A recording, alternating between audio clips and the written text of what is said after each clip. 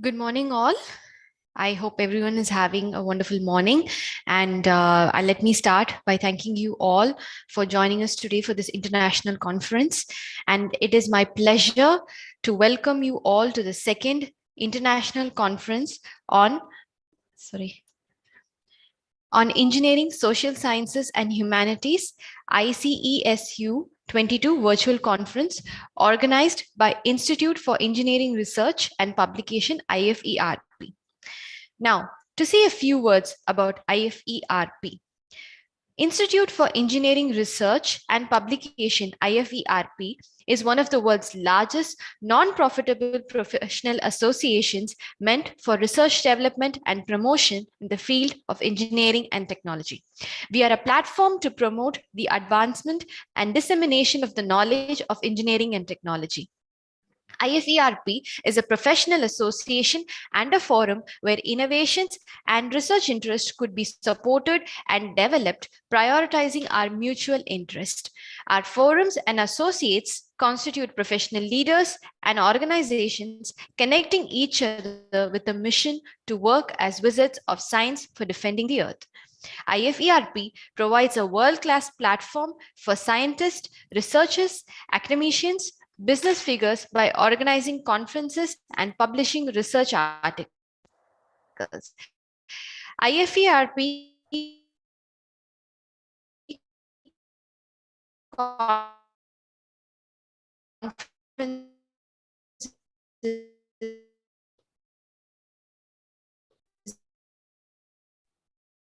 bring together the professional wizard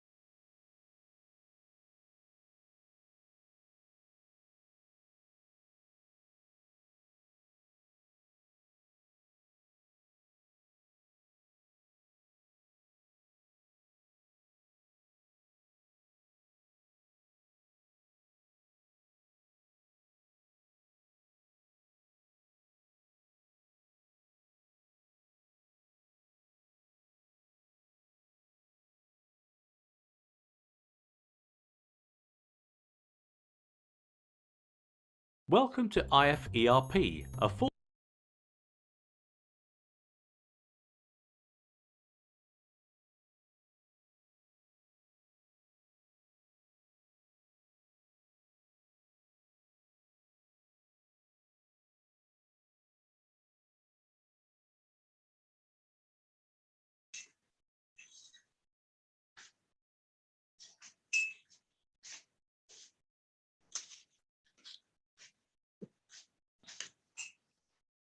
नींबू क्या rate दे रहा है वो?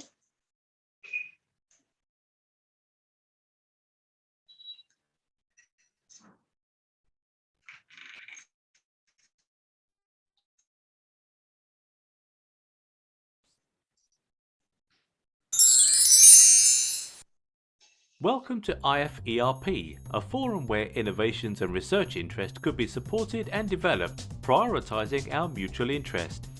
In this video, we want you to dive into our world, giving yourself a clear insight into IFERP. But first, who are we and what do we do? Institute for Engineering Research and Publication, IFERP for short, is one of the world's largest non-profitable professional associations operating under the Techno-Elite Research and Development Association, TRADA, meant for research and development in the field of engineering, science and technology.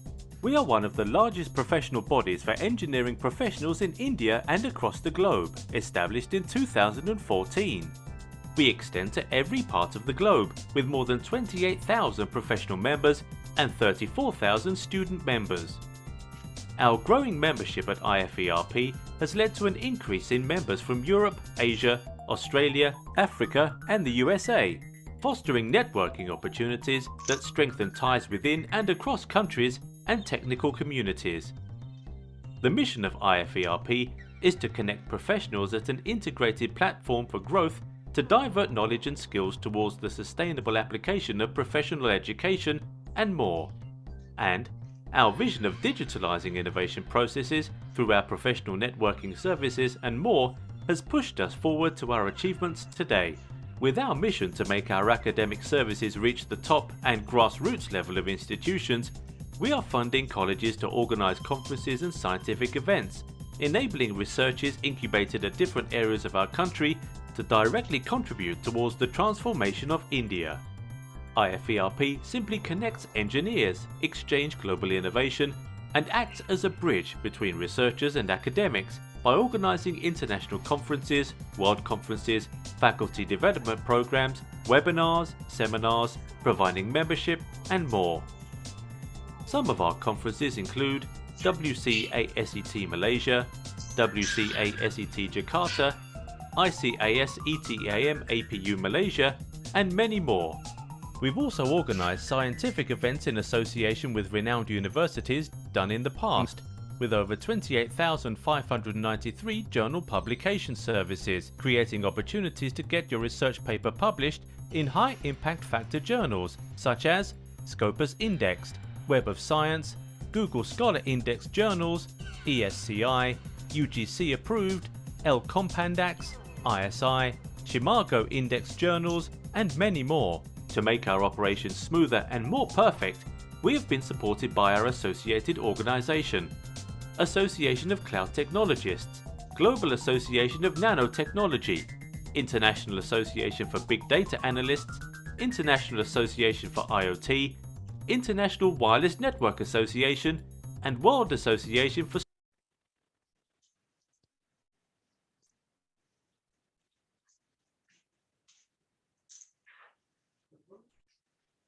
क्या यही पढ़ेंगे? पढ़ेंगे।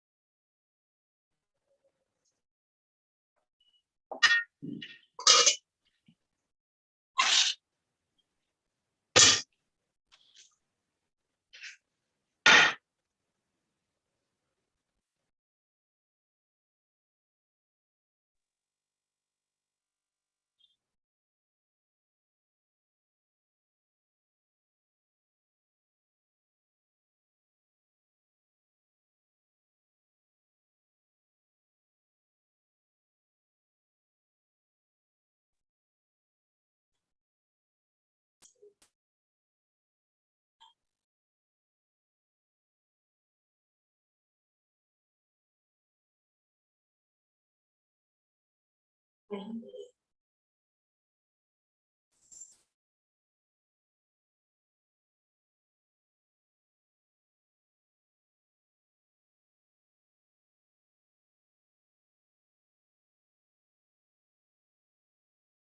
hope everyone can hear me now. So let me just continue. I hope everybody enjoyed the video that we had played about IFERP, and you could have gotten a lot of information, as well as you could have seen what does IFERP do and the kind of impact that we have on the industry.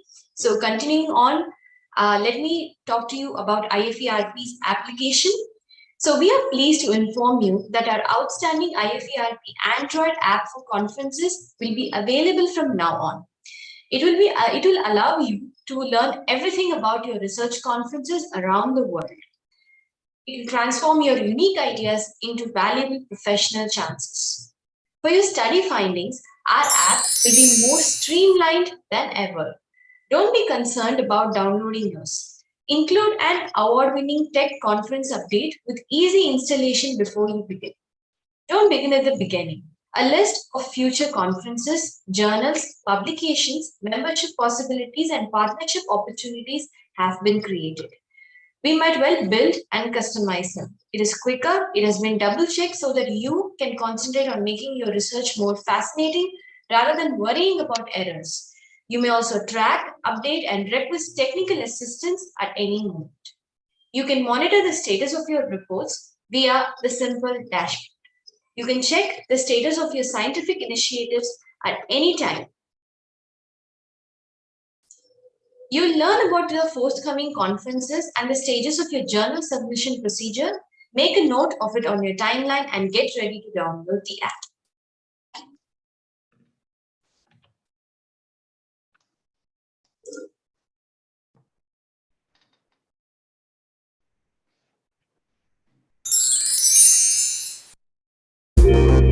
It is available on Google Play Store as well. So let us go to the video about the IFERP application.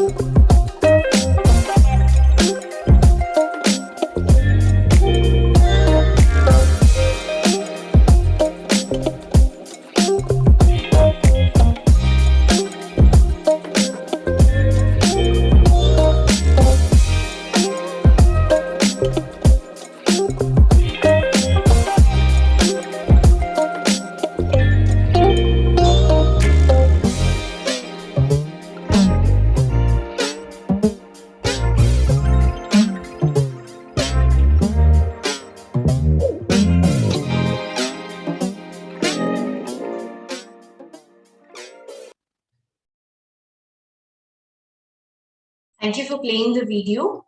Now you could see that the app could be online anytime soon, and I'm sure every one of us would benefit really well from this app as well.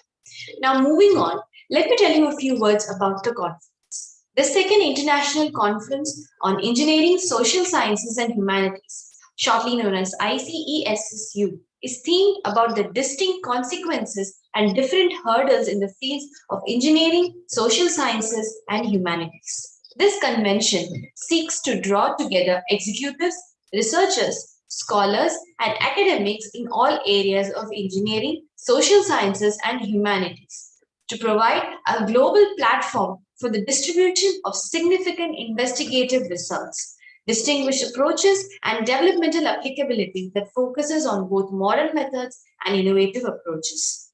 This convention will focus on strikingly advanced conditions in the distinguished developments of engineering, social sciences, and humanities, and is foreseen to attract renowned experts from these specialties, as well as lesser-known domains too. Participating in this conference will support participants and attendees in contemplating their proficiency to sharpen their abilities and improve their strategies using innovative approaches by interlacing with their associates and equals. Participants will likewise be allowed to connect with experts and prominent lecturers and share popular ideas and research outcomes with them.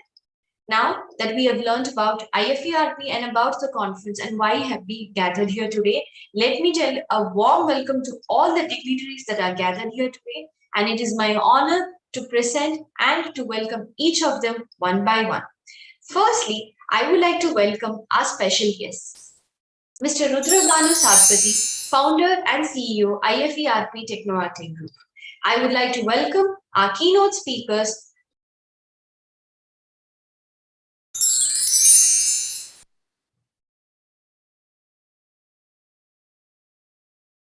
I'd also like to welcome our keynote speakers for the day. And with that, let me tell you a few words about Mr. Rudra Banu Sarpati. Mr. Rudra Banu Sarpati is an entrepreneur, investor, philanthropist, founder, and CEO of Techno-Art Group. He has 10 years of experience in organizing scientific conferences. He completed his education in engineering from SRM University, Chennai, ME from St. Peter's University, Chennai, and he is pursuing his PhD in St. Peter's University, Chennai. His research includes image processing, antennas, and wireless networks. He is interested in doing several socio-academic activities for the welfare of the society. Under his guidance, IFERP and BioLeaks Worldwide became one of the fastest growing organizations in Asia. His organization received the Best Scientific Conference Production House of 2018 from APV.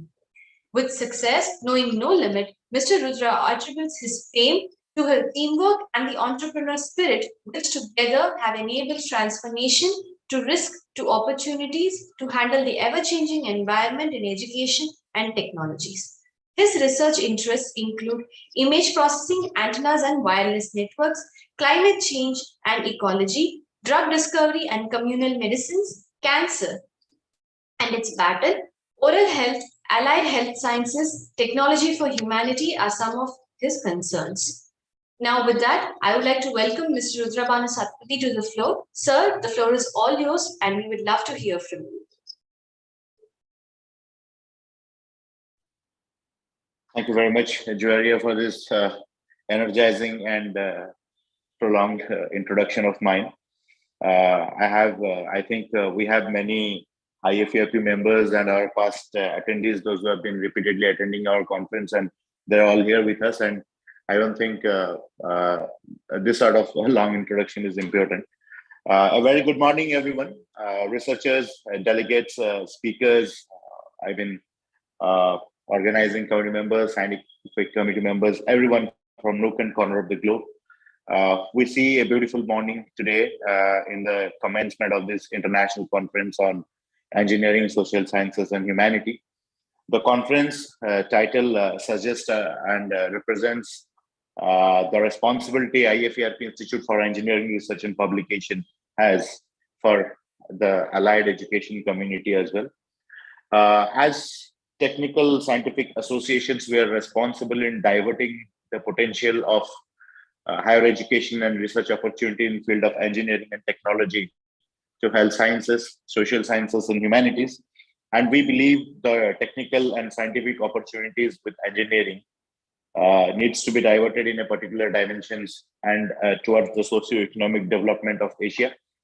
And as one of the largest and leading professional association of Asia, we have been relentlessly working to bring academic revolutions. And at this point of time, we have collaborated with almost all universities of India, Philippines, Indonesia, Malaysia, Singapore, and organizing conference is our routine. And I believe conferencing the globe is a very important aspect. Unless and until we meet, network, and share, the propagation, promulgation of knowledge is not possible.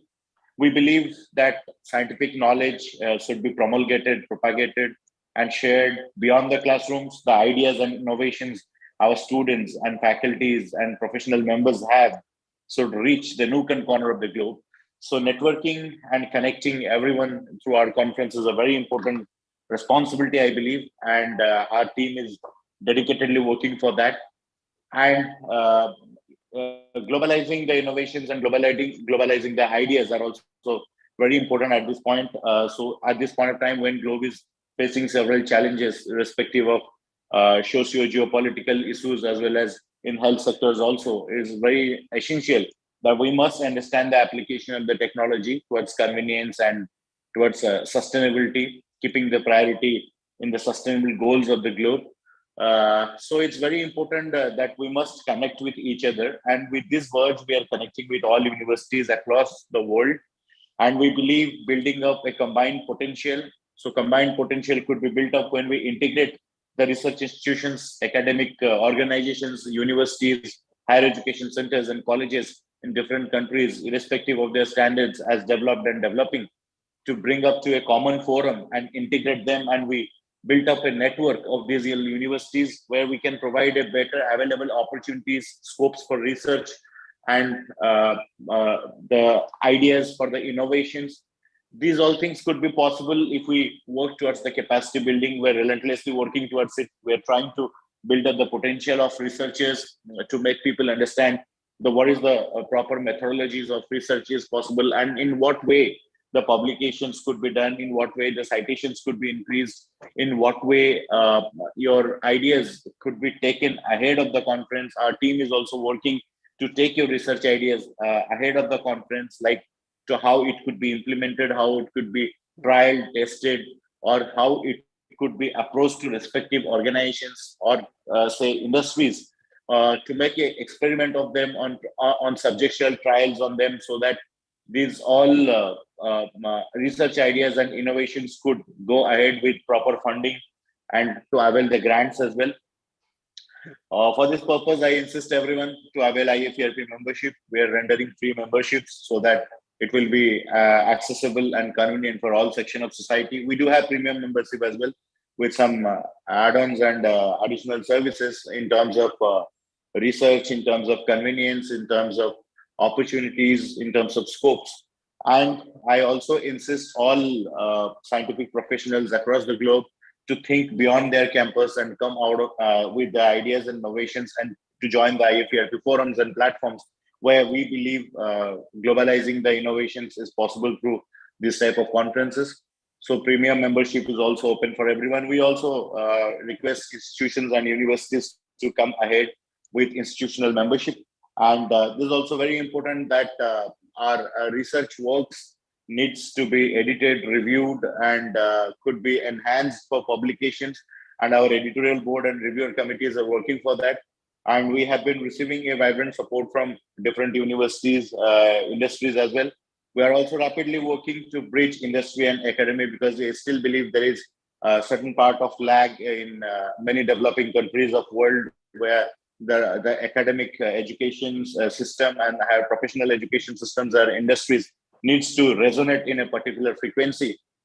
Then only it will be possible to create opportunities for funds, grants, and implementations.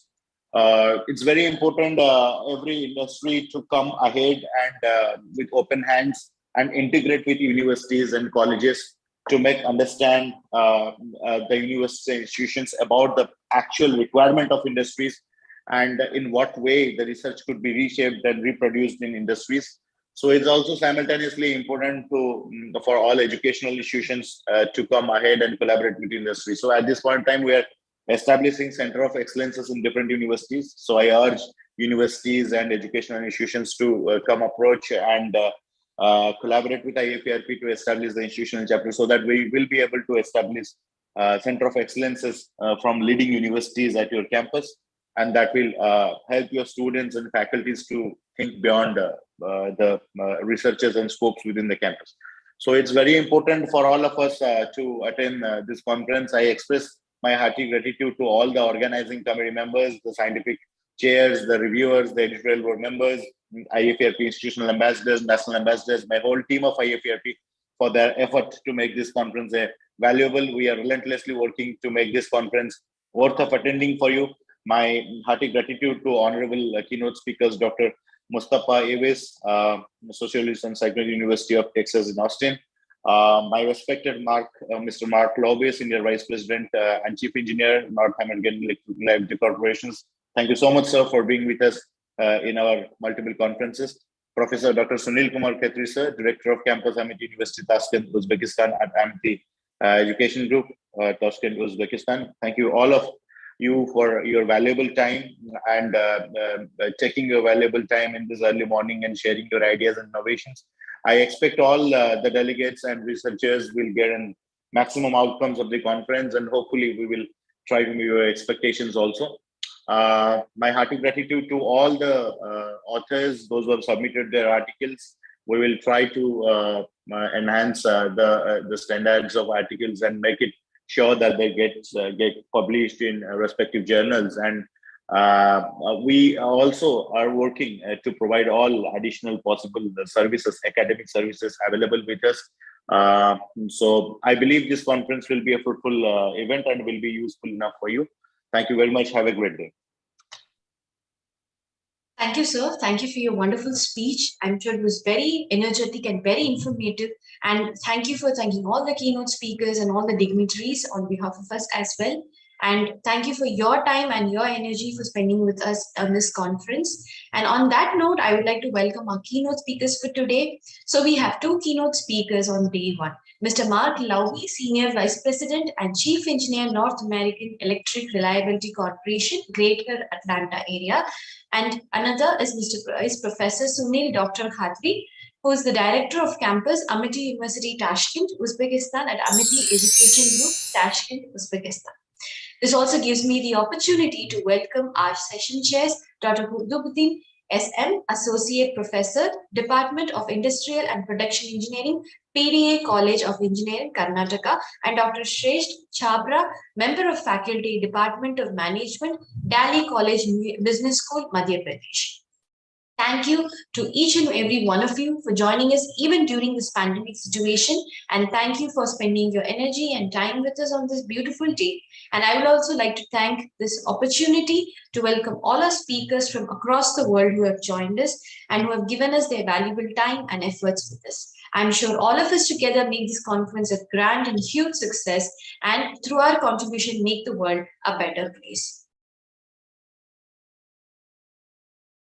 And on that note, I would like to say a few words before we start our keynote session. I hope that today inspires ideas and discussions around the different fields of research areas that we can gain knowledge through. On that note, let us start our keynote session. And with that, our keynote session, I would like to welcome Mr. Mark Lowey, Senior Vice President and Chief Engineer, North American Electric Reliability Corporation, Greater Atlanta area. To say a few words about Mr. Mark.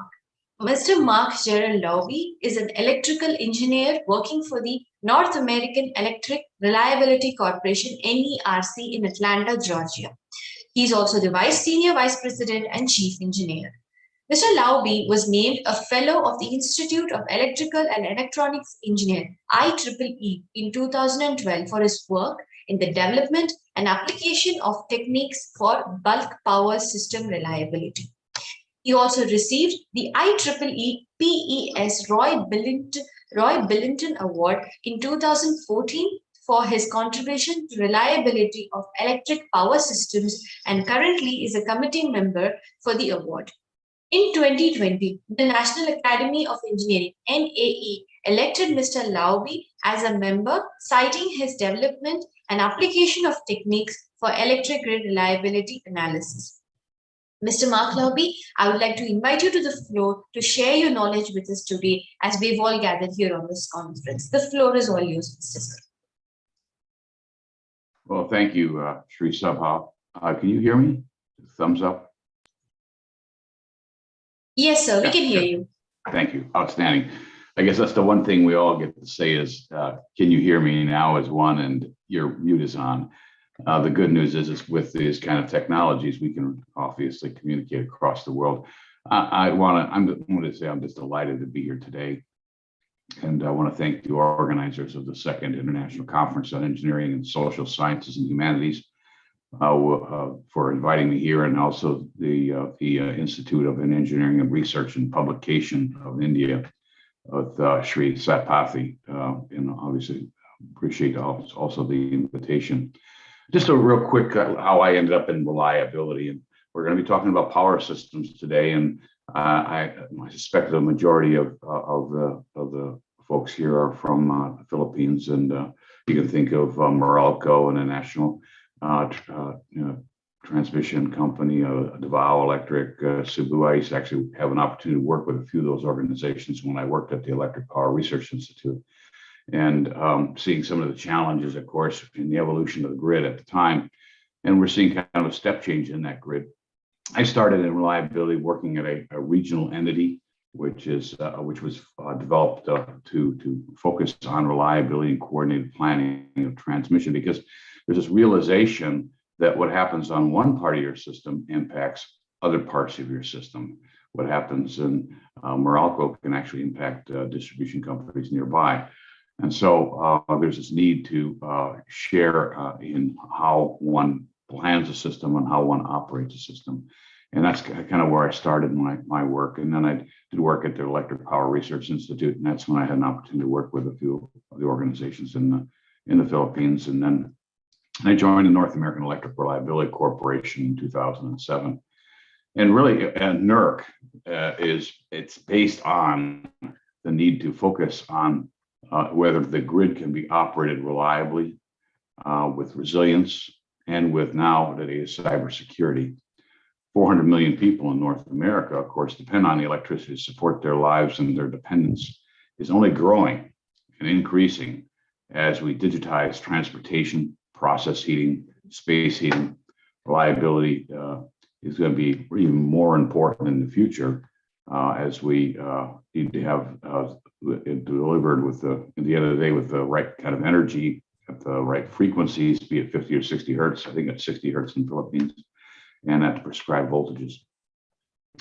And some folks even say that, even though in the United States and Canada, it may be only 7% of the economy, electric power, it's the first 7%. If you think about your life and all the dependency you have on electricity, how can you, run your car? You can't get gas in the car. Of course, the lights, the phones, the computers, what we're doing today, it's all run with electricity. And so it's actually the first 7% to enable all the other innovations that we have counted on and will be counting on in the future. So the North American Electric Reliability Corporation was actually formed back in 1968. Many of you are not old enough to remember the 1965 blackout in we'll call the Northeast part of the United States. But what happened there was there was this integration of many grids that were coming together into one. I believe in the Philippines, for example, we actually have about 3 grids. We used to call them 3 interconnections, 3 different heartbeats of 60 hertz. They don't necessarily synchronize with each other. They don't beat at the same time. But in North America, in 1965, they're going through this integration, and that's when a fault on one system impacted many systems and created this blackout in 1965. And it was a realization there's huge benefits to interconnecting. You can share resources, generators that generate electricity, and to transport long distances into the cities. But then there's a risk, and those risks need to be addressed. And working together, electric utilities can then set the rules for how they're going to plan the system, to what extent you can plan it, and then recover from events. You can't gold plate the system. You can't withstand everything. So you have to plan for things that happen, and you have to be able to restore from them, be it from bad storms, unexpected maintenance on generators or transmission, and be able to restore customers as quickly as possible. Because what we find out is that when you be dependent on electricity, it can also have some serious consequences when you don't have it. This evolution of the electric power industry is from this isolated systems to all these interconnected systems really created substantial economic benefits, but then of course that mutual dependence that I was talking about before. And NERC itself kind of evolved over time, there was this idea of sharing, and it was more done on a peer review basis because electric utilities were what we call vertically integrated. You had your generation, transmission, and distribution in one company. And then of course, there was this advent of competition that happened in the 90s. And some of you may have remembered some of that started with the UK and the idea that generators would compete against each other and to give the cheapest cost energy. And then the transmission and distribution systems would deliver it. But then who owns reliability? If something goes bad, who's the one that's going to be responsible to ensure that people are restored, and who owns it? And then finally, we had another blackout in the United States. Again, in 2003, we had a few of these over time. This again focused more in the Northeast. And then Congress acted in the United States and said an electric reliability organization was needed to set the standards for how you're going to plan and operate that system, audit, and then enforce those standards. And the reason why a independent organization that reports to the Federal Energy Regulatory Commission was set up is because it is international in the sense that we have a number of ties from Canada. And obviously the Canadians don't want the US government telling them what to do. And of course, we also have a wee bit of Mexico too in the Baja. And so that organization then was formalized in 2007. And that's actually when I joined NERC. So that kind of gives you an idea of the history. Standards are set. Folks vote on them. They say, I'm going to follow them. And then they are audited to follow them. And there are fines levied if they don't follow them. We also have an arm of the organization that does a lot of, I'll say, forward looking as well as data gathering. So looking at trends, what's happening, and we're also looking forward to see what are the risks that are emerging on the power system. And I'll talk about some of those today to kind of get you a feel for that. We have the slide deck up, by the way. I don't know if I see it up there. Because I'd like to get to the next slide, if it is. Y'all seeing slides? That's a Georgian way of saying are you all seeing slides?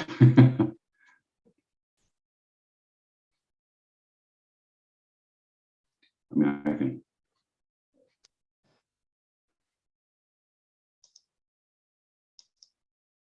I don't think you're having slides right now.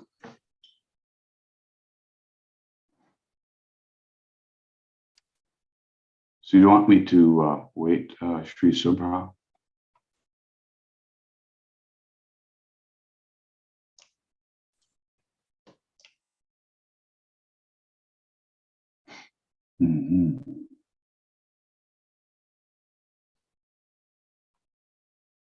Okay, well, if you want me to, I can try to share. Well, is it possible here?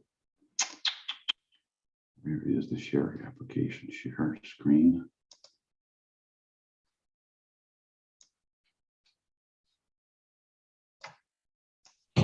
Doctor, you can share your screen. I will attempt to do that. Yeah. You can go to the share screen option at the bottom of your Zoom screen. Are you seeing? Yes, we are seeing it now. You could just put it on slideshow and start sharing it. That I know how to do. Slideshow. From the current slide, yes. Yeah, from the beginning, why not? I don't like this thing here. Yeah. Okay, let's, we're going to have to do something different here. Hang on a second. We're fighting something here. I just want to have it from the current slide, but I don't want the show mode here. Okay, so then what we do is we share a different screen, right?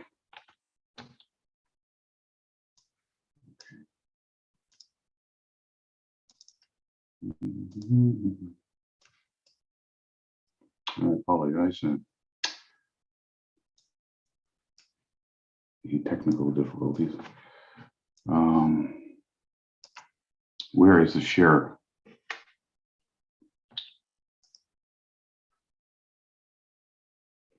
Okay, I'm going to stop sharing. That's it. And then we'll get this done right here.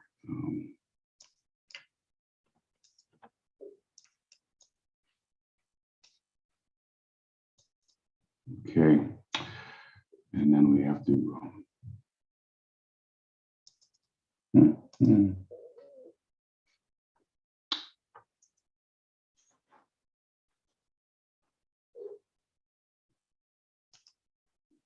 Where is the?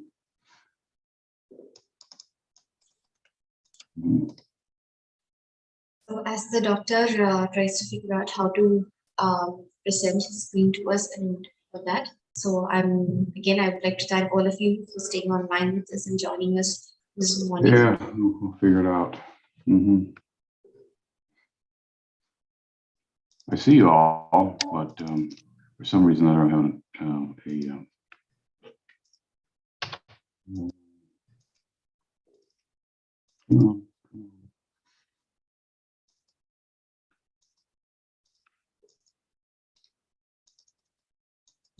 Doctor, we do have an option. If you would be okay with it, we could share your presentation from our side. That would be tremendous. That of would be. course, of course. Thank you for that. So yes, we'll go ahead with sharing it from our side.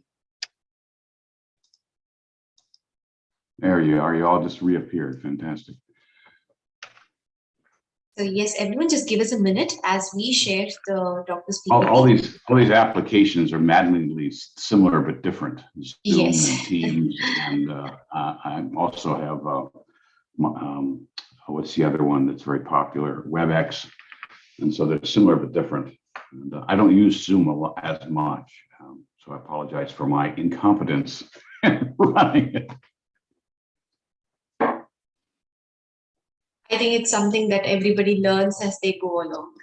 Yeah. Zoom was never a part of our lifestyle, but now Zoom is part of our lifestyle that has just become. Yeah, for so 2 I think years. everyone can pick up. You can also pick it up with time. Exactly. Thank you.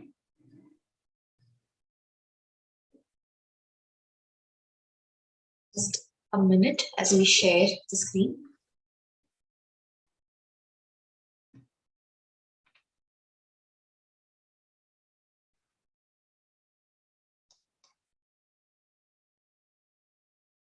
Bravo. There we go. And we'd like to go to the second slide when we get an opportunity. Thank you for that. And thank you, everyone, for hanging in there. Because now we're going to get into the technical part of the conversation, which I know as engineers, we tend to like to think about. And what we're seeing in North America is what we call kind of a 3D transformation, grid transformation. We're seeing a sustained shift of this transformation to more decarbonization, which I think you're also seeing there. More distributed, capturing the benefits of rooftop solar and resources. Yes. Resources on the distribution system, and more digitized load actually, and load management system. And we're starting to see some things as we go through this transformation. Of course, the goals of the transformations are to, hit our certain emission targets and support the economics. Just please stay at that slide. Thank you. First, some of the issues that we've been seeing, you perhaps have heard of some of these. When you start being more and more dependent on just-in-time delivery of fuel, like solar or wind or gas, you can find yourself in some sensitivities to weather patterns, or called environmental conditions, that you typically wouldn't see. For example, in California in 2020, a heat dome built up. There were fires. Fires emit smoke. Smoke covers sun. And now you potentially have an issue with photovoltaic generation. In Texas in 2021, you'll have seen, you probably heard about the cold snap that occurred about a year or so ago in February. And it was what we're finding, especially with climate change, where perhaps a longer duration set of extremes that are widespread. So, for example, if you had a localized condition, you could always count on your transmission line for your neighbor to send you energy. but if they're experiencing the same thing you are, they don't have the energy to send you because they're busy handling their own load, their own customers. And so that's what we saw a bit in Texas, again, with these widespread extremes. And I can't say that they're going to be rare, they're just extreme.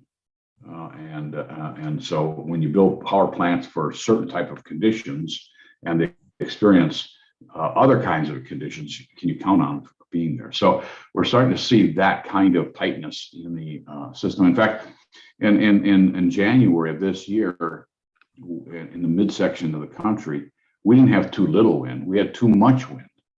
And when they get certain wind speeds, the wind has to feather. That means it comes offline. So you don't, the strain would damage the turbines. And so then we take them offline, and then that's 1,000 megawatts, it just goes away. So you have to have very good at weather forecasting and being able to be ready to back that up, either through other transactions, through transmission lines or gas turbines. As long as they can be available, and you can get this whammy where none of it's available at the same time, and you've got some real issues. Another thing we've been seeing a lot of has been what we call inverter performance concerns. And these are really just, inverters that are coming offline just when you need them. And it's really a controls issue, and one that we're working with industry on. We got, as you can imagine, thousands and thousands of megawatts of solar voltaic that are connected to the system, not just the rooftops. And how do we manage that integration so that we can maximize the amount of renewable resources? And to do that, these inverters need to ride through what we call system faults. Now, maybe we don't know what a fault is, but in your house you may have breakers, and if you have a short circuit, the breaker opens up and protects you. And it's the same type of thing that'll happen on a power system. You get a lightning strike, a tree in a line, a breaker will open and de-energize that line so that you can kind of free up the fault and then close back in again. But that causes the loss of thousands of megawatts of generation. That shouldn't happen. And so that's obviously something we need to work on. And we also need to kind of get our arms around the digitization and the the knock-on effect of, are we making ourselves more vulnerable to cyber attacks? What we are seeing is that, especially lately, some of the cyber attacks have been around the supply chain, around SolarWinds, Microsoft Exchange. These are sometimes ubiquitous software that's used in multiple industries across the whole continent, and which is where an attack on one software package has implications on all, as opposed to just looking at one sector, one finance and one power system. So this is kind of a major change, and we need to start thinking about, even think about the ransomware occurred in North America, where the Colonial Pipeline was ransomed and they had to shut down actually the delivery of gasoline to the East Coast, and that caused some tightness in gasoline availability. But you can imagine what happened if that was, let's say, natural gas, especially when you're very, very dependent on natural gas. Mr. Hussain, if you could go to mute, I'd appreciate that. Can I request Mr. Hussain, you please go on mute? Thank you very much. I know it's a busy time. And so how do we make sure that we then start thinking about cyber design ahead of time, so that we build a more robust system for the long term? And one of the other things that we kind of come away with is that because of the kind of the system that we're building, it's becoming much more of an energy constraint as opposed to one that's of capacity. What I mean by that is that if you have an automobile that says it can go up to 100 miles an hour, you can drive that car at 100 miles an hour all the time, as long as you have gasoline in the tank. But what we're finding, though, is that gasoline comes and goes, right? And so sometimes you're at 100 miles, sometimes you're at 50 miles. And we call that kind of an energy constraint to the system. So you can't count on it 24/7. You have to understand what the weather patterns are going to be and build around that. And so what we're saying is that capacity used to lead to energy, which is megawatts, kilowatts, hours, times in hours. And then what we call essential reliability services, which is the voltage, the frequency, the current. lifeblood of the system, you might say. What we need to find now with the new transformed grid, which has a different resource mix, is that we need to make sure we design a system that has the right essential reliability services, the frequency, voltage, and current, as well as sufficient amounts of energy at all times. And then that will lead to the kind of capacity that you need to build. And we are seeing, kind of, like I said, the widespread loss of resources. So it's not like a hurricane comes in and you can then send in crews, rebuild distribution systems, and start delivering energy. You have 2 weeks of cold weather and potentially loss of thousands of megawatts that will take you a while to get back online. So let's just walk through the next set of slides. I just kind of want to talk a little bit about what kind of keeps us up at night. So if you do the next slide. I don't know if anybody remembers Charlie Brown, but he was a popular cartoon back in the 70s but potentially some of the 80s. And here we have Charlie Brown sitting in Atlanta and saying, well, what keeps me up at night? Next slide, please. Again, do we have enough flexibility, as I was talking about before? The system needs to be flexible to be able to follow the comings and goings of solar and wind. You're going too fast. Gotta go back.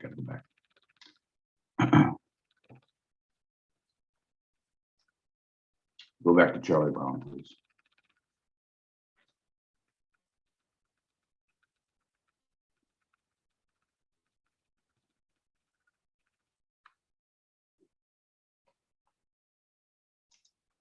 Okay, we're not going to go back to Charlie Brown. The other things that keeps me up at night is, do we have enough fuel? Again, solar, wind, natural gas, because we're kind of working coal out of the system. Nuclear, of course, seems to be hanging on for a while, but how much longer, we're not sure. And then cybersecurity is again the other thing that keeps me up at night. What you have before you now is NERC every year looks 10 years in advance and says, well, where are some of the risk areas? What are the risk worries we have based on the projections of generation, the projections of demand across the country and in Canada, and like I said, a wee bit of the Baja there. And we see 3 risk areas in North America, one being our on-peak resource adequacy. We have enough of that 100-mile-an-hour stuff on the peak. The peak is like usually in summer, the hottest day, or winter, the coldest day. But then energy is something that takes you off peak. It's any time of the year will you have sufficient amount of sun and or wind to support your the load and energy demands. And then fuel assurance. Fuel assurance really is around the ability to get, in this case, natural gas to support your gas plants. A lot of the natural gas, for example, in California, comes from Texas and runs across the states into California to the left. We also see some fuel assurance concerns on the Northeast because they can't build any more gas pipelines, and yet load continues to grow. And so that kind of starts creating natural tight spots. And so we arrange the country in this way as being, this is where we see the risk areas of the next 5 to 10 years. Next slide, please. One of the ways we deal with this is we do a lot of probabilistic analysis. And this is based on the outage rates of generating plants that will happen for random failures of certain parts of the equipment will fail and take the unit offline. But of course, we are seeing now widespread common conditions that are taking multiple thousands of megawatts offline. And how do you build that into this kind of analysis when your data is usually historical and we're looking forward? So a probabilistic analysis takes data from the past and tries to project into the future, but the world is changing so dramatically. Some of that data really is not as helpful as it used to be. So you almost have to think about scenario planning, or this is the worst case, or that is the worst case. Here you see before you the tightest spot being in what we call California, Mexico, where it's kind of showing 22.06 loss of load hours. It's a probabilistic calculation based on forced outage rates, based on weather conditions. And that was really concerning. Everyone else in the nation seemed to be, or including Canada, seemed to be in pretty good shape. But it gives you kind of an idea of the kind of sophisticated analysis that needs to be done to understand from a macro perspective as well as a micro perspective where the challenges might be and where you need to be focusing your attention. Next slide, please. We're also seeing, of course, a correlation of generator outages to temperatures. Hello. You'll see in the, yes. You'll see. Vikas, sir? Handy, हाँ. That would be, thank you. Can I request everyone to please go on mute? Thank you. And here you'll see natural gas combustion turbines, which seems to be the replacement generator to replace coal plants and nuclear plants that retire, along with, of course, wind and solar. But you need this ability to follow. The sun doesn't shine at night. You can try to work on your batteries into some of that, but that's not going to always get you long enough because right now they're 4-hour lithium batteries, so you got to stack them. But what you'll see, the temperatures here impact the availability of gas turbines, especially in the United States. These are degrees centigrade. I know they're rather chilly compared to what you see in the Philippines, but you also see on the heat end on the other side too, their availability changes. And then you also see this challenge with we call the duck curve, where the solar starts coming off. And what we do in the United States and Canada is a little bit different than perhaps they do in Europe, where we actually try to squeeze every kilowatt hour out of that solar. But that means when the sun starts going down, we have to start ramping units, natural gas units up, and sometimes they can't go up as fast as the solar coming off. So it's a real planning problem of ramping fast enough to offset the reduction in energy that comes from the photovoltaics. In Europe, for example, they'll start ramping up sooner their generating plants and backing down and managing that ramp. But that's not so much what we do in North America. And then again, it becomes what I call the energy challenge. It used to be the capacity. If you build a certain amount of capacity, a 100-mile-an-hour car, you had enough of those on the road, you didn't have no problems. But now, sometimes some of the cars are doing 50, some are doing 100, and then I could turn around and say some are doing 75, some are doing 85. How do you figure out how much you really need? And that's the energy challenge, you might say. And then the need for transmission, because the diversity within the country is changing dramatically. Where is energy today and where is it needed? And it may be a long distance. It may be a widespread cold spell in the midsection of the United States. We may need to bring energy from Florida or Northeast or the Northwest. These are much longer transmission lines that we've built in the past. So again, that kind of talk a little bit about the emerging challenges there. Next slide, please. So, there's some questions that we need to resolve. And I guess this is some of the things perhaps some of your researchers can think about. First of all, are we targeting the right reliability goals? A lot of the rules of thumb that we've used in the industry are falling to the wayside because their underpinnings are different.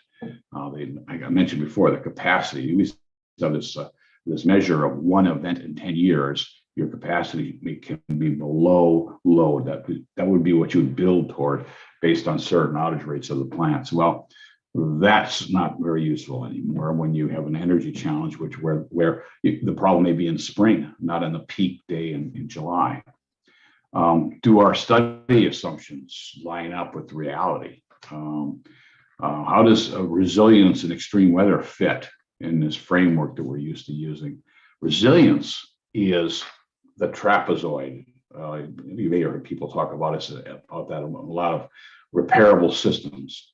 We build to a certain level, and then after we exceed that level, and these are usually where our standards are at, then you have to gracefully degrade and then get ready and bring the system back up again. That's called the resilience trapezoid. And so is the current resilience trapezoid that we work toward sufficient for the system of the future, given that we're now going to electric vehicles, or we're going to work out gasoline? We're going to, who knows what other applications for electricity is going to be here in the next 10 years, nevertheless 20 years. That dependence on electricity increases. That means you have to increase the reliability of that delivery. And there may be multiple ways of doing that, including smart grids, which I know is a big push within the Philippines to provide kind of local resilience, as well as then global resilience of transmission. There may be other ways to deal with it as well, but we're going to have to think about how we build and design that system. So next slide, some of the kind of the major questions that we see in the future is, where are we going to get these balancing resources? I talked about this up and down of solar and wind, too much wind, too little wind, too much cloud cover, too much smoke. We have to plan for those. We can't just let people offline when they need their air conditioning and it's 110 degrees out, Fahrenheit, excuse me. What is the plan, and how are we going to fuel that? Folks talk about the hydrogen economy and perhaps hydrogen being that next fuel. How far away is that? Other people talk about modular reactors, small nuclear reactors, as opposed to these big monsters that we build nowadays at 1,000 a clip. There are other alternatives out there to perhaps replace natural gas, but they are certainly not on the forefront right now, certainly at that scale. How are we going to get the infrastructure built? A lot of folks are not really excited about having transmission lines built in their backyards. And then other folks don't even like to see photovoltaics built or wind turbines because they make a noise and they're not that flat, beautiful scenery you're used to seeing. So there is a need to get society behind this transition, and we need to think about how we get that done, where it's beneficial to the country. It's okay if a transmission line comes through the middle of a state and never stops and goes to another state. Because we got a weird set of regulations between state and federal in North America, especially in the United States. What resiliency tools? We talked about resiliency in the trapezoid. Well, what tools do we need to protect against extreme weather events? We do not want to deal with another Texas. That was well over 200 people that died because the electricity was lost and the heating was not available. And a lot of people have electric heat in those parts of the country. They don't have gas heat because they rarely need it. So they just kind of go and get strip heaters, or they have electric heat in their homes. How do we build a cyber secure system so we're not at the mercy of the bad guys who are always out there lurking, always pounding at the system? They have the patience. These are not cyber criminals. They're not stupid. They take their time. We need to make sure that we build a system that is resistant and less of a target. And I think we've done a fair enough job in North America with our standards for cybersecurity, but ever vigilant, ever watchful, ever shields up. Are we protecting adequately our assets from physical attack? This has been a kind of a newish thing after Metcalf in San Francisco. It was a substation that was attacked with small arms fire, but still, are we doing enough to protect the key facilities, which if we lose them, will take a long time to replace them. Some of the equipment, for example, a transformer, which is a big transformer, not ones that you see on the pole tops, can take a year to build. And each one is unique. So it's a real issue to make sure we protect them. And then overall, do we have the tools? Some people call them the digital model, doubles and digital models. Digital twins is what I've been hearing the language that folks use. We used to call them simulation tools. Do we have the right tools and models to look at the system in the future to make sure that we are planning that system to meet the needs of the nation and North America? So next slide, please. So, we have challenges coming at us fast and hard. And you were used to kind of things being a little bit more of a slower change in this industry, but now it's a much faster change. And as it accelerates, we need to start thinking about how we set standards, how we work with industry to ensure they're being complied with, and what data we need. It's really what we say kind of it's coming fast and hard, and it impacts potentially impacts the reliability, resilience, and security of the bulk power system. This metamorphosis, and I like to think of it as a metamorphosis for those who think of the butterfly that comes from a caterpillar, something not so pretty to something beautiful, of the bulk power system, requires industry to amplify its expertise and build collaborative bridges with other organizations, other industry, the whole reliability ecosystem. And by identifying and quantifying these emerging issues, risk-informed recommendations can be provided, because we cannot do, like I said, gold plate everything. We have to take care of what's the major risks and prioritize those risks and deal with them. Again, and that means we have to engage, in organizations like this. The goal of the conference, you heard before, is to provide a stage for researchers and practitioners from academia and business to deal with state-of-the-art advancement in their respective fields. And the conference offers participants a way to interact with industry experts on recent challenges to scientific research in associated areas. And leading researchers understand will be here, will share their incredible research findings. And this interaction, I think, is really wonderful. It's where catalysts of ideas and innovation can come together. And it's one thing I really do miss, is that serendipitous opportunity to talk to somebody that I've either never met before or had heard of, and now have a chance to share my research, my thoughts, my challenges, and get their perspective. And sometimes you can learn from other sciences. For example, we're looking now to the research done in the pandemics and how pandemics spread. And can we use that same approach to look at how cybersecurity can be managed and controlled? So there's, again, a lot out there that can be done. I want to, again, thank the Institute of Engineering, Research and Publication of India for organizing this second international conference on engineering, social sciences, and humanities. Collaborative activities throughout industry are needed to support a learning environment towards improved, reliable performance of the bulk power system.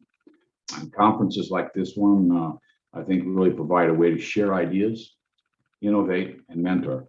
So I want to thank you all for your attention. I know we had a couple of bumpy spots. That's the world that we live in. But the cool thing is I'm able to talk to you all in the Philippines, which perhaps would have been rather difficult for me to do if, in fact, we were not in a virtual world. So thank you for inviting me here, and happy to take any kind of questions if that's the format that we have in mind.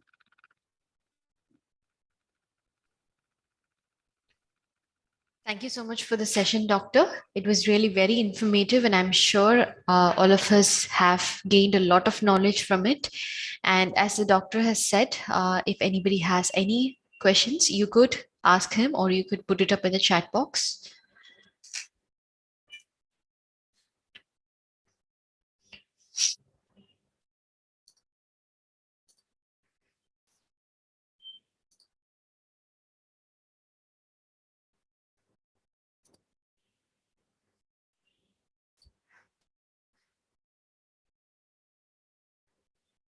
Doctor, you're on mute.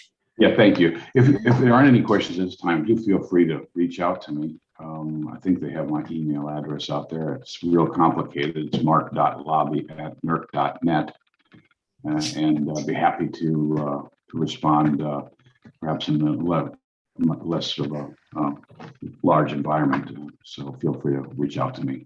Be happy to share ideas. Thank you, Doctor, for the information. So as the doctor has said, you could even park your questions for later, or you could reach out to him also to get your queries addressed. So on that note, let us move on with our session. So now we have come to the most awaited part of our session, and which is the core of our conference, the technical session. So welcome to the technical session part 1, and I would like to welcome all the participants to this particular session. And I would also like to welcome the session chair, Dr. Khutubuddin SM, Associate Professor, Department of Industrial and Production Engineering, PDA College of Engineering, Karnataka.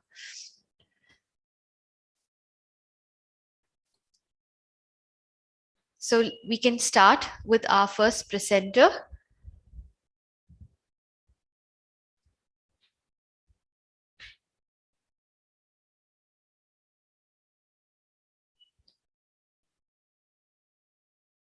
Do we have Navneet Kaur Brar, who is going to be presenting on wireless system design for cryptography algorithm for multilingual language?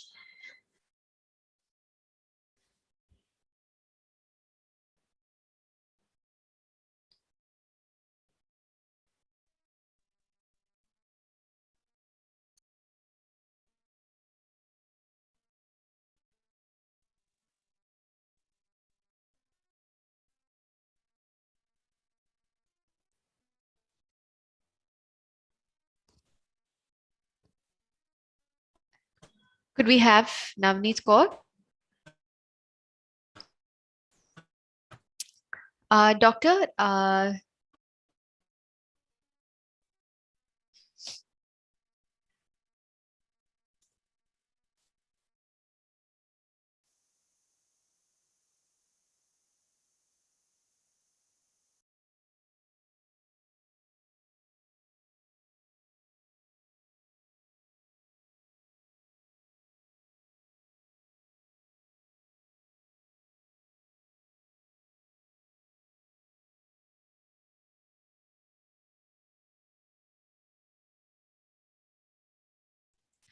I would like to once again give a call for Navneet Kaur Brar, who is the first presenter.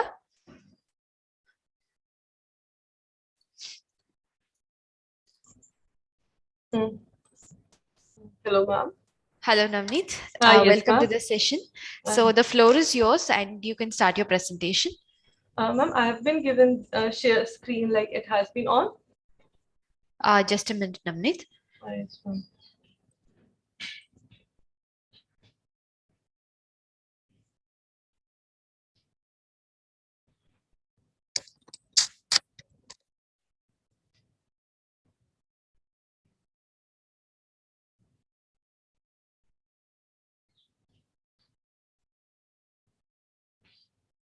Yeah, Navneet, you can go ahead with sharing your screen.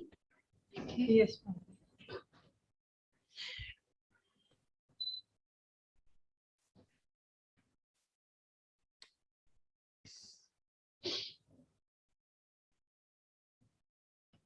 Is it visible to everyone? Yes, we can see your screen, Navneet.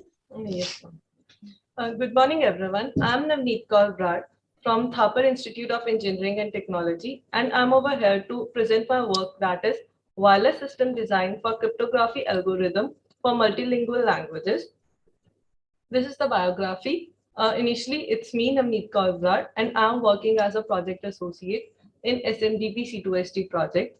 SMDP C2ST project is a especially manpower development program for chips to system design that is funded by the Ministry of Information Technology under Government of India. Our second author is Dr. Manu Bansal, who is working as assistant professor in Thapar Institute only. And she is the co-project. Navneet, I'm sorry to interrupt you. Could you please put your presentation in the slideshow mode and present it in that way so we can view it better? Yes, ma'am. Like, is it visible? Like, ma'am, it's in this slideshow mode only. No, we could actually see it in the mode. You can put it in slideshow. You can put it as from current slide. Yes, please click that current slide. Fine. It's the custom. The next, it's to your left side option from current slide. Yes, ma'am. Yeah, just no, you just put from current slide. Yeah. That's good. No. Right. And our third author is Dr. Altna Agarwal. She's the professor and head of the electronics and communication department in Thapa University, and she's the project investigator of SMDP C2ST project. This is the abstract of our work, in which we have demonstrated a present lightweight cryptography algorithm on basis 3 Arctic 7 board. And in these different components are being used that will be explained further. This is the block diagram of our system design, in which we have divided the entire system into 3 blocks. First is cryptography unit, in which FPGA board is used. In the interface unit, we have SPI protocol, And in the controller unit, we have a microcontroller and a Bluetooth module. For the system design, we have used Basis 3 board, in which the present lightweight cryptography algorithm is used. It is a lightweight cryptography algorithm which is widely used in the cryptography domain so as to protect our data from the malignant intruders, because in present scenario the attackers have been very active. So we needed a system design so that we can protect our data from the malignant activities. This is the controller unit, interface unit, for which we have used serial peripheral interface. It is a protocol used to communicate between two devices. It is a synchronous protocol as it has a clock pin. So we always have to make sure the frequency synchronization between two devices. And the second protocol we are using is UART, Universal Asynchronous Receiver Transmitter. It works in asynchronous manner. It just has transmitter and receiver pin. So there is no clock issue using this protocol. Now we have a controller unit. The microcontroller that we are using is STM32F103C8T6, which is an ARM Cortex M3 microcontroller. It is a very advanced microcontroller. Owing to its large memory, multiple protocols, and many other advantages, it is widely used in industries, making printers, vehicles, solar trackers, and many other things. And this is the Bluetooth module that we are using. The Bluetooth module uses radio waves to connect between the devices in wireless mode. There are different ranges to the Bluetooth modules, that is HC05, 06, 07. All these specifications like 05, 06, only the differences between the ranges that it can communicate. Rest of the things are same. It uses UART protocol, that is TX, RX, receiver, enable, and ground. This is the proposed design. Initially, any user send the data.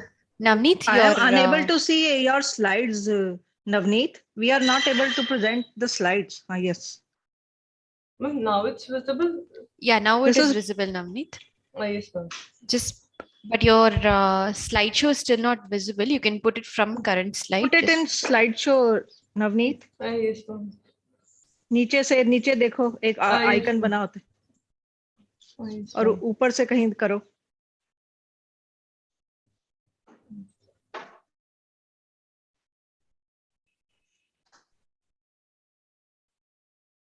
And now it's visible. It's visible, but the slideshow is not coming. It's showing the basic. Navneet, go to the top of the menu. You can see from beginning, right? Yes, ma'am. Next to that from current slide, click that. Yes. Now it's visible. No, it's not yet come up. Ma'am, I have done. Can you, can you please unshare and again share it? Yes, ma'am. I'll do that. First, open your PPT, put it in slideshow, and then share that on the screen. Yes, ma'am.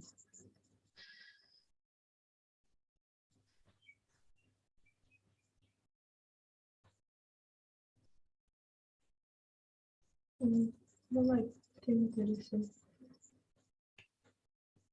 Okay, show the new sheet.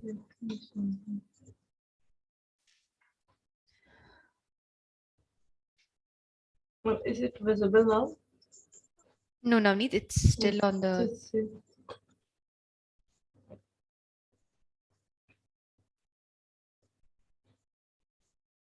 Stop sharing. Then I will.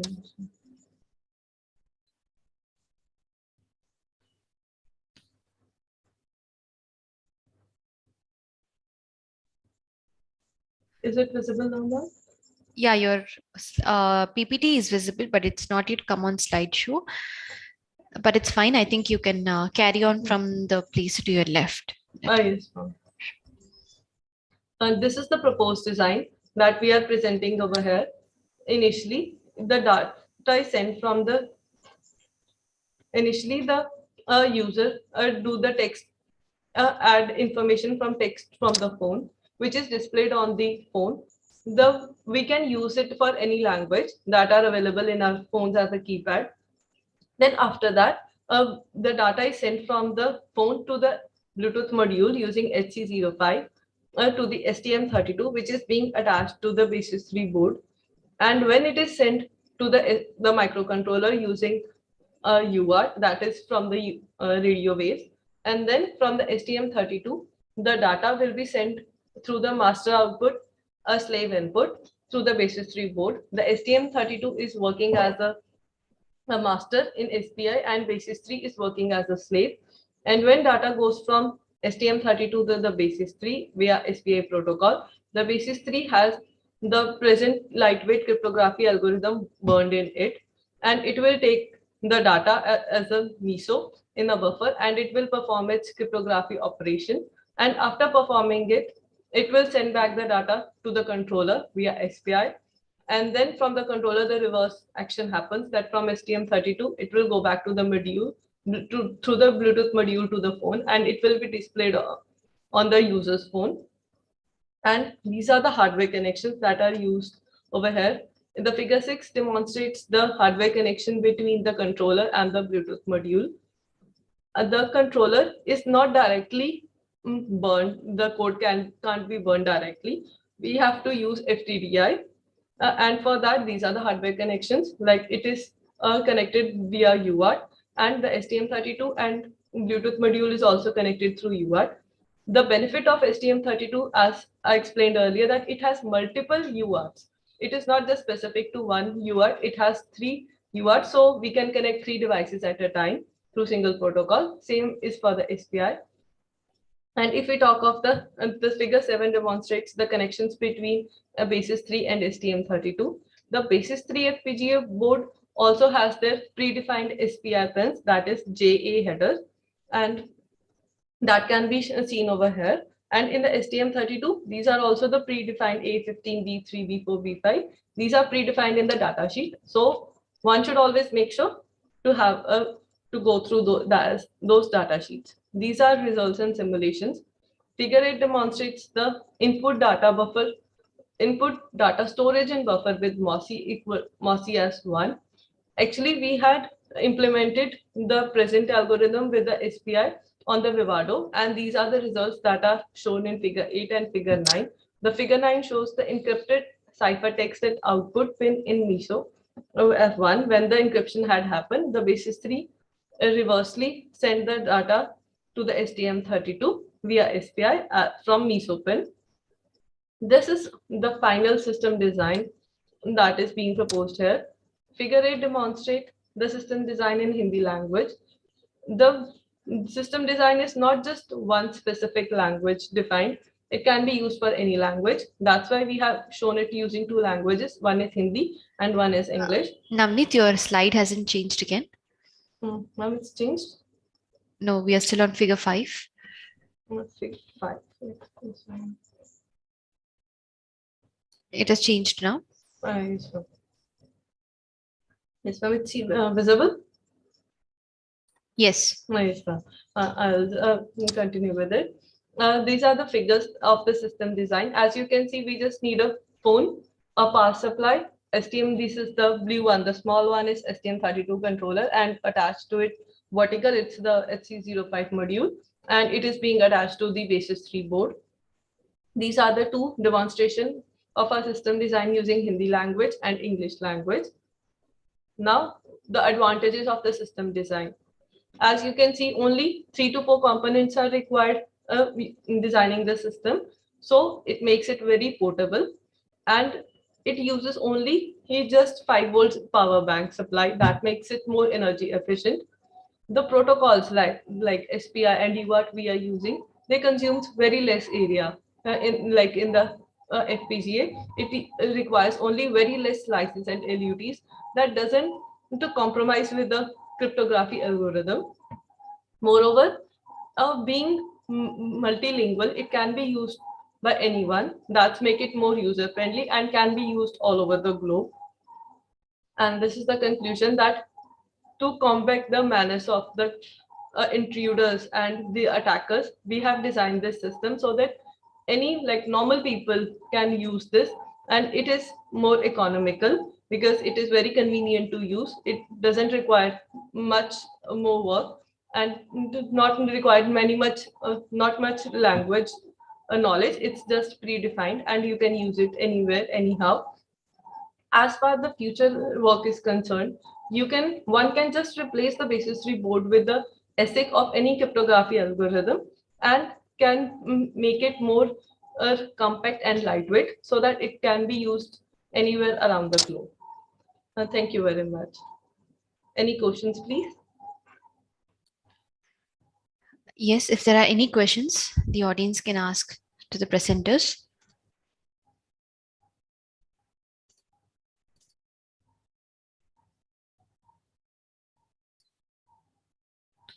You can even type in the chat box any of your questions.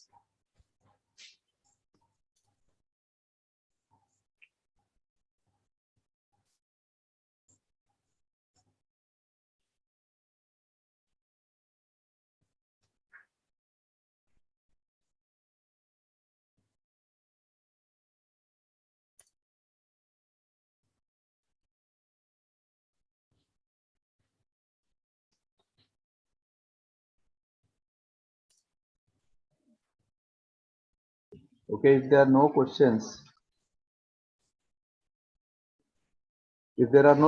we can move on to the next presenter. Okay, Doctor, sure. So thank you to the presenter, Navneet Kaur Brar. You can unshare your screen, please. Yes, ma'am. Okay, so let me call on to the next presenter. So John F. Ferranco, your title is iPad-ALA, an express delivery system using mobile platform from Tubeless Island, Roblon. So John F. Ferranco, the floor is yours. Could we have you presenting, please?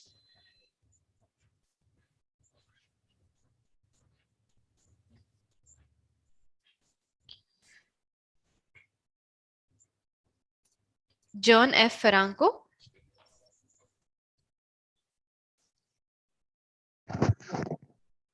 Yes, just a moment. Okay, thank you.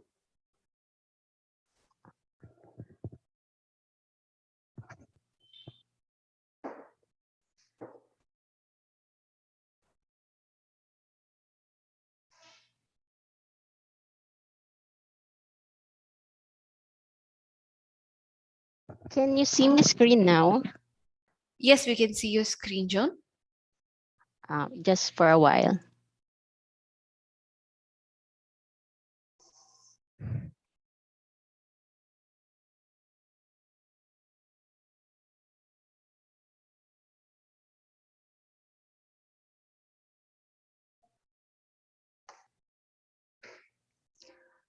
Okay, can everyone hear me? Yes, you're audible. Good morning, everyone. My name is Joanna Ferranco from Romblon State University, Philippines. And I will be presenting my paper entitled Ipadala, an express delivery system using mobile platform for Tablas Island, Romblon. Yours truly is an instructor 3 of the Institute of Information Technology, Romblon State University, and also an extension services coordinator.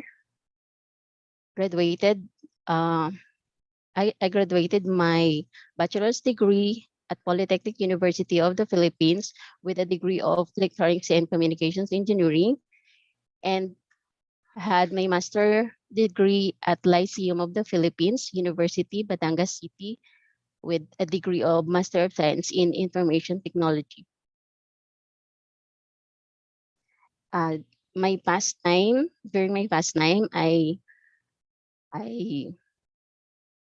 love traveling, baking, and also biking.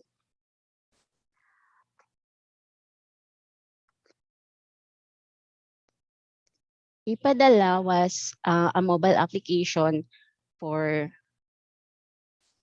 to solve the problem of delivery here in Tablas Island. So we all know that transporting products and packages requires concrete focus to ensure that packages reach its destination safely and to the right recipient.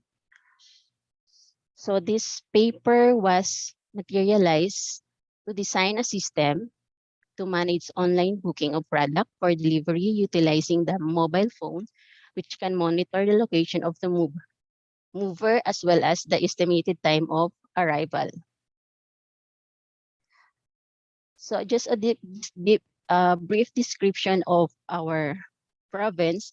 So we have different island, but the biggest one is the Tablas Island. So it consists of 9 municipalities, and the main trade center is Inojongan, wherein the port is located, as well as different infrastructures like hotels, resorts, food chains, restaurants, hospitals, and the like. And traditional way of delivering products, residents acquires for goods or products delivering of sats is being done using what we call as pakisuyo or padala. So this word means that kindly bring this, or may I ask you to bring this, and the person who would like to send his item home will talk to someone who will pass nearby in their home area to bring the item.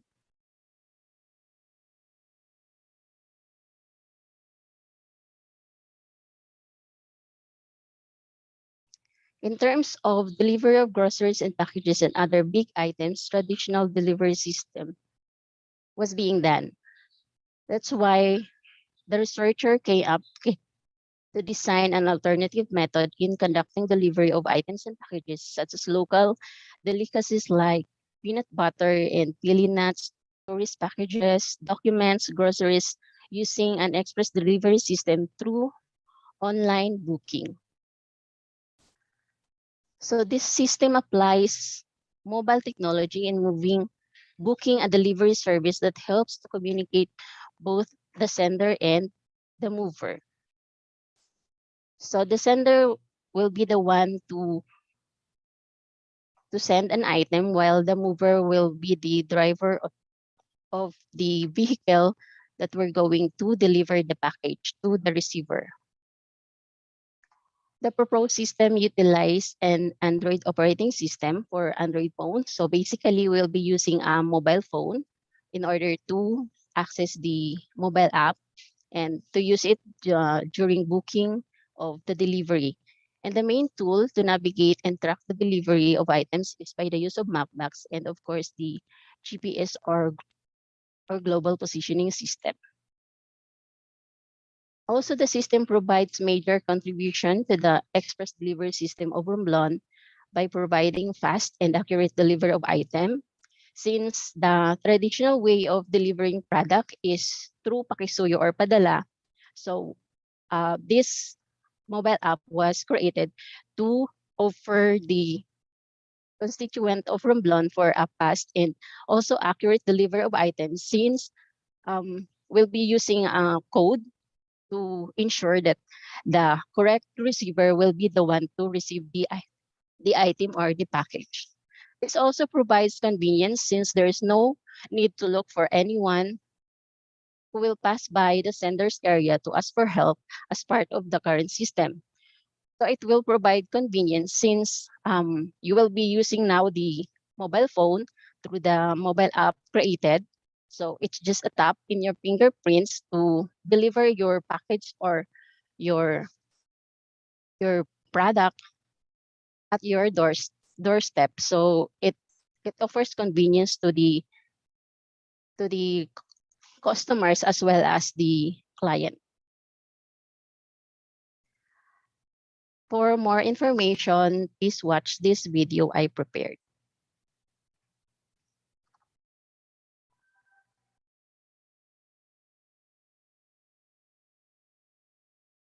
So this is the admin dashboard login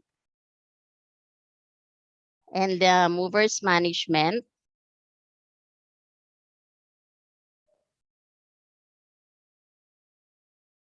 Also the senders management. And this one is the login screen for the mobile app. So the sender and the mover needs to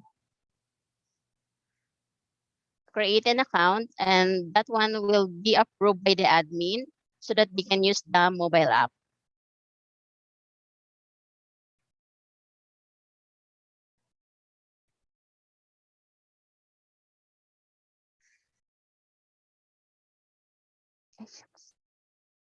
Sorry. Sorry for the interruption.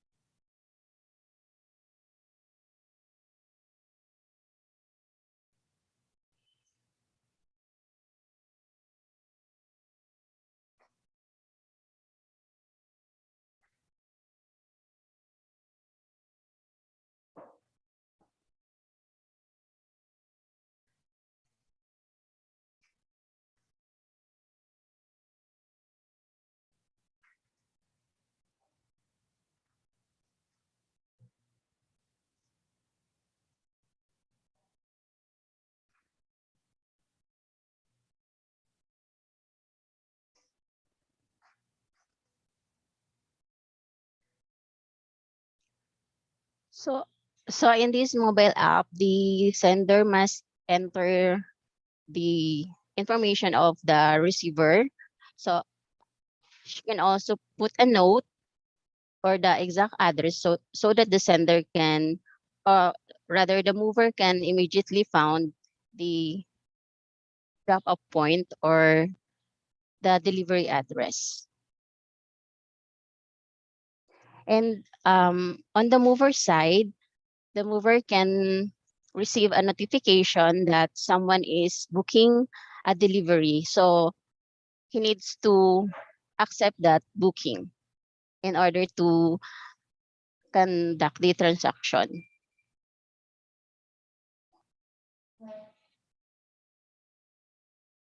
So both the sender and the mover with the mobile application can monitor or track their packages being delivered to its receiver.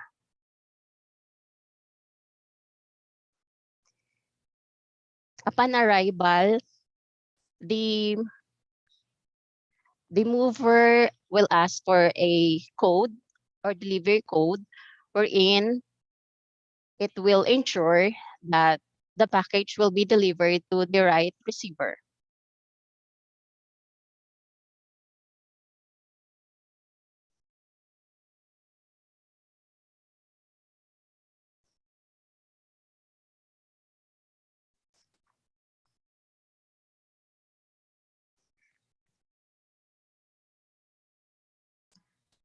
And after entering the code, the transaction will end and it will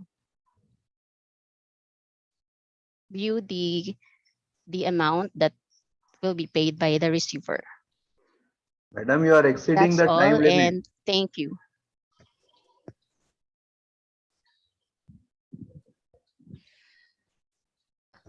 Thank you. So are there any questions that anybody would like to ask?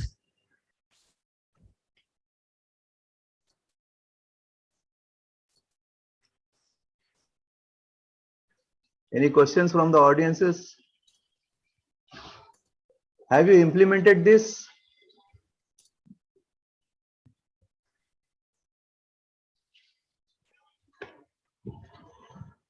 Have you implemented this system? Oh, hello, yes. Yeah. Have you implemented this system? Right now, I have not yet implemented it.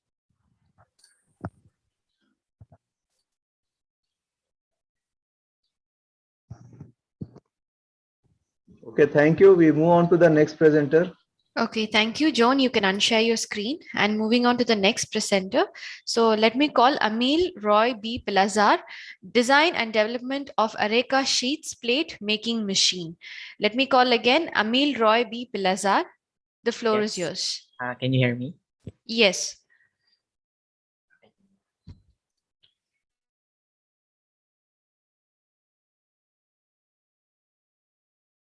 Can you see my presentation already? Yes. Okay. So good day to everyone. I'm here to present our research entitled Design and Development of Areca Sheets Plate Making Machine. So I'm Engineer Amiel Roy B. Pilazar, a registered mechanical engineer and full-time instructor 3 at the Mechanical Engineering Department of the University of Batangas. I'm currently taking a master's degree at the Technological Institute of the Philippines, Quezon City. This research backs the 2030 Agenda for Sustainable Development, particularly in terms of environmental protection and adaptations to responsible consumption and production. As we go along the presentation, I will discuss all the information about the design and development of the machine and the results of the evaluation of the machine, as well as the output of the Areca sheet plates. So in the beginning of the 1950s, plastics had become part of life all around the world. Production and utilization of products made of plastics have greatly improved with the help of modern technology. According to the study of Geyer and Company in 2017, from 1950 to 2015, an accumulated amount of over 8 billion tons of plastics have been produced globally. But they also discovered that out of this amount, an overwhelming 6.3 billion tons of plastic waste were generated. The big question now is why? What happens to plastic waste? The result, 9% is being recycled, 12% are incinerated, and a whopping 79% accumulates in landfills, waterways, and into the ocean. They said that if this practice continues, by 2050, a total of 12 billion tons of plastic waste will end up in the environment. Most of these plastic waste are single-use plastics, and those that we call food service disposables, specifically foodware, such as disposable plastic plates. But what if instead of just focusing on how to treat plastic waste, why don't we shift our focus on searching for alternative raw materials for the production of these products made of plastics? And that's when leaf plates come into play. Historically, trees were being used, the leaves of trees, as plates to serve food. Initially, they were made manually, that is by hand stitching, and later on manufactured using machines. In this study, we introduced the areca nut palm tree, also called betel nut palm tree, which is a tropical tree that can be found in some parts of South Asia and most commonly in Southeast Asia, especially the Philippines, where some journals and previous studies suggest that areca nut palm tree may have originated in the Philippines. The main part of the areca nut palm tree that we used was the areca sheet. These sheets are part of the leaves and stem of the areca nut palm tree when it shed its leaves. We thought that instead of just becoming part of wastes, why not use these sheets as raw materials for the production of biodegradable plates? As I had mentioned a while ago, this research backs the 2030 Agenda for Sustainable Development, particularly the 17 Sustainable Development Goals of the United Nations. Specifically, goal number 12 is being addressed here. With this idea of transforming waste to wares, we can ensure sustainable consumption and production patterns. So the main objective of this study is to design and develop a machine which utilizes areca sheets to produce biodegradable plates that will serve as an alternative to disposable plastic plates. Specifically, this study aims to design an areca sheets plate making machine considering the following: machine layout and components and material selection, develop and evaluate the performance of the areca sheets plate making machine in terms of functionality and production rate, and evaluate the quality of the product in terms of its lifespan, liquid holding capacity, and if it is microwave safe. This is an experimental research design, and the data needed for the design and development mostly came from documents and related studies that were considered and reviewed. A prototype of the machine was developed to produce biodegradable plates.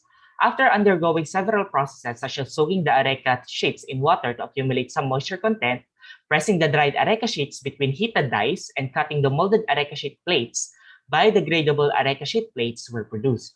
To evaluate the machine, data were statistically treated using person-product moment correlation to determine the relationship between soaking time, die temperature, and pressing time, which are the main factors.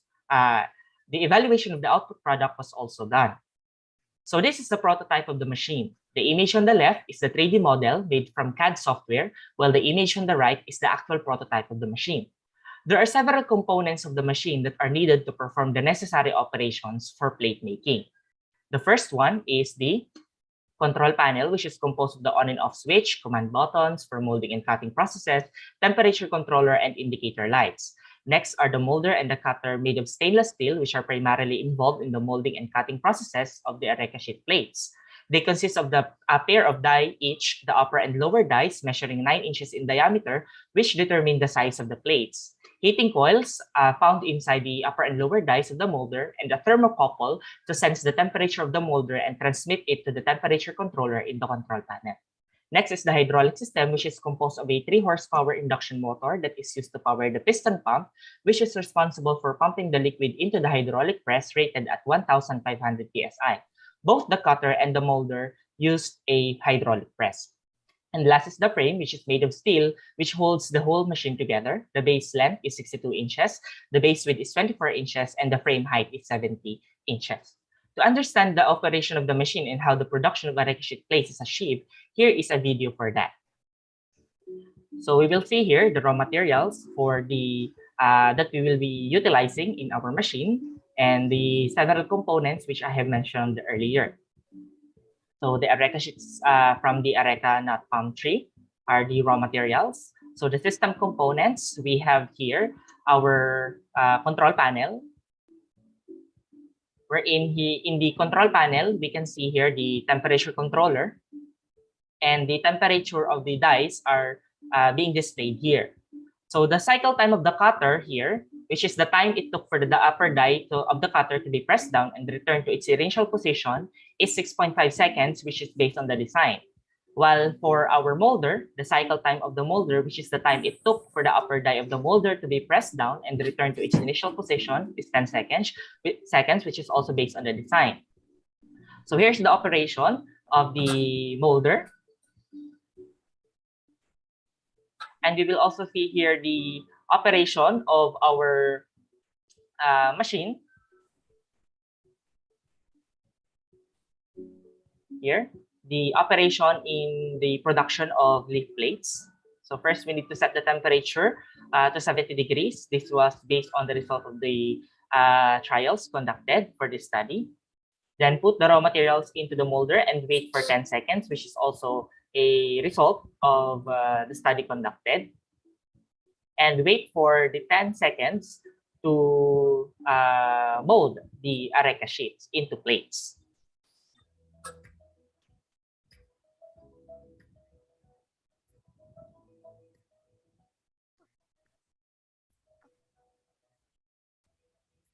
So next is the cutting process.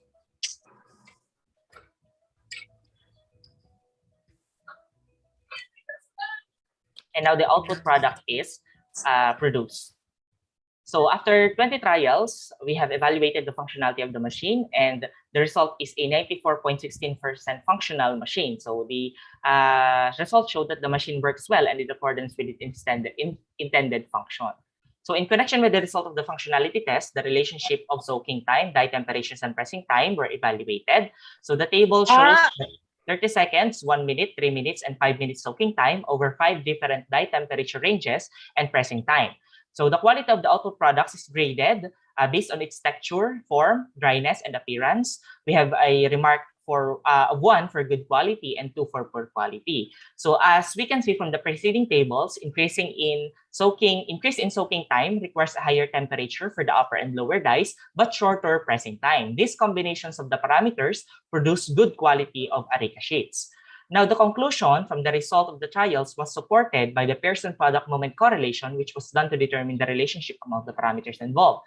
There was a positive correlation between the soaking time and the pressing time, which is significant.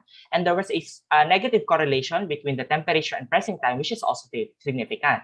And from the trials, the researchers found that the optimum parameters are 1 minute for the soaking time, 70 to 80 degrees dye temperature, and pressing time of 10 seconds.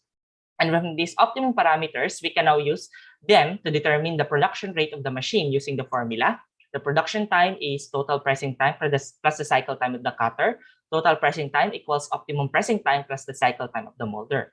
The optimum pressing time, which was determined previously, is 10 seconds. The cycle time of the molder is 10 seconds. And the cycle timer of the cutter is 6.5 seconds, which are based on the design of the machine. So hence, the production rate or the production rate of the machine is found to be 26.5 seconds per plate. Now, the simple evaluation of the output was made. First is to determine its lifespan. So 5 plate samples were selected and let them decompose. On average, the plate samples naturally decompose after a span of 89 days. We have observed that the presence of molds and changes in the plate's appearance occur after 60 days. Next is to determine the liquid holding capacity of the Areca sheets plate. So a total of 8 plate samples were selected. 4 were poured with hot water and other were poured with cold water. On average, the plate samples can hold hot liquids for 4.875 hours, while cold liquids for 5 hours. The last one is to determine the Areca sheets are microwave safe. So 3 plate samples were selected and placed in the microwave oven for 1, 2, and 3 minutes. On average, the plate samples start to have minor changes in its form after 2 minutes in the microwave oven. So to summarize, the following were drawn from the results. The following were vital for the development of the Areca sheets plate making machine: conceptualizing the design and using computer-aided design software to render the machine, computing the sizes for each component to determine its appropriate dimensions, and consideration of the material specifications that were applicable in the procedures involved for each component. The machine is 94.16% functional. The soaking time, dye temperatures, and pressing times are the factors which influence the output, and the production rate is 26.5 seconds per plate. The average lifespan is 89 days. The average liquid holding capacity is 4.875 hours for hot liquids and 5 hours for cold liquids. And in terms of the if it can handle heat from the microwave, the average time is 2 minutes. So this study proved that this machine could produce biodegradable plates from Areca sheets. This is the shift of focus we are talking about from the start. We need to look out for alternatives to plastics as raw materials for products that cause pollution and bring about harm to humans, animals, and the environment.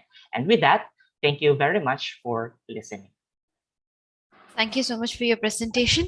Are there any questions? Amil, Yes.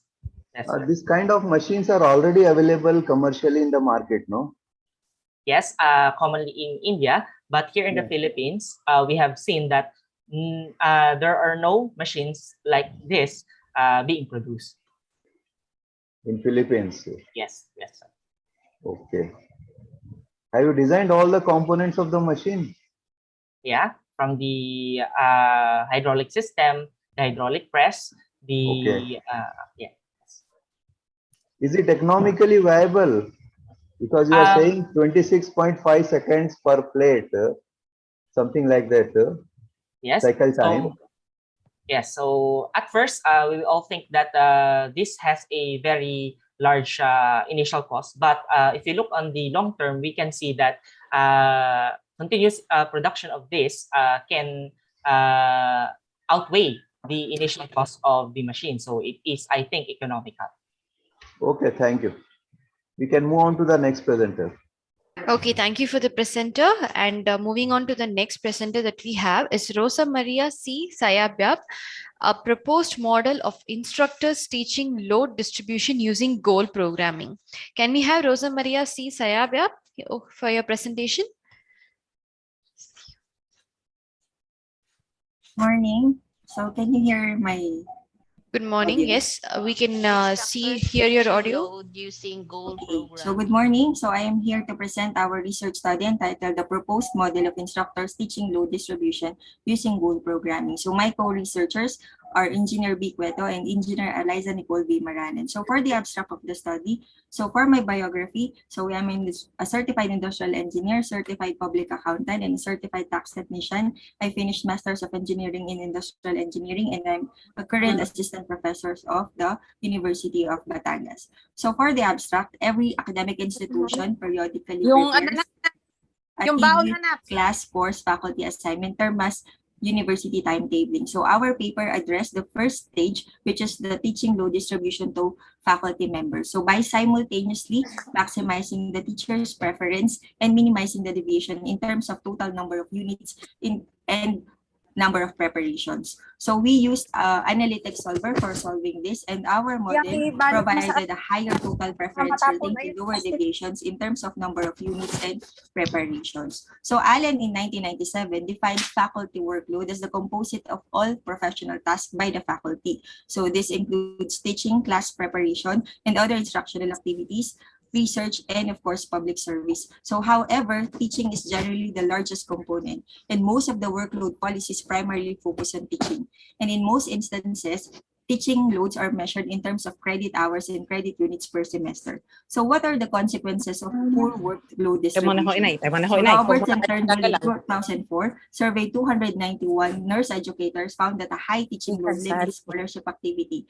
Furthermore, excessive workload reduces the time of the faculty to develop new and update course materials. So another consequence is faculty resignation. In 2014, National League of Nursing estimated that 25% of nurse educators were considering leaving their academic position because of an increasing workload. So a study of Guambobo in 2013 found that excessive workload of the instructors led to poor academic performance among the selected students. So in a study of Ongi in 2017, he indicated that the effectiveness and work quality of the faculty can be affected by the number of preparations or courses assigned in each semester.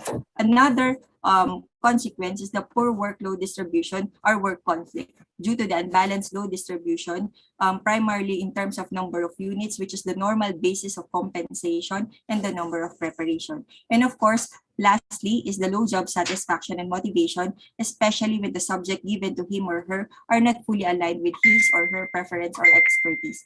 Hence, these evidences support that due to excessive and poor load distribution, the quality of teaching and learning may suffer.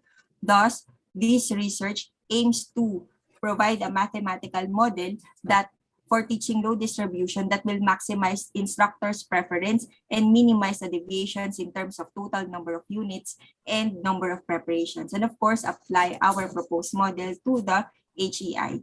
So we use weighted goal programming to incorporate these three objectives and assigned weights for the model flexibility. It was then tested using the actual data from a specific college of a pre-selected HEI, and we encoded the results in Microsoft Excel 2016 and used the analytic solver version 2019. So for the proposed model, we use these decision variables. Xij will be the number of sections of course I that will be assigned to instructor J. Yij will be forced or will be equal to 1 if the instructor I has or at least one section of course J or 0 otherwise. These are the variables used to determine the number of preparations, and the DKI plus and DKI minus includes the under or overachievement in each goal for each instructor. So for our objective function, we use goal programming since we are simultaneously addressing three objectives. Number 1, maximize preference ratings. Preference ratings were obtained through a survey. Minimize deviation, total number of units, and minimize the deviation in terms of number of preparations or courses. So we also use P1, P2, and P3 for the weights assigned to each goal so that it can enhance the model flexibility. So for the soft constraints, we considered these soft constraints that will help us to maximize the preference rating. So Ri is the maximum total preference that could be assigned in instructor.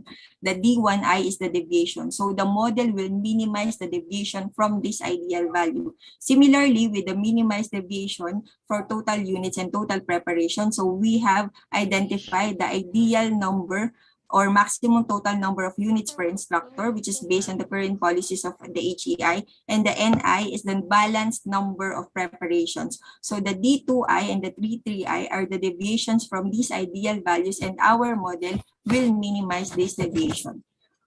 For our hard constraint, so we consider this one to force the Yij, which is equal to 1, if Xij is greater than or equal to 1. This means that if a faculty was given at least one section of course J, then the constraint will force the Yij to be equal to 1 and vice versa. The next constraint is to assure that the number of sections that will be distributed is assigned with the HEI offerings for that specific semester. This next constraint will be used to limit the number of preparations for the faculty as required by the HEI. So for this sample, we have 5 preparations. So for the next constraint, so it is used to limit, it's the last constraint, it's used to balance the number of units in case the demand of the number of sections was less than the supply, which is the number of available instructors. So this is the example or sample interface of the MS Excel and the large-scale LP solver. So the values here can be easily changed according to the adjustments necessary per semester, like the preference ratings and course offerings. The data from the HEI were incorporated in the model, and we use different sets of weight to determine the model if it will work for other HEIs with different priorities. So for the results, so using the manual distribution, so the total preference is 497. The total deviation is 30 units, and the deviation of subjects among the faculty is 7 subjects. So when we incorporated the proposed model, so we have the total preference is increased to 502, the total number of deviation is reduced to 0 unit, and the total deviation is reduced to only 1 subject. So we also tried putting the entire weight on each goal. For example, for model 3, we allotted all the weights to P1, so that's why we have the highest total number of preference, but sacrificing the deviation in terms of number of units and subjects. For models 4 and 5, we prioritize goals 2 and 3, and we get the same value with lowest deviation and lowest subjects. For the results, so we came up with a feasible near optimal solution. So the maximized preference from 497 to 502, 30 units to 0 unit, and we minimized the deviations from 7 subjects to 1 subject. The model was also feasible for different kinds, combination of weights or levels and of importance among its goals to enhance the flexibility of the model. So again, thank you for the opportunity for presenting our research, and good day. Okay, thank you so much. Are there any questions? Thank you, Aliza. We move on to the next presenter, Ramzanul Irham. So I'm calling Ramzanul Irham Riza, the microstructure of ceramic materials formed by combustion synthesis and the effect of reactant compositions.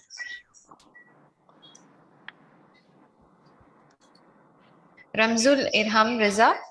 Okay, can you see my screen? Yes, we can. Okay, good morning, everyone. Thank you for the opportunity. Now I will present our research about the microstructure of ceramic material formed by combustion synthesis and the effect of the reactant composition.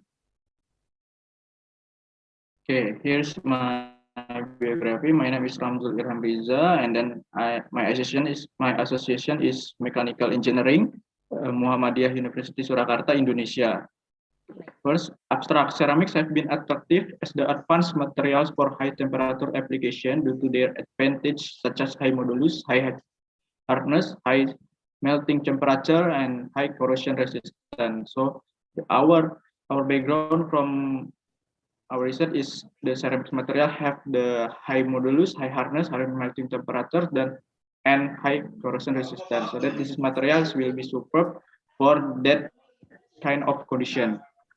And then the titanium carbide and aluminide have developed into one of the most interesting ceramics, since they have high strength and were resistant to elevated the ceramic materials. Producing TIC and aluminum dioxide from economical material, titanium dioxide is less Sorry expensive to than- interrupt you, Ramzul. Can I ask everyone to please go on mute? John, can you please go on mute?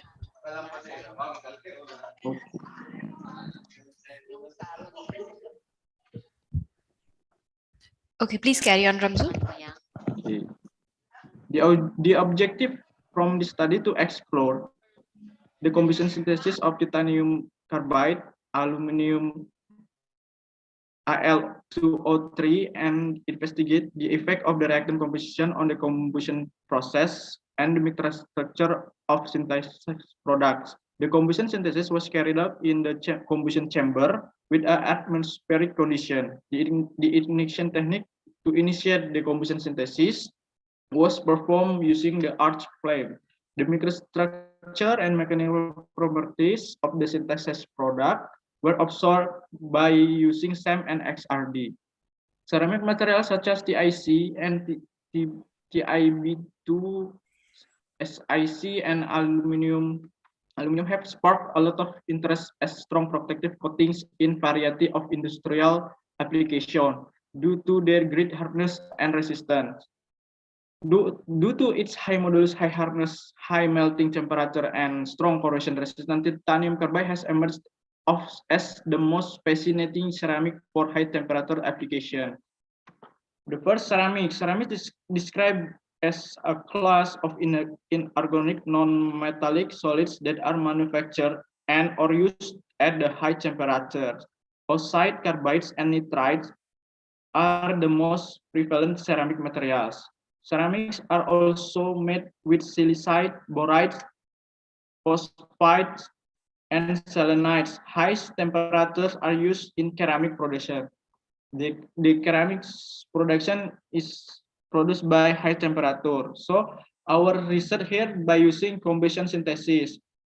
The combustion synthesis consists of two methods. The first one is combustion synthesis self-propagating high temperature synthesis or SHS, and then the second one is volume combustion synthesis of PCS.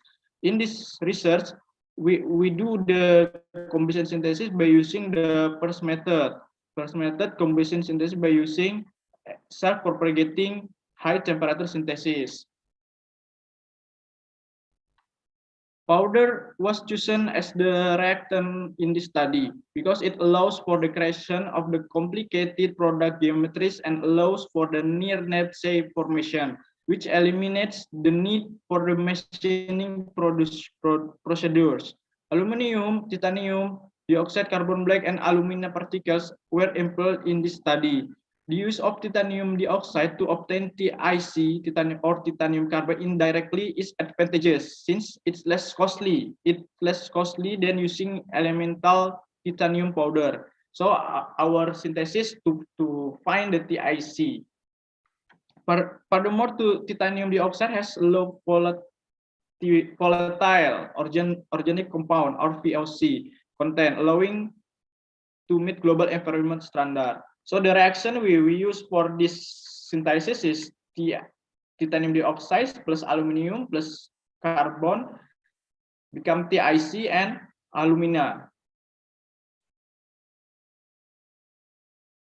The result from this reaction we do by we tested by XRD. There is just 2 TIC found by XRD test, which are around in 45 in theta with 5 in sensitivity or counts, 80 in theta with 8 in counts according to XRD pattern. Meanwhile, alumina is discovered more than the TIC. So based on before the reaction, we find the TIC, but the composition of alumina is more than the TIC. We do some the composition. This is the second composition we use, that 20% excess of titanium dioxide. In 20% excess of titanium dioxide, we discovered 6 spots in theta for the alumina, and then we also find the titanium carbide also move 1 point. So before we find two point, discover 2 spots, and then for the 20% of excess, we find the 3 spots for the titanium carbide. And then the last one, sorry, this is 40% excess. For the 40% excess, we still find the 6 spot for the alumina, and then find the 3 spots of the titanium carbide. After that, we also doing some testing for the SEM, scanning electrical microscope, and then we find that alumina possibility, and then titanium carbide possibility in this research.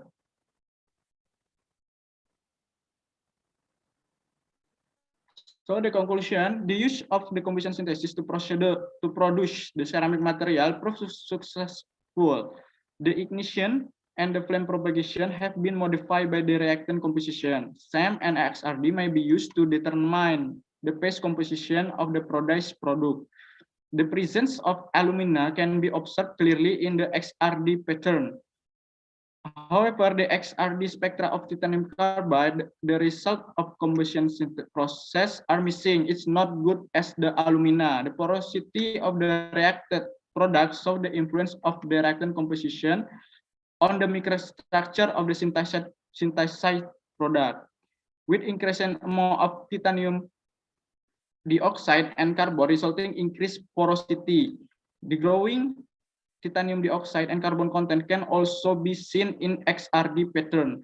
The greater the result on the XRD test, the more extra addition there is. XRP test is also suggest to make sure composition of the synthesis product, so that we also can do the XRP test to make sure the composition of the compound of the material, composition of the material. Okay, here's my reference, and then thank you very much.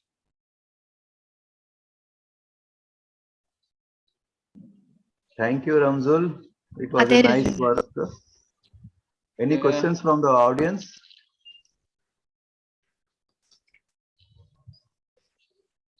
Are there any questions? If not, we can move on to the next presenter. Yeah, please move on to the next presenter.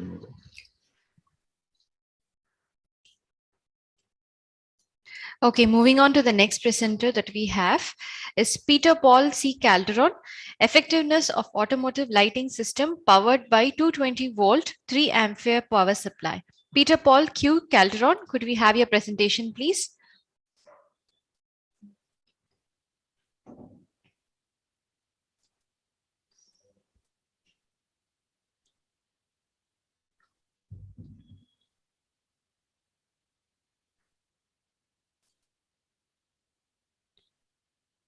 Peter, would you be sharing your screen?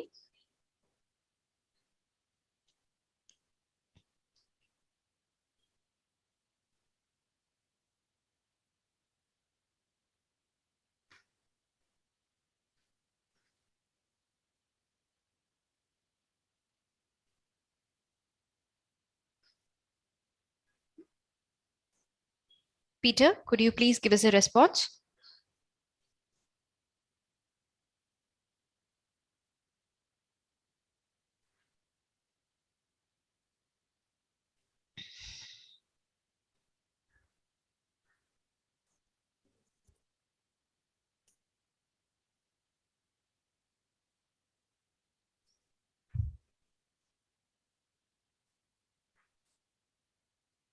Peter, could you please give us a response?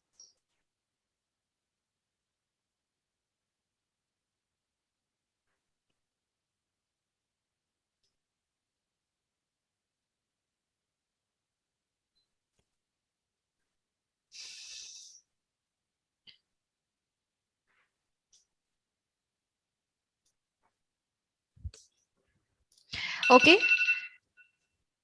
We are moving on to the next presenter then.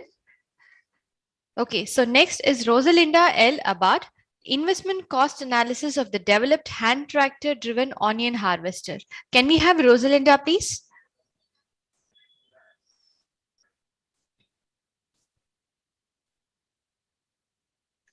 Okay, I see that Peter has started sharing his screen.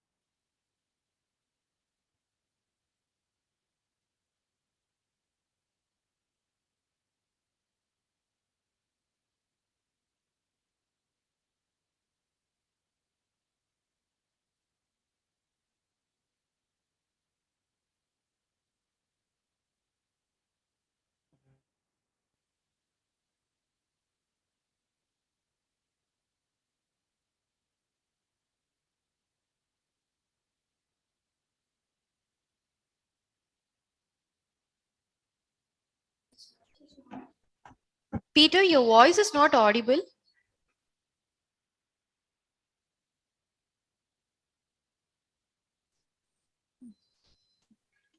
If you're presenting, we are not able to hear it.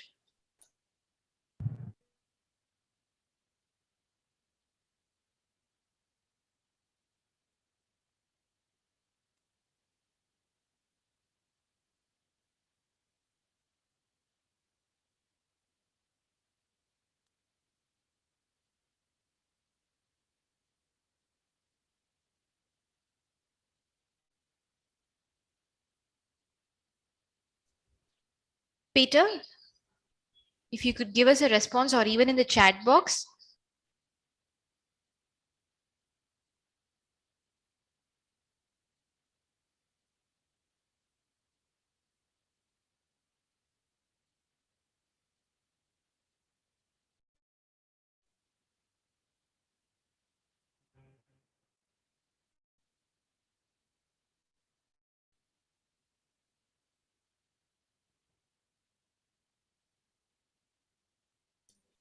Okay, Peter, can you please stop sharing your screen and we'll move on to the next presenter.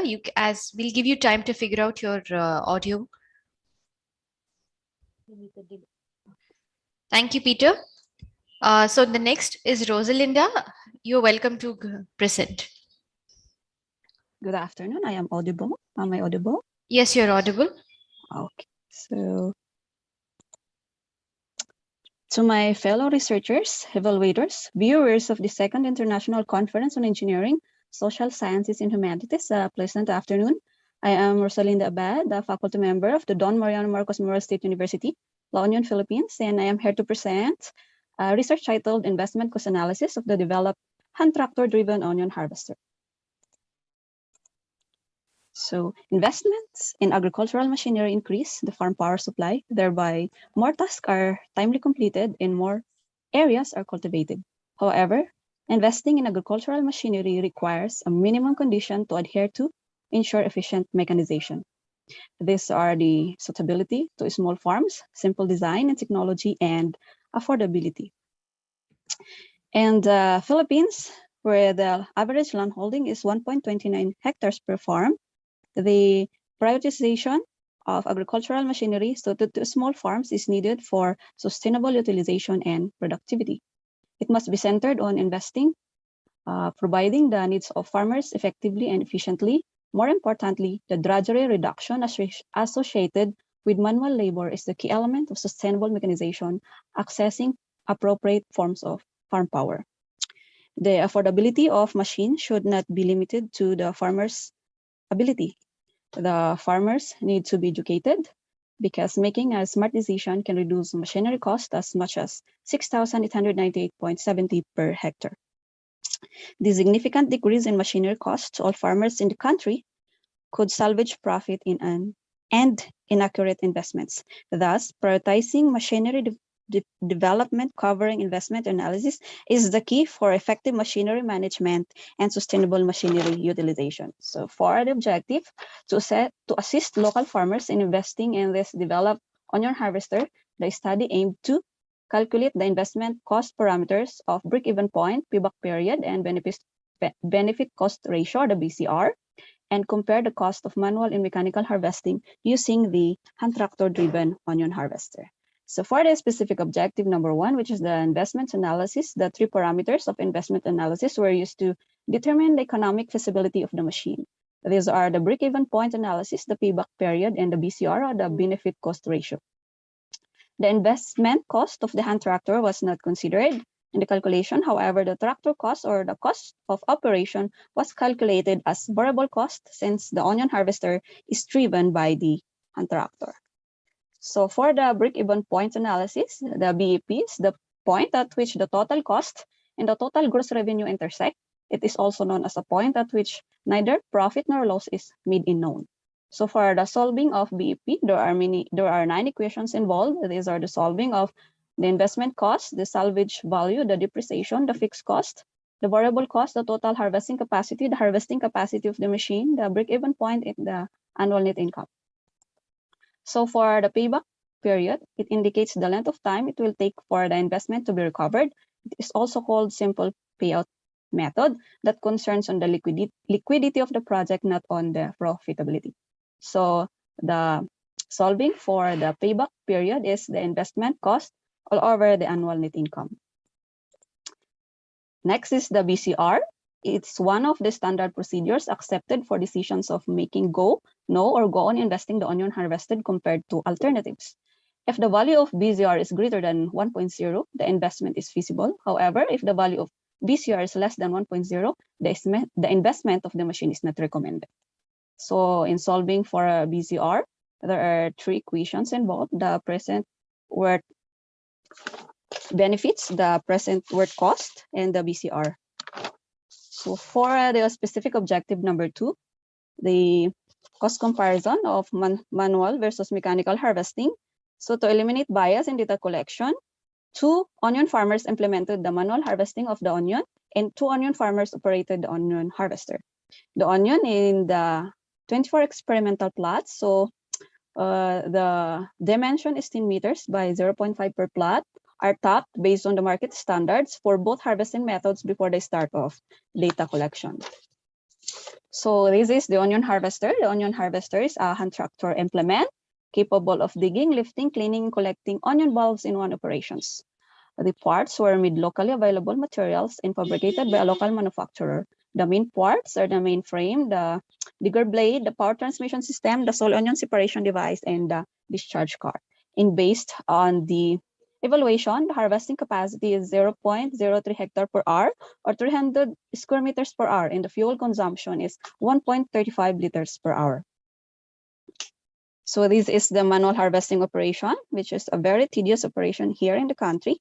So the manual harvesting of onion is the pillar for the development of the study. The results showed that for the mean of 5 replications, farmer 1 has a manual harvesting capacity of 0.0050 or 50 square meter per hour. Farmer 2 has a manual harvesting capacity of 0.0060. So the mean of these 2 farmers with 0.055 or 55 square meter per hour. So for the assumptions, these are the assumptions used in the economic analysis. So the assumptions used in the calculation are the following. The investment cost of the onion harvester is 32,315. The annual fixed cost is 10,825.53 per year. It is the cost incurred for the depreciation with a lifespan of 5 years, interest on investments in housing, taxes, and insurance. The total annual variable cost was 174.52. It is the summation of fuel cost, lubricant cost, repair and maintenance, labor, and tractor cost. The tractor cost of 43.20 per hour is the cost to power the implement during the operation. With the assumption, it yields to an annual cost equation of is equal to the total fixed cost all over the area times the capacity is 0.03 times the variable cost. So it yielded to the break-even cost curve. So in this figure, as the machine harvests beyond the break-even point, it will generate profit. So the break-even point is 4.86 hectares per year. As the custom rate decreases from 8,046.65 per hectare to 6,000, the break-even point is 20 hectares per year. So as we decrease the custom rate of the machine, the area or the break-even point increases. So it is recommended that in the Philippines, if the farmer does not cultivate the required break-even point or the 4.86 hectares per year, it is best to adopt custom hiring or renting the onion harvester. However, if a farmer owns or cultivates higher than 4.86 hectares per year, it is best to invest in the onion harvester implement. So for the particulars, we have the total annual fixed cost, the total variable cost, and this is the computed harvesting cost of the machine, which is 4,419.50 pesos per hectare. So the net income generated per year is 15,125.18. So for our break-even point, it is 4.86 hectares per year. So the payback period is 2.03, or the years to accumulate the investment cost. And the BCR is 2.19. So our BCR is higher than 1.0. So the investment of the onion harvester is feasible and viable. So the onion harvester requires labor and cost of 10 man-days per hectare and a harvesting cost of 4,419.50 per hectare respectively. So the reduction from the manual harvesting of 13 man-days per hectare and a cost of 3,737.45 per hectare implies a significant increase in profit to farmers. So during the peak season of harvest, where labor is scarce, onion harvester could address the problem of labor scarcity. So for the conclusions, with the results of investment analysis and cost comparison between manual and mechanical, the machine is economically viable. It decreases the labor and cost requirement, eliminating laborious and cost manual operation. Utilizing the machine could increase productivity and profitability in production. So accelerating policy formulation to develop the Philippine Agricultural Engineering Standards, or PAES, of onion harvesters encouraged. Also, involvement of the Agricultural Machinery Testing and Evaluation Center, or the AMTEC, performance test before commercialization is recommended. So appreciation is due to the Department of Science and Technology, Philippine Council for Agriculture, Aquatic and Natural Resources Research and Development, or the DOST-PICARD, for funding the study, the Don Mariano Marcos Memorial State University for supporting the study, and above all, to Almighty God for letting His blessings overflow. So thank you very much. I am now ready for your evaluation and question. Thank you, Rosalinda. So are there any questions? Thank you. Already we are running late. We move on to the next speaker. Okay, Rosalinda, you can thank you. So moving on to the next presenter, Dr. Manohar, a comparative study of software development, waterfall, spiral, and agile methodology.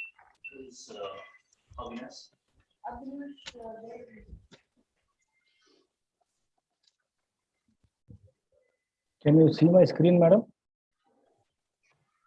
Yes, doctor, we can see it. Okay, good afternoon, everyone. So myself, Dr. Manohar Kodmelwar, and my co-authors are there, Dr. Praveen Putane, Shilpa Pawar, Shreya Lokhande, and Sudhir Dhane. So I'm going to present a comparative study on the software development methodology, like waterfall is there, spiral is there, agile methodology is there. So which methodology will be suitable for today's era, so that we will going to discuss. So this is about the biography, that I'm assistant professor in Vishwakarma Institute of Information Technology. My another co-author is Praveen Putane, Dr. Praveen Putane. He is head of IT department, Vishwakarma Institute of Information Technology from Pune. And Shilpa Pawar from Army Institute of Technology, Pune. Shreya Lokhande from Army Institute of Technology, Pune, and Sudhir Dhane from Srimati Kashibai Navle College of Engineering, Pune. So now coming to our topic, that SDLC method. There are a number of software development lifecycle methodologies are there. So which methodology which will be better, that we are going to study on this. So we can find from the diagram also there are a number of methodologies are there, like waterfall is there, agile is there, scrum is there, extreme programming is there. So which one to choose, so that we are going to understand by using this our presentation. So coming to our in introduction part, that there are different software development methodologies. I told that waterfall is there, spiral is there, RAD model is there, V model is there, and agile methodology is there. So we know that if we use this particular methodologies, so it will be better. Dr. Manohar, your Yes, sir. slides are not moving. Okay, sir. Okay, And sir. please maximize the slides. Go to presentation mode. Okay, sir. Okay. Now it is visible, sir. Yes.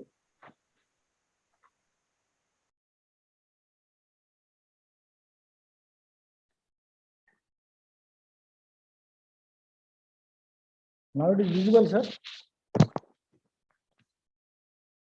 Hello. No, it is visible, but you are in. You go to presentation mode. Maximize the slides.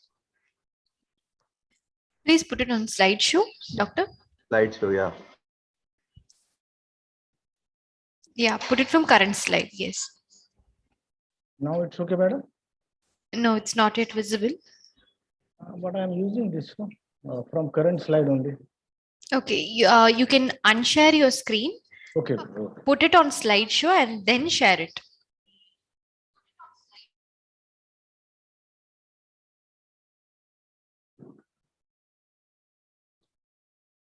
Now okay, madam. No, we're still seeing the same PPT. It's not on slideshow yet.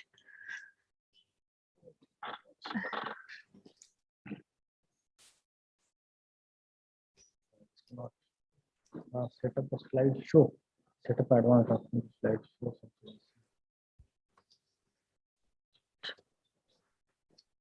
Now it is not also visible, madam. No, it's not yet visible yet.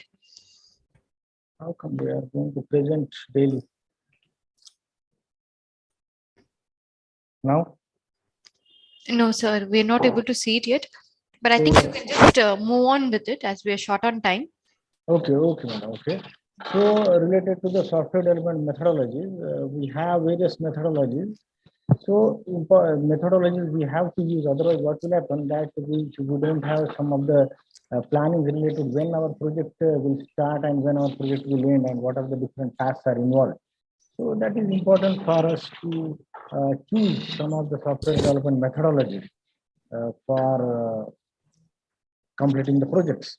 So we are going to understand about their comparisons, which methodology will be better and the particular what are the different applications where we can use it. So here we can see that the particular introduction. So in software development life cycle, waterfall model, spiral, agile. So basically I'm going to focus on these three methodologies.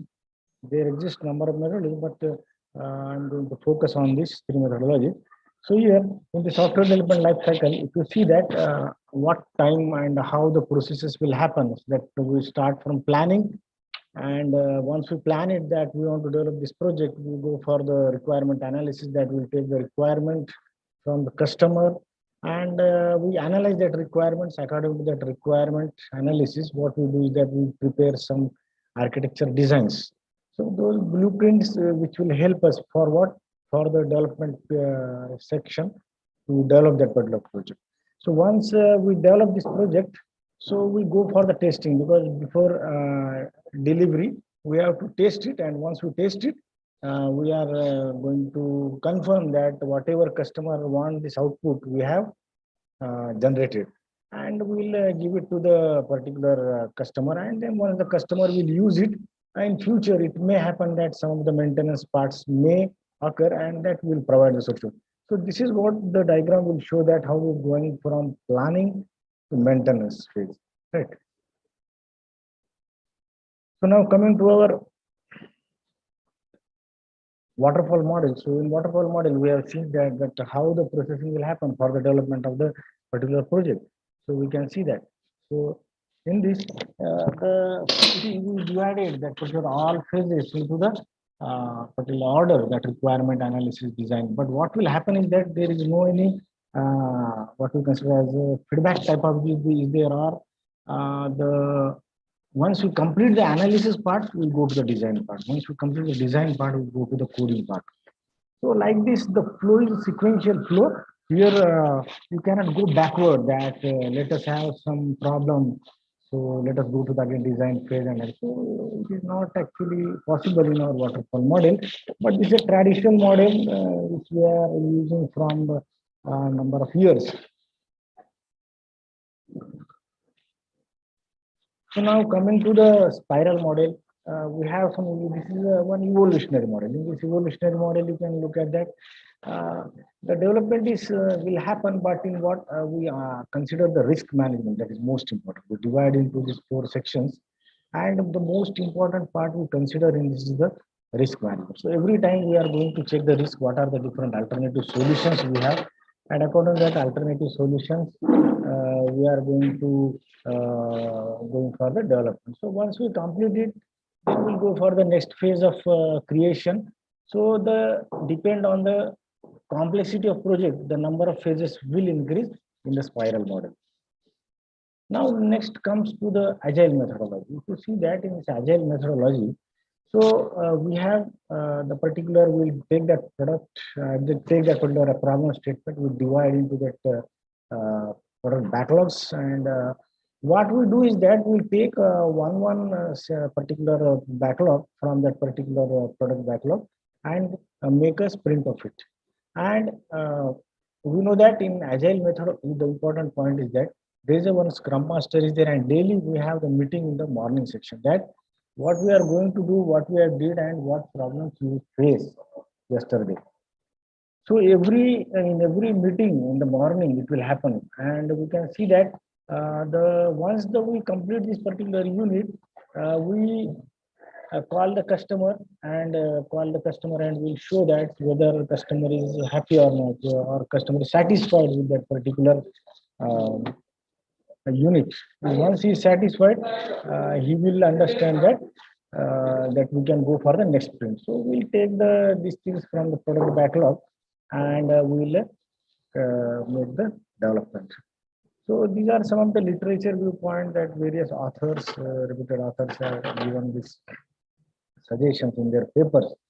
Like first author, we have this Adinovo and Bazirat. That software in methodology, a review of waterfall model and object-oriented approach. So in that he proposed that appropriateness of each approach in relation to the complexity of the problem. So according to the complexity of problem, we have to select the particular technique. Then Akanksha Mathur and Acharya, Archana Acharya has given the comparative study in terms of Scrum and the spiral software development methodology, which can be used for website development, mobile applications development, and traffic management system. Then we have the Solvitine Arthur's method for adoption and implementation of agile project management methodology. Here is going to mainly focus on the methodology adoptions and change management. Then Abdullahi Yusuf and this particular Francisco, a software system development life cycle, a model for improved student communication and collaboration. So here, how we can increase the productivity of the software by using the minimum resources. So various authors have focused on various things. So now let us come to the comparison part that before choosing a methodology for our development. So here number of parameters I have listed here, like particularly the first parameter method, the method that is the sequential method. And in spiral method, we can see that it is evolutionary method. And in agile, if you see that it is an incremental and iterative method. Then next comes to the customer point of view. The customer can understand that particular project initially, because see, in the initial phase, the customer has very less knowledge. So he will understand that he wants this particular project. He will tell to the team, and the particular team will going to develop. But again, in the future, Dr. Manohar, please speed up your presentation. Already yes, you have sir. exceeded the time. Okay, sir. Okay, sir. So easy to understand and tough to spiral, tough to understand, and agile easy to understand. So one important point from this comparison, we can understand that risk identification is at every stage we can do in the agile. Then another flexibility we can find compared to the other models, that is the changes accepted at any stage. Then in terms of simplicity also, it is easier, and from the customer environment also we can find waterfall, spiral having less, but agile having the more customer communication. And the deadlines again are very short compared to agile method, compared to the waterfall and spiral. And the requirements are dynamic in this agile methodology. And the team size normally we consider, which is very small in the agile methodology. So from conclusion, we can understand that there are different methodologies are there according to the, we can select according to the complexity of the project and to develop the software which is should be used by the customer. So I recommend that from our co-authors also, we recommend that we should go for the agile methodology, which is better for the project development, because it contains mainly the important point is the customer needs and customer satisfactions are there in this method, agile methodology. So thank you from my side. Thank you, Doctor. Are there any questions? Thank you, doctor. Now we move on to the next presenter, please. Okay, let's move on to the next presenter. Hello, ma'am. Yeah. Ma'am, can you take our presentation first, because we are having lectures right now. So our topic is X-ray basements. Right now we are taking the presentation. After that we are having. So you can prepone our presentation right now. Okay, just a minute.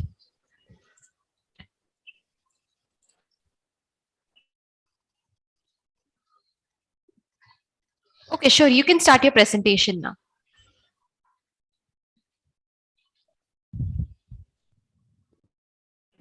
Okay, ma'am.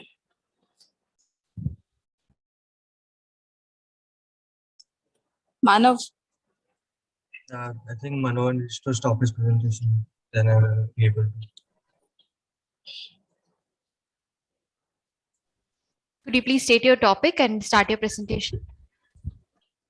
I'm actually not able to present because someone else is presenting, so I'm not able to present myself. Ma'am, Manohar. Dr. Manohar, can you please unshare? Yeah, thank you.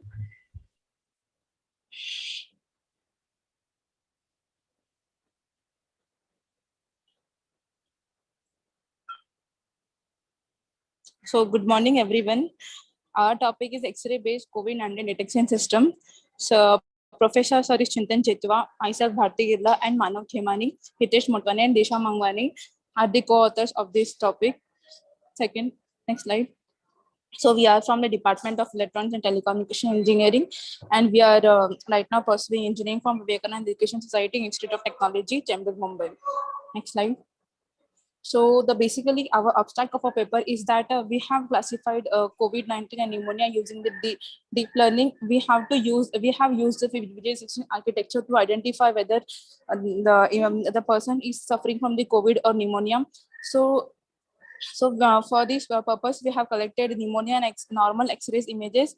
The main objective of our project is that to providing the radiology time saving purpose. We are use time saving and also the cost saving.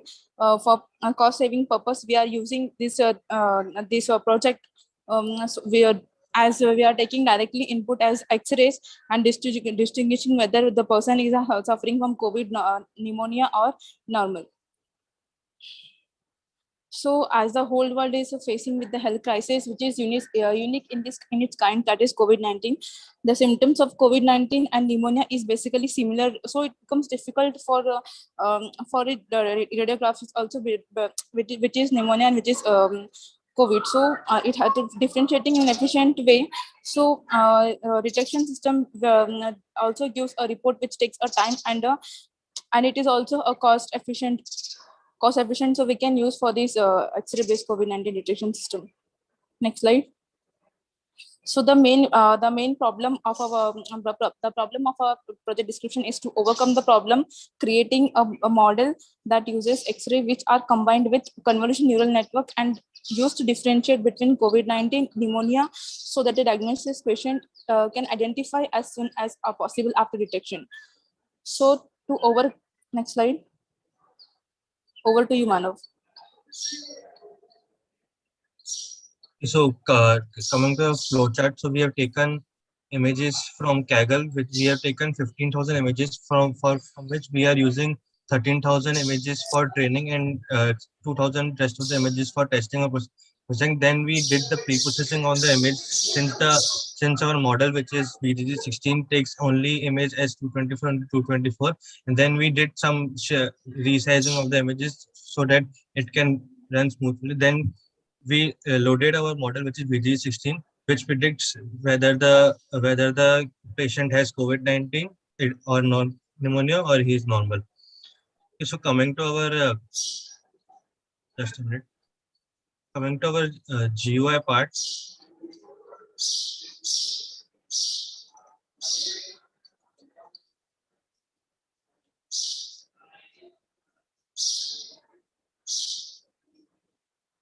Okay, yeah. So this is our main front end. So as you can see here, I will take an image from this.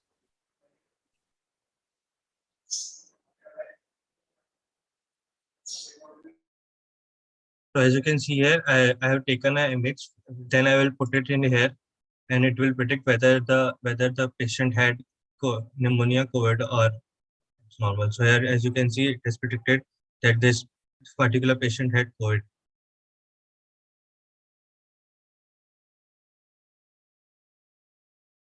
Over to you, Bart. As Manu has shown the demo of how the detection system is working. So after that, I have to conclude, as these cases has been increased day by day, since the spreading rate of COVID-19 is very fast, to prevent in a faster detection, so this system can be used, as there are many other methods prevents nowadays to detect COVID-19 by using X-rays to detect COVID-19 and also distinguish it from pneumonia and COVID in a very efficient and cheaper rate. So COVID-19 test kits are fast as current thermal imaging technique. So we conclude that this proposed system is time saving with faster detection of COVID-19, as the Manav has shown the demo of it. So so we can easily distinguish between the pneumonia and normal. For this ease of the use, professionally come up with a user-friendly interface in which the user just has to put the image in the format, which can be in JPG or PNG. Then it will easily predict the result. So these here are some of the references which we are taken from this. Thank you. Thank you for your presentation. Are there any questions before we move on to the next presentation? I will move on to the next presenter, madam. Okay. Thank you so much, everyone. Thank you. So the next presenter is Palomi Kundu, analysis of spectral differences between printers to detect the counterfeit medicine packaging. Can we have Palomi?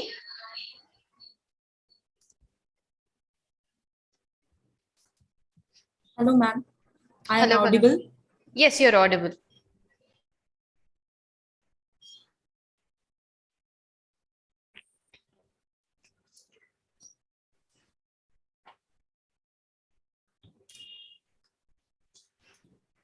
Have you seen my screen? Yes, we can see your screen.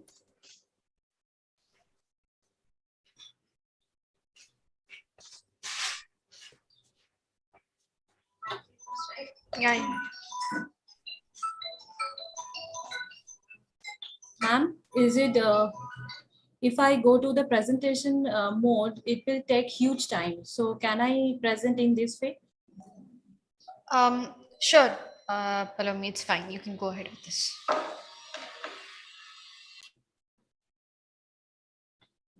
Good morning to all respected sir and madam. Myself, Palomi Kundu, Junior Research Fellow of Project Backmark of Jadavpur University. My topic is the analysis of spectral differences between printers to detect the counterfeit medicine packaging. Dr. Swati Bandopadhyay, the Associate Professor of Printing Engineering Department of Jadavpur University, and Professor Alan Trima, the Professor of Jean Monnet University in France, are the co-author of this research article, and they are also guide of this research. I have continued my research under the Indo-French Center for the Promotion of Advanced Research and completed BTech degree in Information Technology from West Bengal University of Technology in India in 2012 and completed Master degree in Printing Engineering and Graphics Communication from Jadavpur University in India in 2015. My research area is the color science and the printer authentication for medicine packaging. Now, The printing and packaging have taken a major role as the customers have bought the product by the attraction and the information provided by the packages.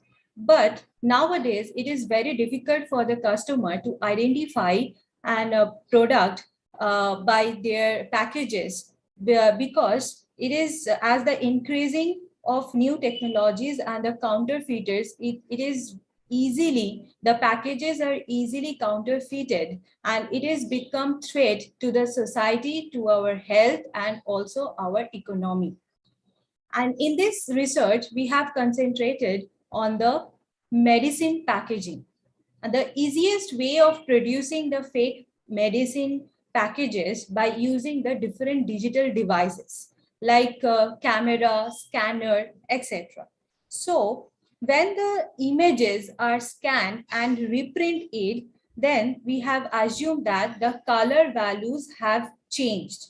Here we have used the spectral signature because it cannot be corrected by using any methods, because since it is dependent on the inherent characteristics of inks which are used for the printing purpose. And this reflector in this study, we also show the inequality of the spectrum between the different solid inks for using in the packages. And the root mean square error, the RMSE values have been analyzed to show the difference between the original sample and the fake sample. And this difference may be used to detect whether the print is original or not. And it may be used to protect the medicine packaging from the counterfeiting initially. Here, the data collection, the ID 8.7/3, the standard color chart we have used here, that was engraved on the gravure cylinders and of the artwork, and the blister foil as a substrate, because these foils are used as a packaging purpose in the pharmaceutical industry. The 3 gravure printing machines are used for the printing purpose, which are represented as a P1, P2, P3. And when it is scanned by the digital camera and again print with the same output device, it called the reprint sample, and it is same as it is called represented as a R1, R2, R3. The Sony Alpha 350 camera has been used, and for data collection, the Greta magnet spectroscopy used to collect the reflectance spectrum and the LAB data of the color patches. Here the comparison of the spectral data between the original sample and the scanned sample. That is, the blue one represent the print spectrum and the red one represent the reprint spectrum. The above 3 graph shows the solid, the reflectance spectrum of the solid ink. That is, from the cyan graph we have showed here that there is a peak in the blue region, because in this research we have divided the spectrum in the visible spectrum, the red, green, and blue region that is visible to the human eye. So in the blue region there is a peak, and the intensity of the print sample is greater than the reprint sample. For the magenta, for printer 1, there is a similarity, is better similarity, but for printer 2 and printer 3, in the red region, from 680 to 780 visible spectrum, the intensity is higher for the print and the from the reprint samples. And the next, for the solid yellow, that is the difference, the nature of the spectrum are same for the printer 1 and printer 2, but in the printer 3, but in printer 2 there is a difference in nature of the reprint spectrum, but the intensity is higher for print sample than the reprint sample for both printer 2 and printer 3. And for black, there is also arise a differences, but the nature of the spectrum are different for printer 2. So these differences of the cyan, magenta, yellow, black can be used as an indicator to find out the original samples initially for the manufacturer.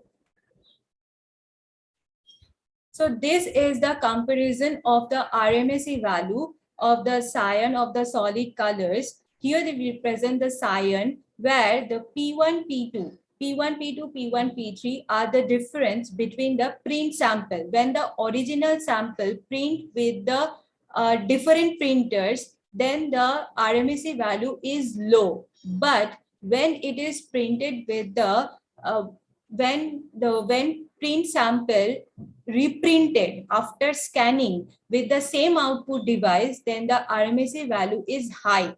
So by using this low and high RMSE value, we can differentiate between the original product packages, medicine packages, and the fake medicine packages initially.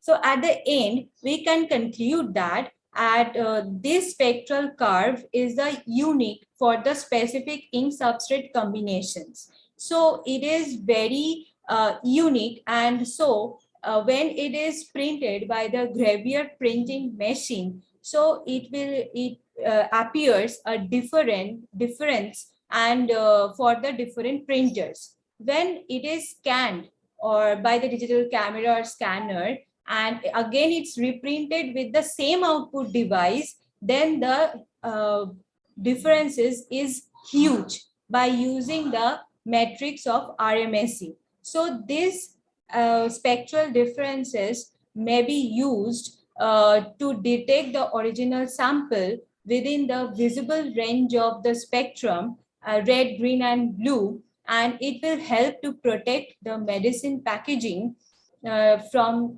protect the medicine packaging from the counterfeiting.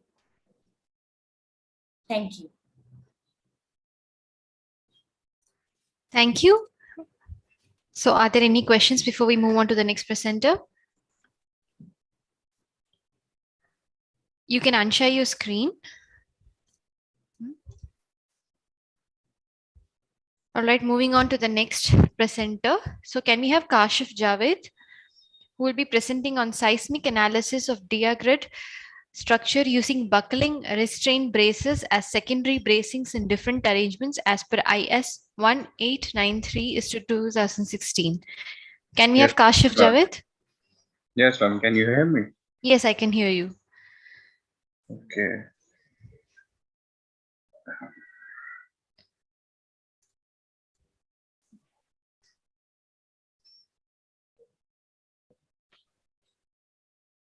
Okay. Good morning, everyone.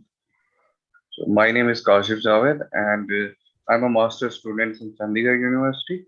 And today I'm going to present my thesis project, that is seismic analysis of diagrid structure using buckling restraint braces in different arrangement as per Indian Standard Code, that is IS 1893/2016.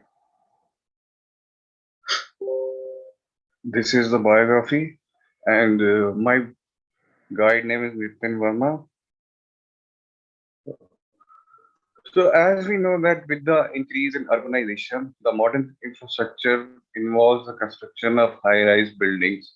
So with the high-rise building, there comes an important role that the building should be constructed with sustainable laws which are implemented by Universal Building Council and the environment governing body LEED. So LEED gives a rating system for the sustainability evaluation, which include energy consumption, material used, and the standard of design and the quality of the environment in which the building is constructed. So to maintain the ecological balance, we need to build sustainable high-rise buildings which are having excellent architectural flexibility as well as efficient structural performance. So introduction. So the word digrid is derived from the word diagonal grid. So which is an efficient triangular assembly consisting of diagonal members located on the boundary of the building, which forms a three-sided grid, and these diagonal members carries the horizontal as well as gravity loads through the axial conduct, so which effectively minimize the shear deformations and increase the lateral stiffness, and this direct system has been more prominent and it is used for both high rise and mid rise buildings. So which this diagonal structure results in 20% lesser structural steel and reduces up to 25% less energy, making it a more sustainable structural system for high rise buildings. The research gaps and the problem associated with diagonal structure is its inefficient energy dissipation capability. So there is an intervention of gravity and lateral load while distributing the load, and as the load comes into the play, the diagonal elements yields, which result in the significant loss of elastic stiffness and which leads to an increase in probability of distributing the service load. So which ultimately may lead to the global collapse. So we need to design it in such a way that it will be a complete ductile system and it should not display the higher buckling modes and interstory drift. So the objective of this study is to increase the seismic performance of this diagonal structure, and for this we use the buckling restraint braces which are employed in the secondary bracing system, and 50-story regular and irregular buildings of configuration C and L shaped are analyzed using response spectrum analysis in E-tabs, and also the different arrangements of the buckling restraint braces are analyzed. So the buckling restraint braces here is in the buckling restraint brace. So as conventional brace we have when the lateral load and the gravity load acts. So these so the buckling restraint will display a uneven hysteric response. That is, when loading and unloading, the load deformation curve will represent an uneven hysteresis response, which will lead to a considerable loss of strength while resisting the lateral as well as gravity load. But in buckling restraint braces, there is a core which is of low yield strength. So while dissipating energy, and it will perform better because it will absorb more plastic deformations and it will simplify the hysteric performance both in tension as well as in compression, which will ultimately lead the in energy dissipation capacity. The properties which we'll use the different material are, we'll use the Fe 455 conforming to a yield strength of 415, and we will use Fe 250 converting to a yield strength of 250. So for concrete slab we'll use M30 grade, and the elastic properties are taken from IS standard codes IS 800 and IS 456 2000. So these are the properties of diagonal members, interior columns, beam sections, diagonal members. So these are the model plans of different models considered. Diagonal structure, the perimeter columns are eliminated and only interior columns are used, which will only transfer the gravity loads. And diagram member carries both gravity as well as horizontal loads. So these are the locations in the core area where we provide the secondary bracing systems. For regular structure, this for L shape, this and this, the location for C shape, this and this location. So these are the different types of arrangement of buckling instrument we have used: diagonal, V shaped, X shaped, eccentric shaped, and inverted V. So the seismic analysis we have performed using ETABS is the process we use is the response spectrum analysis method. The response spectrum analysis method is based on a superposition method. In this method we use unlike time history method, we use a specific response which will generalize the most of the seismic events. The response we use is a standardized version and it will be pre-installed in the ETAB software. We'll use that. The results from the ETAB's response spectrum analysis showed that the time period, which is the maximum time a building will take to sway and come back to its original position. So the time period should be as much should be least for efficient performance. So as you know that the regular direct structure is having a higher time period, and with the X arrangement of BRB for regular structure, the time period has been reduced by 10%, 8.4 for L shaped and 4% for C shaped. So the base share is the maximum effect of lateral force that the building can expect during its design life.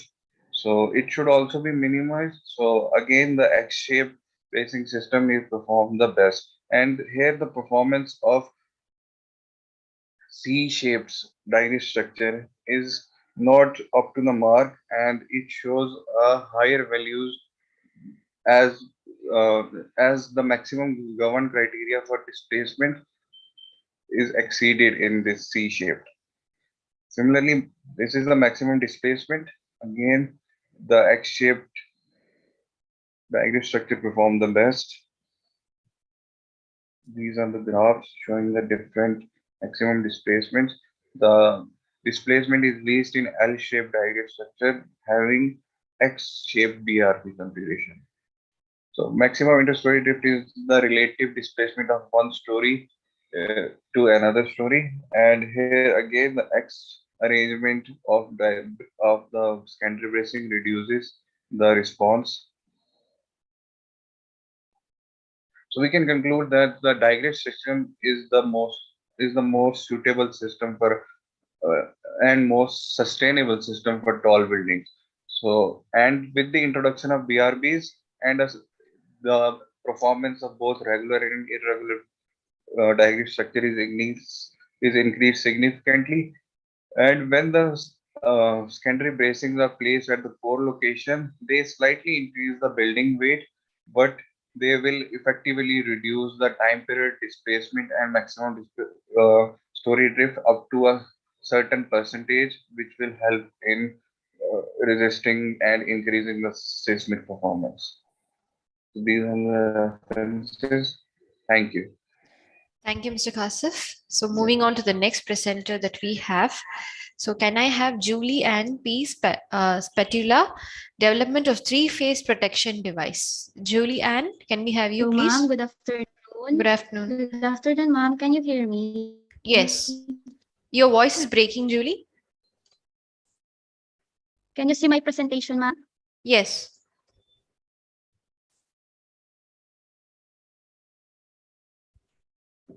So good day, everyone.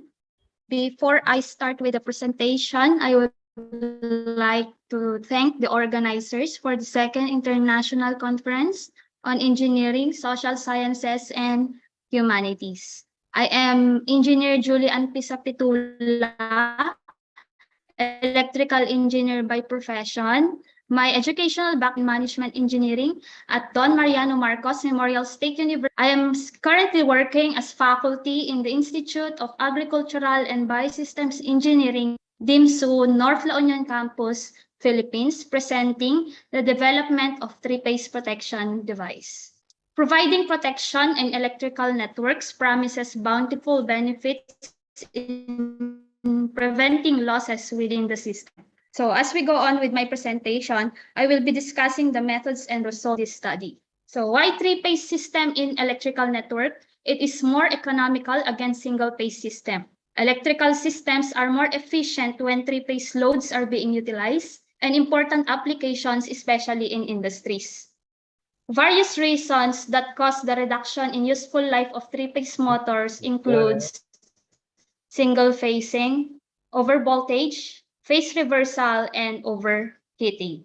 Single phasing, or commonly known as phase failure, is one of the most common electrical problems three-phase motors come up against. Phase failure generally occurs due to the sudden absence of one of the three phases in a three-phase supply. The solution against phase failure for three-phase motors to provide adequate protection against single phasing that threatens to damage and reduce the useful life of three-phase motors. So there are various studies on three-phase protection device, like with Albotogi, three-phase protection device based on programmable interface controllers, PIC through simulation, an alternative protection scheme for three-phase motors against phase failures. So the objective of this study was to develop a three-phase protection device to provide protection for three-phase motors against phase failure. Specifically, it aimed to achieve the following objectives. First is to design a three-phase protection device that will safeguard three-phase loads by disabling the power source during single failure. Second, to develop the three-phase protection device specifically designed to protect three-phase motors loads against phase failure and to test the technical performance of the three-phase protection device in terms of its circuit functionality, phase failure response, and actual testing of the device. Developmental research design was adopted for the study, specifically for attaining the first and second objectives. In addition, this study used experimental research design, which is beneficial in the transitional execution between the second and third objectives. So, suitable components are identified in order to obtain the desired functionalities of the three-phase protective device developed. Accordingly, appropriate course of action is determined for a refined component amalgamation as the protective device is constructed. This table presents the fundamental components and other essential elements for the development of the three-phase protective device. So this is an overview of the process flowchart presenting the procedures that were conducted from the start to finish in undertaking the study. The flowchart presents 5 principal processes that leads to the developed three-phase protection device. First is plan, conceptualize, and design. Second is the acquisition of materials.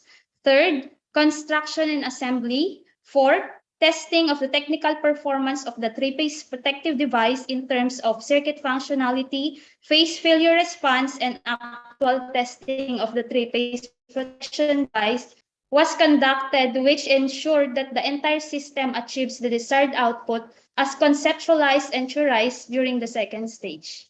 So in assessing how the circuitry had responded, simulation of the design electrical connection using electric control technique simulator software was done. So for the design, the circuit consists of magnetic contactor with overload relay, 2 sets of relays, stop push button, start push button, and 3 pilot lights as shown in the figure.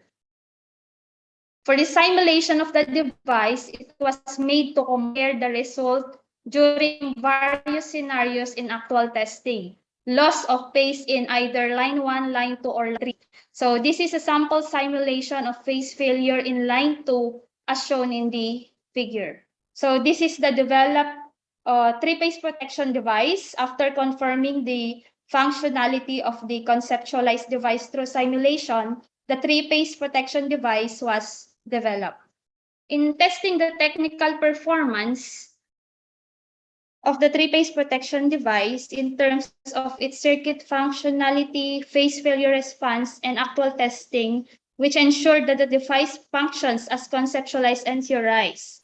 For the circuit functionality, basically by operating the device and observing the actions of each component that must operate accordingly as conceptualized, where the components are operated as expected. For the phase failure response, the device actual performance conforms with the expected simulation result. And for the actual testing, the test procedures conducted was performed again to ensure that the device will perform its intended function in protecting the equipment as conceptualized. So for the conclusion, providing phase failure protection to three-phase equipment using commercially and locally available materials that is economical yet reliable and effective is possible.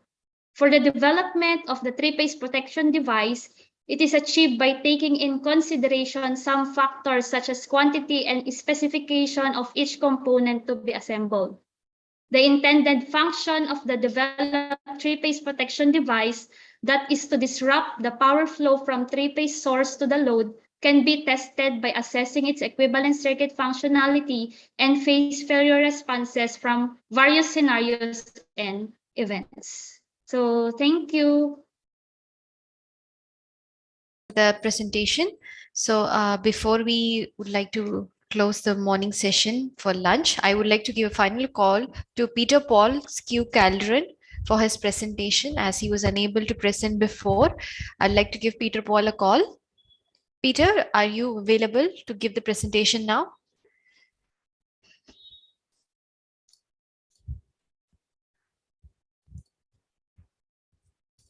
Julie, you can unshare your screen, please.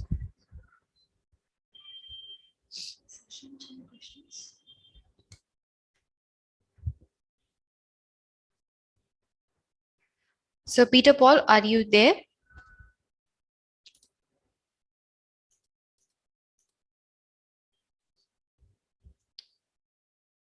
So as Peter gives us a response, so the session chair, I invite the session chair to have any questions or anything that you would like to say, Doctor.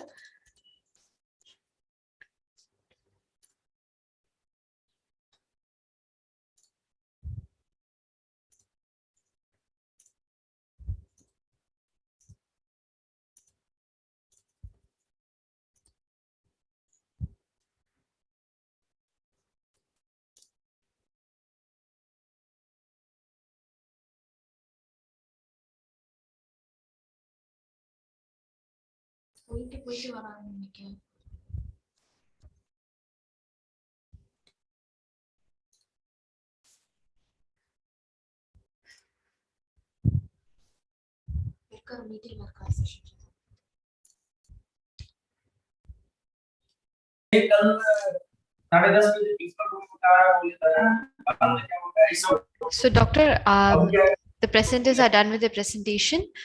So if you have any questions or anything, you can ask them or share with them now. Yeah, presentations are over, madam. Sorry, there was some connectivity issues.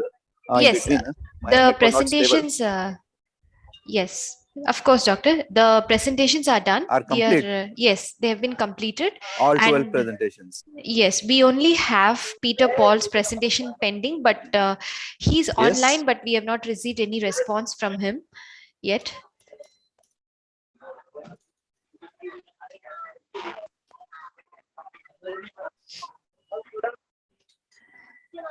Okay, Peter, you're sharing your screen. Hello, can you hear me?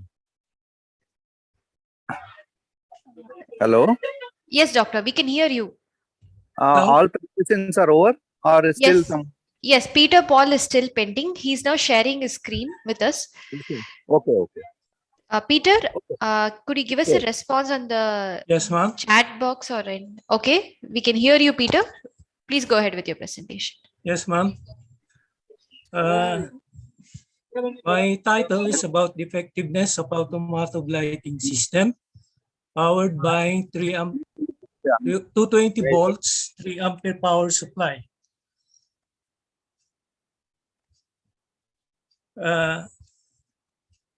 I'm Peter Paul Calderon, an associate professor of DIMSU, Don Mariano Marcos Memorial State University, at Department of Bachelor Technical Teacher Education, with a degree of Doctor of Philosophy, major in Technology Education, Management, a master degree in Technology Education, and a Bachelor of Science Education major in Automotive. I've been teaching for almost 29 years, teaching automotive in the undergraduate and high school.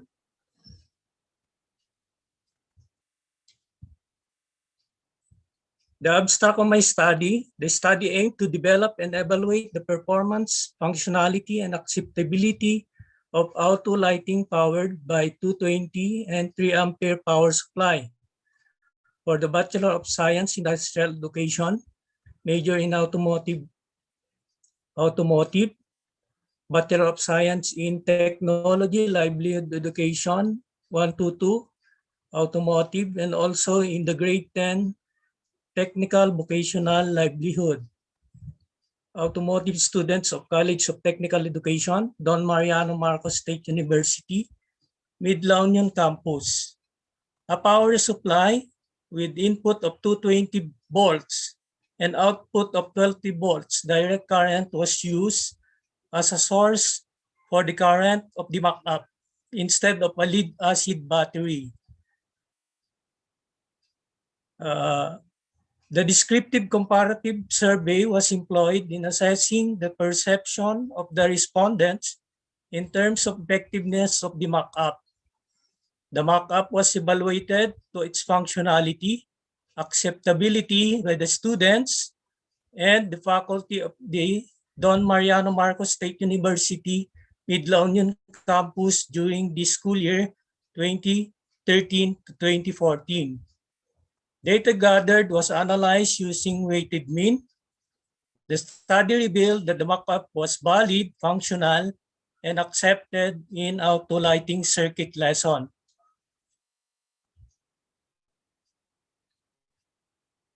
The purpose of the research is to develop and evaluate the performance, functionality, and acceptability of the auto lighting powered by 220 volts and 3 ampere power supply. Instead of a battery, I use this.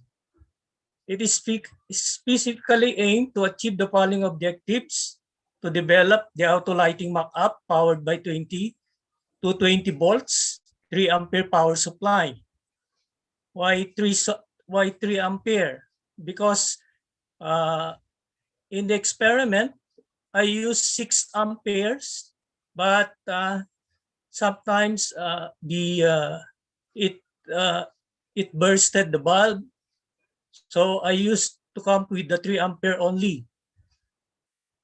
And another is to determine the level of performance of the auto lighting mock-up in terms of level of functionality, level of acceptability. Another 3, to determine if there is significant difference with the perception of the respondents of the performance of the mock-up. And number 4, to determine the return of investment. We have the research framework. The research framework which guide the researcher in the conduct of the studies is systematically portrayed in figure 1. There are 2 stages in the study. We have phase 1, show that the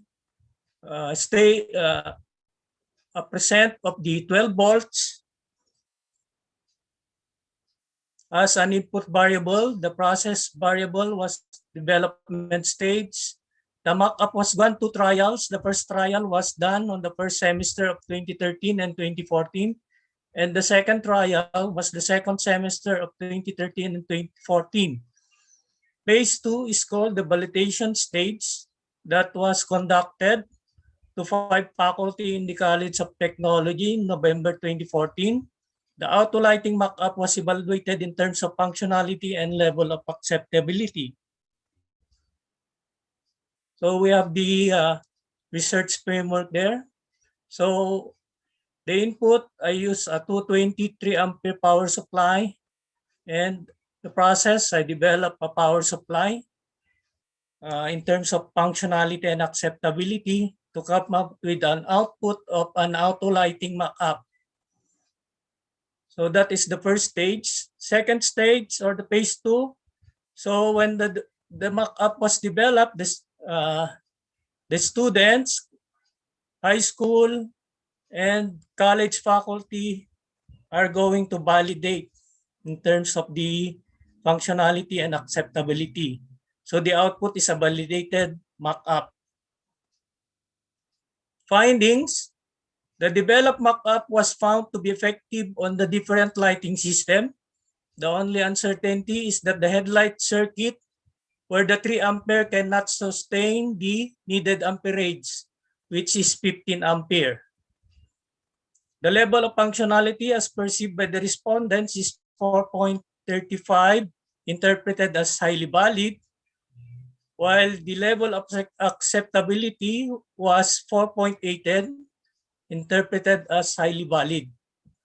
There is significant difference between the perception of the respondents of the performance of the mock-up, as evident with the computed p-value of 4.25 and a critical value of 2.1 at level of significance. So the null hypothesis is rejected. So there is significant difference. The return of investment was 1,690. Therefore, the power supply was cheaper than the battery. Why I use a battery? Power supply, because if you're going to buy a battery, it costs 2,500 or 3,000.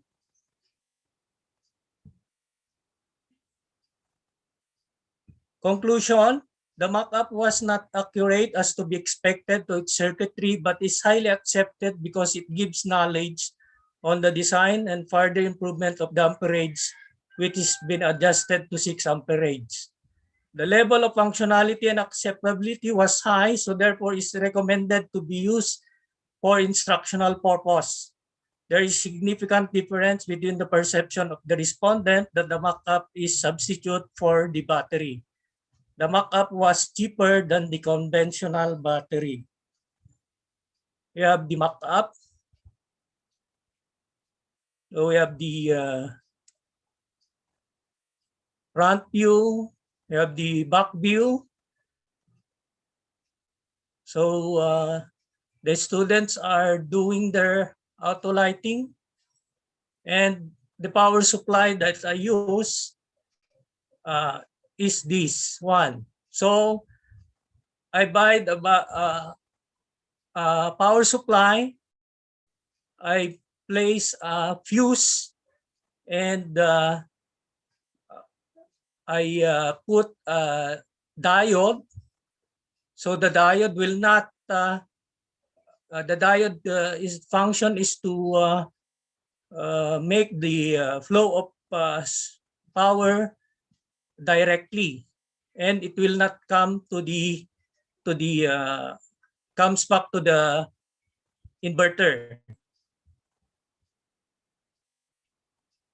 So those are my technology students in auto lighting class.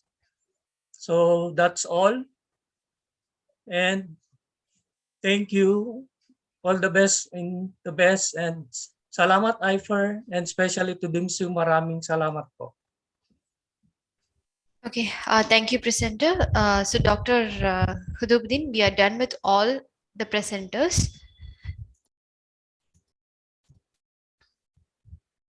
Can you unshare your screen, Peter?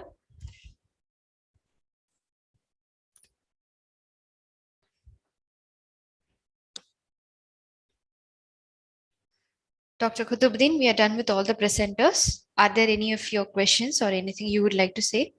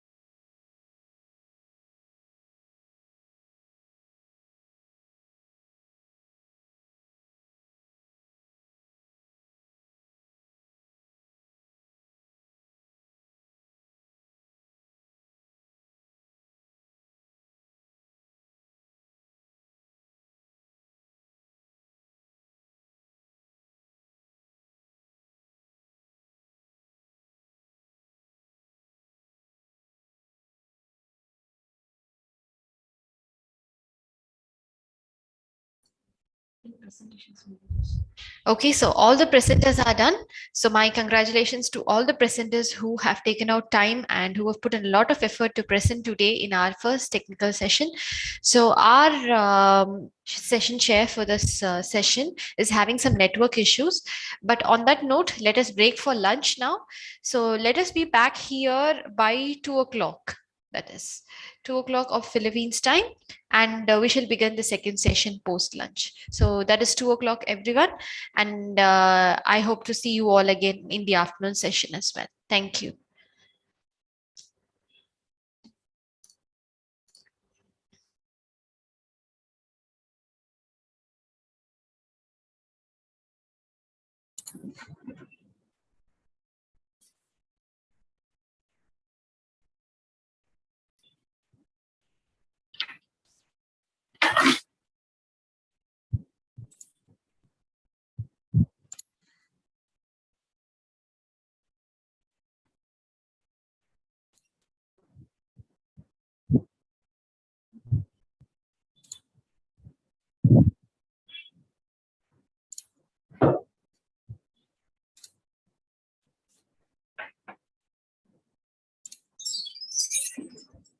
Okay.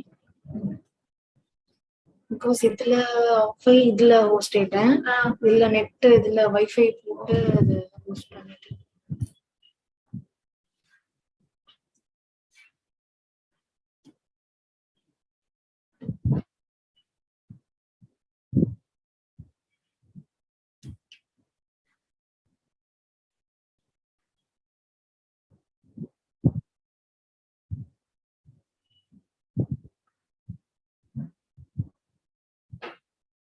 So 2 o'clock 11:30 join பண்ணுவோம் இல்லையா நம்ம IST 11:30.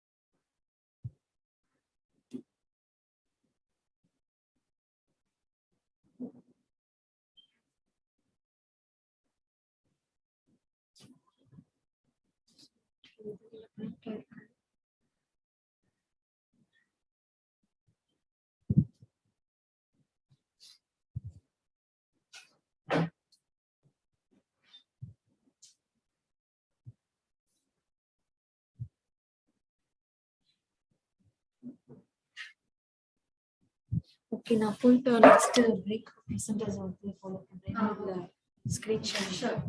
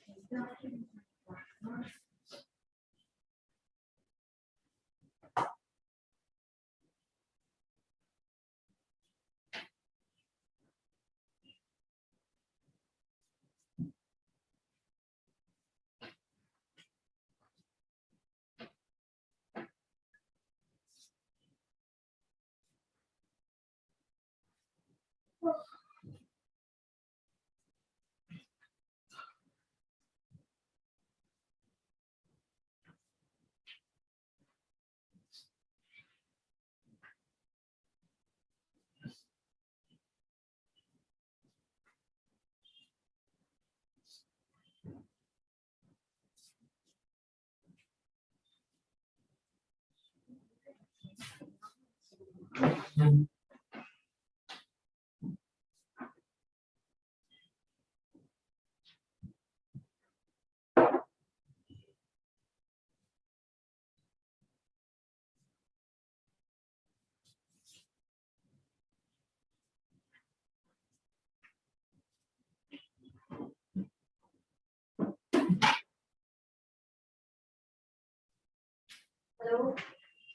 NCR.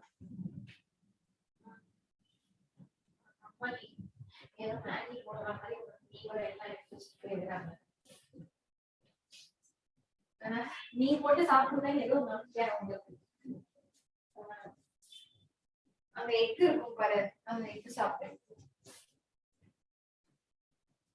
நீ எப்பவுமே அப்படிதான் சாப்பிடுற சாப்பிடாத மாதிரி சொல்லிட்டு இருக்க சரி சாப்பிடு partner I think I have cold and throat pain. Wanapuma. Oh God. Usa mandati nira. Hey, AC மட்டும் கிடையாது. நம்ம ஐஸ்கிரீம் வேற சாப்பிட்டோம் ஸ்வீட் எனக்கு ஆல்ரெடி நேத்துல இருந்து தொண்டை அந்த மாதிரி தான் இருந்துச்சு எனக்கு ஒரு மாறு இருக்கு தொண்டெல்லாம் ஐயோ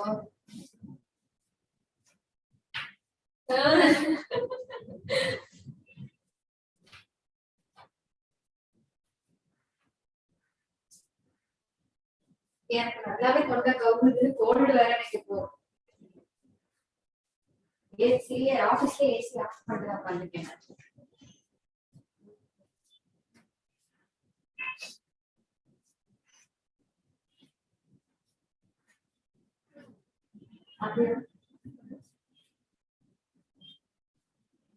அவங்க லஞ்சு வருவாங்க ஆமா அதான் சொன்ன முட்டை இருக்கு எடுத்து கொஞ்சம் சாப்பிடு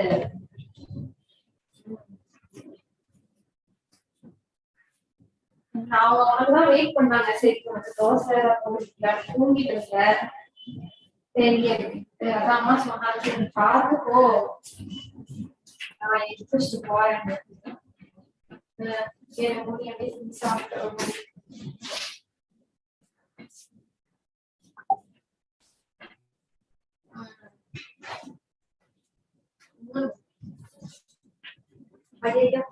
இல்ல மட்டும்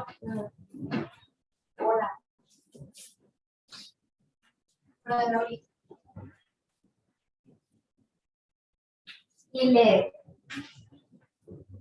இருக்கும்னு நினைக்கிறேன் எஸ் அம்மா வீட்டுக்கு வந்து நீ தேவை அவங்க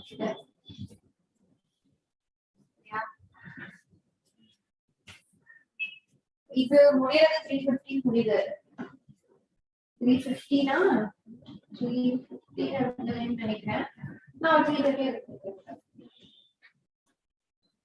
3 எங்க சொன்ன 330 தான் சொல்லிட்டு இருக்கேன் நானு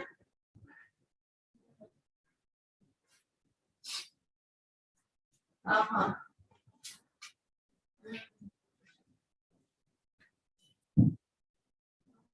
வந்தா கவுதே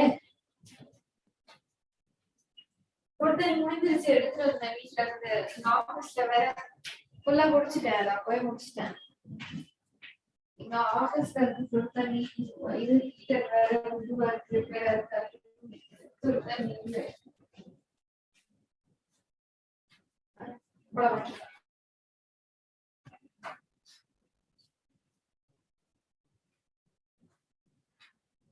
Yay!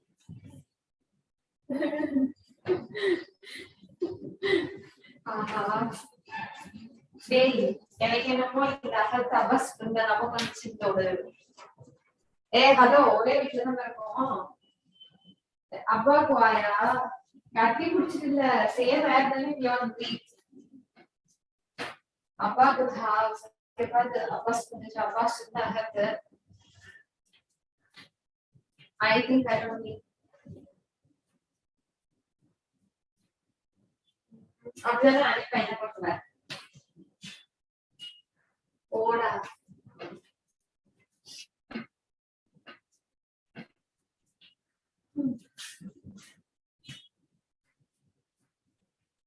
अम्मा को कॉल करी तुम्हारे अम्मा फोन ही रहता है फोन पे सुनता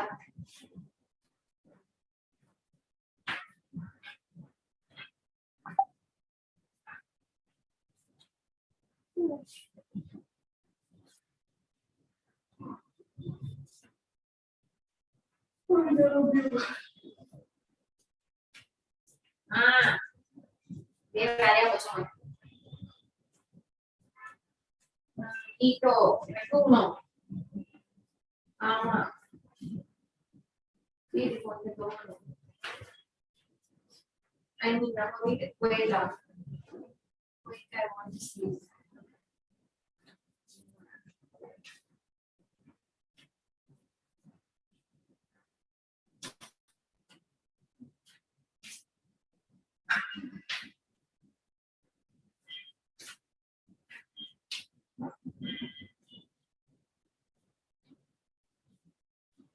Then,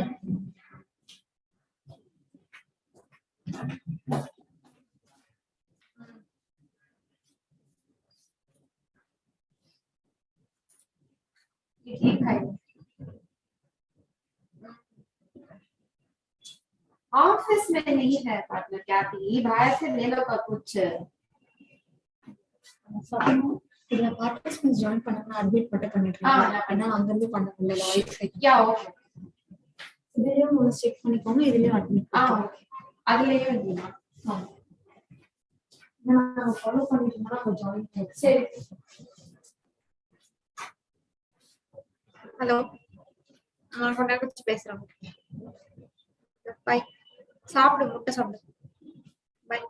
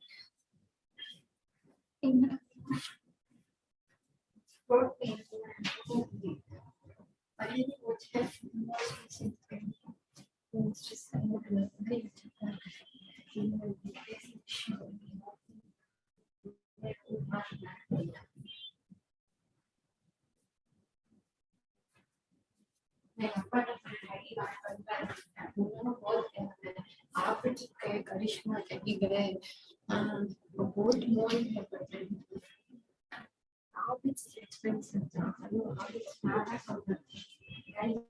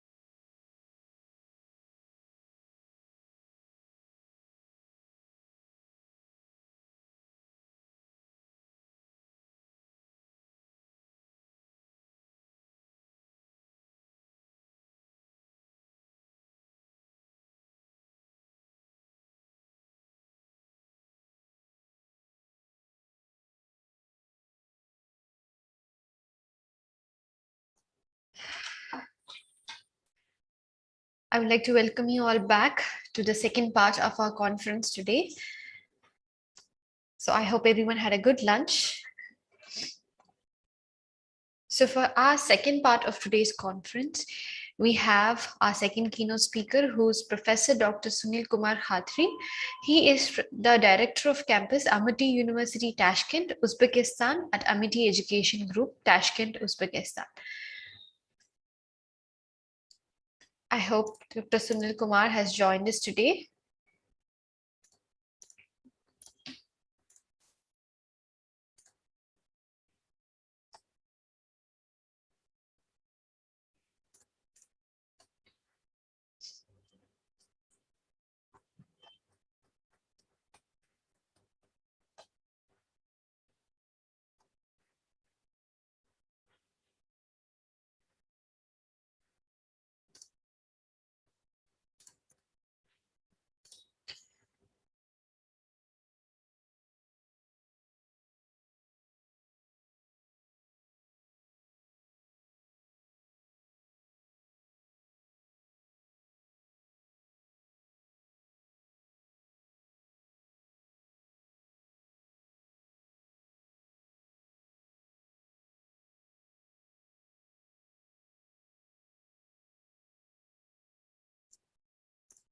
So our keynote speaker would be joining our call by any minute now. So he's asked for a few minutes of time to join in and settle himself.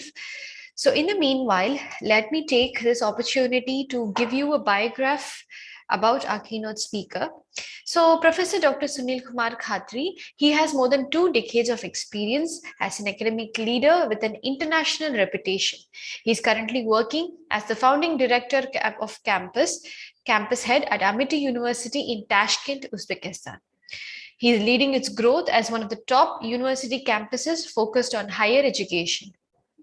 He has established various institutions and departments over the tenure with different organizations. The university has also shared responsibility for international collaborations, research initiatives, academic policy making, accreditation, instructional and pedagogy innovation, learning assessment, and instructional funding. Conferred with honorary visiting professorship by University of Technology, Sydney, Australia in October 2016. He has also been conferred with the INRES Lifetime Achievement Award in 2021, Award of Excellence in Educational Leadership in 2017, IT Innovation and Excellence Award for contribution in the field of IT and computer science education in 2012, and Exceptional Leadership and Dedication and Research in the year 2009. A fellow of IETE, CSR Senior Life Member of CSI, IEEE, IAS, CSIT, and member of IAENG, Secretary in SRE-QOM, past convener, EAC, IEEE, Upsection Executive Council, and past Vice Chairman of CSI Noida Chapter.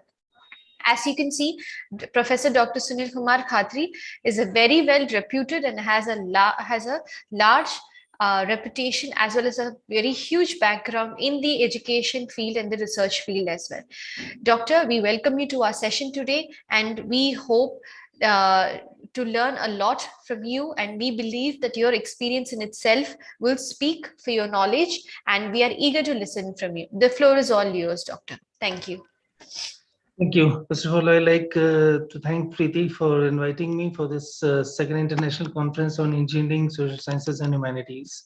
And today, it's a pleasure for me to be on this dais and to share my views on one of a topic of IT. Also, would be glad to listen other experts on the areas from there. Okay, let me share my screen.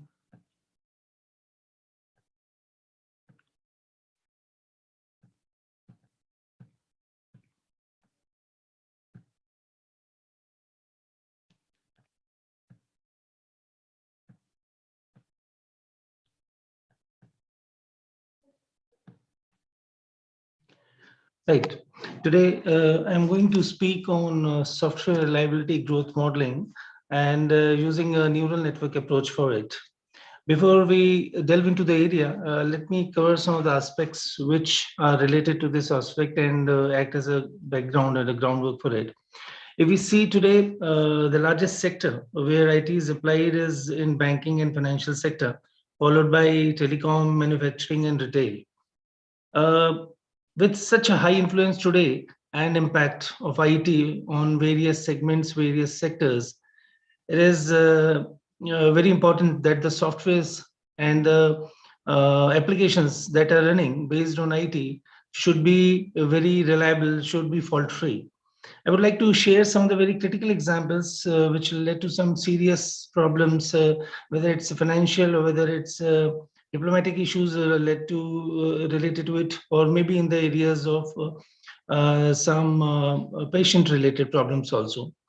This is an example of 1980s when NORAD, which is the North American Aerospace Defense, have detected that US is under a missile attack from USSR at that time. Again, this happened in 1983, but this time it was other way around when a Soviet satellite reported that a US missile is coming. Both of these detections and the notices which came from their defense system were proved wrong. Otherwise, if they would have took some decisions, this could have led to a war much earlier at that time. Another problem which was very seriously observed is related to the ozone layer. In 1978, the project was launched by NASA in Antarctica to monitor and the ozone layer. It took 8 years from there. In fact, it was 1985, very late, and in 1986 early, when they had detected the ozone hole, a big hole in the ozone layer. The reason is, if we look from data mining perspective, there is a concept called noise analysis, or something which is when we do clustering and there are some of the data which is very remote and not similar to other. So those are called extrapolar or noise agencies. And in these situations, these type of problems were not detected. And because of that, such a big hole in the ozone layer got unnoticed for such a long time. There's another example which is of East Texas Cancer Center. This is of THRAC. This is a computer controlled machine which gives the radiation therapy, and overdoses were given because of race conditions in their operating systems. Another problem is regarding a space agency. It is a very ambitious project launched in 1985. It took 10 years, more than 10 years, to and a lot of money at that time by the European Space Agency, who have launched this very ambitious project to have a giant rocket which can take which can take satellites into orbit. But it took just 38 seconds for it to crash, and everything was gone waste. The reason is Ariane 4 had worked in 16-bit space systems, whereas Ariane 5 had worked in 64. Rather than updating that register capacity, they had tried to put a 64-bit data into a 16-bit, and that has given a wrong information. And where there was actually no deviation, it took it as a deviation, and to correct it automatically, it took a wrong turn, which should not have been there. There can be many such examples which are serious enough, whether we look from a financial point of view. If we draw some money from ATM, let's say, and if that software doesn't work well, so there can be two possibilities. The money that can be drawn less or more. If there is some problem, they can be there. If washing machine, which are nowadays smart washing machines or smart refrigerators, smart TVs, they don't work well, they damage themselves, or even, for example, in some cases where related things are there, like foods or clothes. But there are these cases like THRAC 25 or Ariane 5, or such as NORAD system, or the one where NASA has been working on ozone layer. These are very serious issues. There are critical applications where the software cannot fail. We cannot have the possibility or the scope where we can allow the software to fail and to still live with it. When we look for the various reasons why actually the softwares are failing or can be failing in the future also. One thing is there, ultimately softwares are made by the human beings, and as they are prone to errors, and because they are making the logic and the coding for it, so naturally that there can be possibility that something can be missed in softwares also. Another thing which you can see over the last 3 decades is that the softwares are now becoming very complex.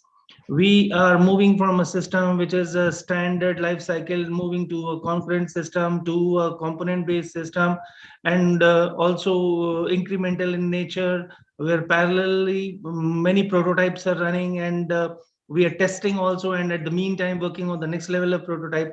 And so many components working together, and they are being developed, or they are being monitored, or even executed at the different places, not all at one places.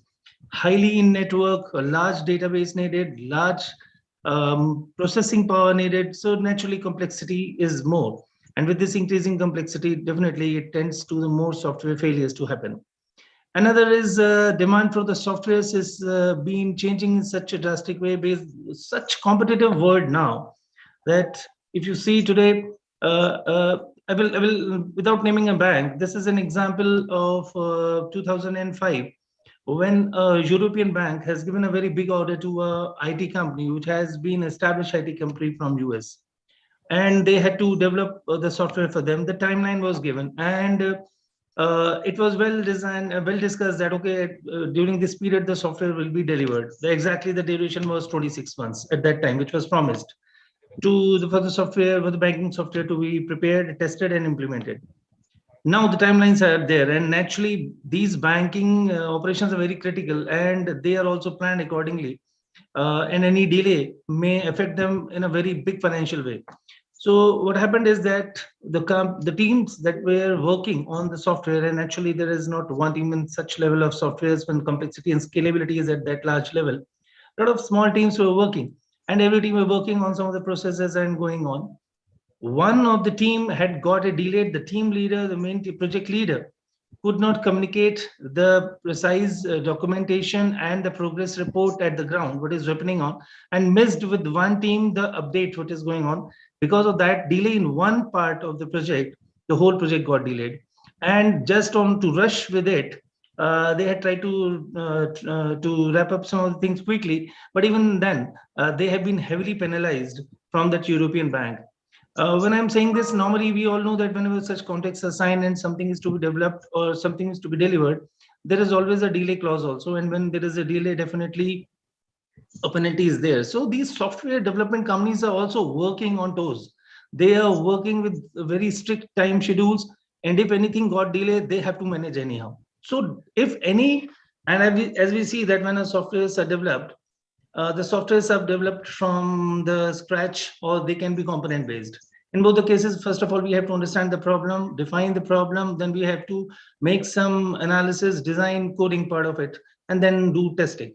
If any of the initial stages got delayed or got extended in their own time period, it is going to affect the subsequent phases. And the biggest loser in any of these cases is the testing part, because if any of these is in subsequently the last before implementation and the pre-implementation training, testing is only there, and that takes a big toll on it in terms of time. You have to run against the time and have to test the software. And whenever there are such large softwares, complex softwares, and you are running behind the schedules, and testing cannot be done completely, it can be problem. If it is done completely, there can be delay, and financial clauses and penalties also there. There is a lot of such issues are there, complex issues, which can also lead to situations when the softwares may not be properly checked completely and on all the exhaustive ways that should be done.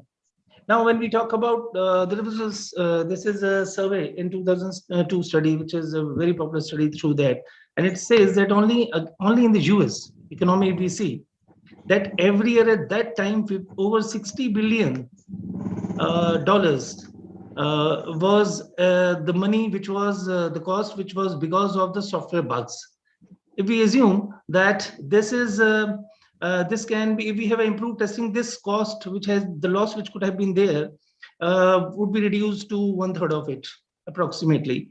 And just imagine, this is a 2002 study, and today we are in 2022, and this is study only of US. So if, and this is what we are talking about, that sometimes these bugs also cost us very expensively, very heavily. This can be either the softwares which are in defense, which can be in healthcare, or which can be in banking, financial, the major critical areas And so what we see are the key issues or the challenges when we are developing a software and we are talking about a software reliability, is that today naturally the softwares are very complex in nature, and the impact of failures, we had seen some of the examples which are very critical. And then there is a question whether we are giving embedded softwares or are we giving embedded disasters if they are not properly tested. So here comes the concept of reliability. And when we say software reliability, it is, we all know it's a standard definition when we say that a software is working in a failure-free environment for a specified period of time. And the two ways to take care of software reliability is either we talk about reliability estimation or a reliability prediction. A reliability estimation is that we try to find a pattern or correlate between the various stages of software failures detection.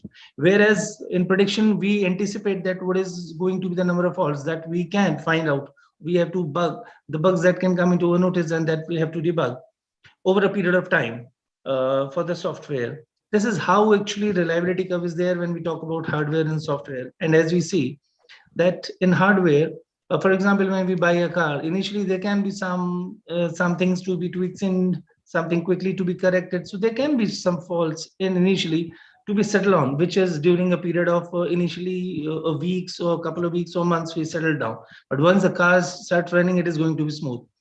But when it starts wearing out, it is going to increase only. This is how the reliability in terms of hardware is there, whether we talk about car or any smart devices today we have, any other. When we talk about softwares, it is not like this, because in softwares we got the upgrades over the period of time, and these upgrades are coming under the various category of maintenance, where we talk about perfective maintenance, corrective maintenance, preventive maintenance. And with every type of maintenance, when we find the faults or we anticipate that these faults can be there, or some changes which the user require in the software, which for example a bank is using a software and they want to update or to add a new component or a new module into it. So that module can be related with other modules, so they can be highly coupled, highly cohesive in nature. And for that reason, there can be ripple effect of softwares errors from one module or one function to another functions of the whole system. So that's why whenever there is an upgrade, there will be suddenly some failures or bugs which will crop in, which will be noticed. Some may not be noticed at all also, but they have to be corrected and then it goes down. But if you see the curve over a period of time, the failure rate naturally it is going to be stagnant, but it is not going to be at the level which is initial. It is going to increase slowly, and it is not going to decrease after that time. This is how actually the software reliability curves works on. And today we talk about the software reliability. So there are different models actually to take care of. These models can be mathematical in nature. These can be analytical in nature. Most popular mathematical models comes under NHPP, and these NHPP models are broadly either exponential, which is a single stage type of models, and S-shape, which is multiple stage models. Both these type of models have the flexibility option with it, depending on the environment in which they are working. We'll see some of the examples at how these models will work. This is a most common model which is used in research, and the preliminary model in the literature survey you will see, which is available for last 50-60 years, given by Goei Lokomotive from Japan. And what this says is that software detection is a single stage process and the removal. So that means the moment you detect a software, immediately you can remove it. So they assume that all the softwares are of same complexity. They are not that complex also. They are simple. And naturally, when these type of models were developed at that time, way back in 60s or 70s, naturally the softwares were not that complex enough. So this model fits well into according to the softwares at that time. And this model detect the failures in exponential nature. Whereas the softwares which started developing later on become more complex. And naturally the faults, and as soon we see that the softwares are more complex, the fault detection and removal with it is not going to be immediate. There has to be some lag, some time difference between the software detection, fault detection and fault removal. That means it has to be a multiple stage process. This model, which is the basic model in that category, is by Yamada from Japan. He is another professor from there. And this Shigeru Yamada had said that it has to be two-stage. That in first stage you detect the bugs, and then in second stage with a time lag you remove the softwares, and that's why if you see this will make a S-shaped type of model. A third type of such variation has come from India, and then one of the co-authors is from US. And what they had said is that all the softwares may not be independent in nature. And that is actually what we see when we run on our softwares and on our machines. So, and even when we are talking about testing also, when we develop a software and we test them, there can be, let's say, 100 number of faults are into it. But you don't have to necessarily detect and remove all 100. Sometimes when you remove 1 or 2 faults, there are 3-4 more faults which were because of them, and since they were corrected, automatically others are got corrected or removed from there. So these softwares, these faults which are main faults which you detect and remove them, these are called leading faults, and other are called dependent faults. So there is a connection, a correlation between leading and dependent faults. Now one can have a question that it is not necessarily that if we try to remove the fault, let's say we have 100 faults and we are trying to remove 2, 5, 10 faults. So there can be 3 possibilities. One is there, we remove 10 faults and 10 will be only removed. Rest 90 will be there. Another is that like in a previous 2 models, one without lag, one with the time lag. In this model, you see that there are leading and dependent faults. That means if you try to remove 10 faults, there can be another 10, 5, 15, 20 faults which can be removed, which are actually dependent on those faults. And once they are corrected, this can be there. Third category is that even those 10 faults which you have tried to remove are not removed correctly. When they are not removed correctly, there can be again 2 possibilities. One thing is that they are just not corrected. So nothing happens bad, nothing happens good. But there can be another variation where we try to remove the faults and you had done something wrong, which has in fact increased the number of faults. So rather than decreasing the faults, you have increased the fault. So this is called imperfect debugging, when you don't correct the faults properly, and that debugging process have some fallacies in it, have some problems in it, and for that reason it has to be debugged and removed again those faults. This is a model for leading and dependent faults, and this is the equation which works. And if you see, if you simply make Q and P, where we say P is the leading faults and Q is a dependent fault. If you take Q is 0, that means there is no fault which is dependent, and only the faults which are removed are only removed. There is no fault which automatically get corrected. Then this equation will exactly become the first model, which is from that GEO system. And these are the various parameters through which we check that which type of model suits, because every model has been designed with the different assumptions and for a different environment. For a particular environment in which the software is running, one software reliability growth model may be fine, another may not work well, another can be just okay. And how you can find out that which model works well. So actually there are these parameters through which you can check that which model fits well into your environment and your software development process, and then you can accordingly use it for estimation and prediction, so that software which is developed is bug free, failure free, and it has to be as effective, and also should not lead to any loss, whether it is financial in nature or even natural or related to life.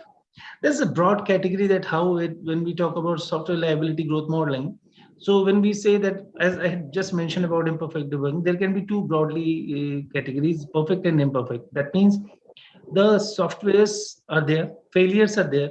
Moment you these bugs are noticed, you notice and you remove them, maybe immediately, maybe with a time lag. That is whether a single stage, 2 stage or 3 stage process.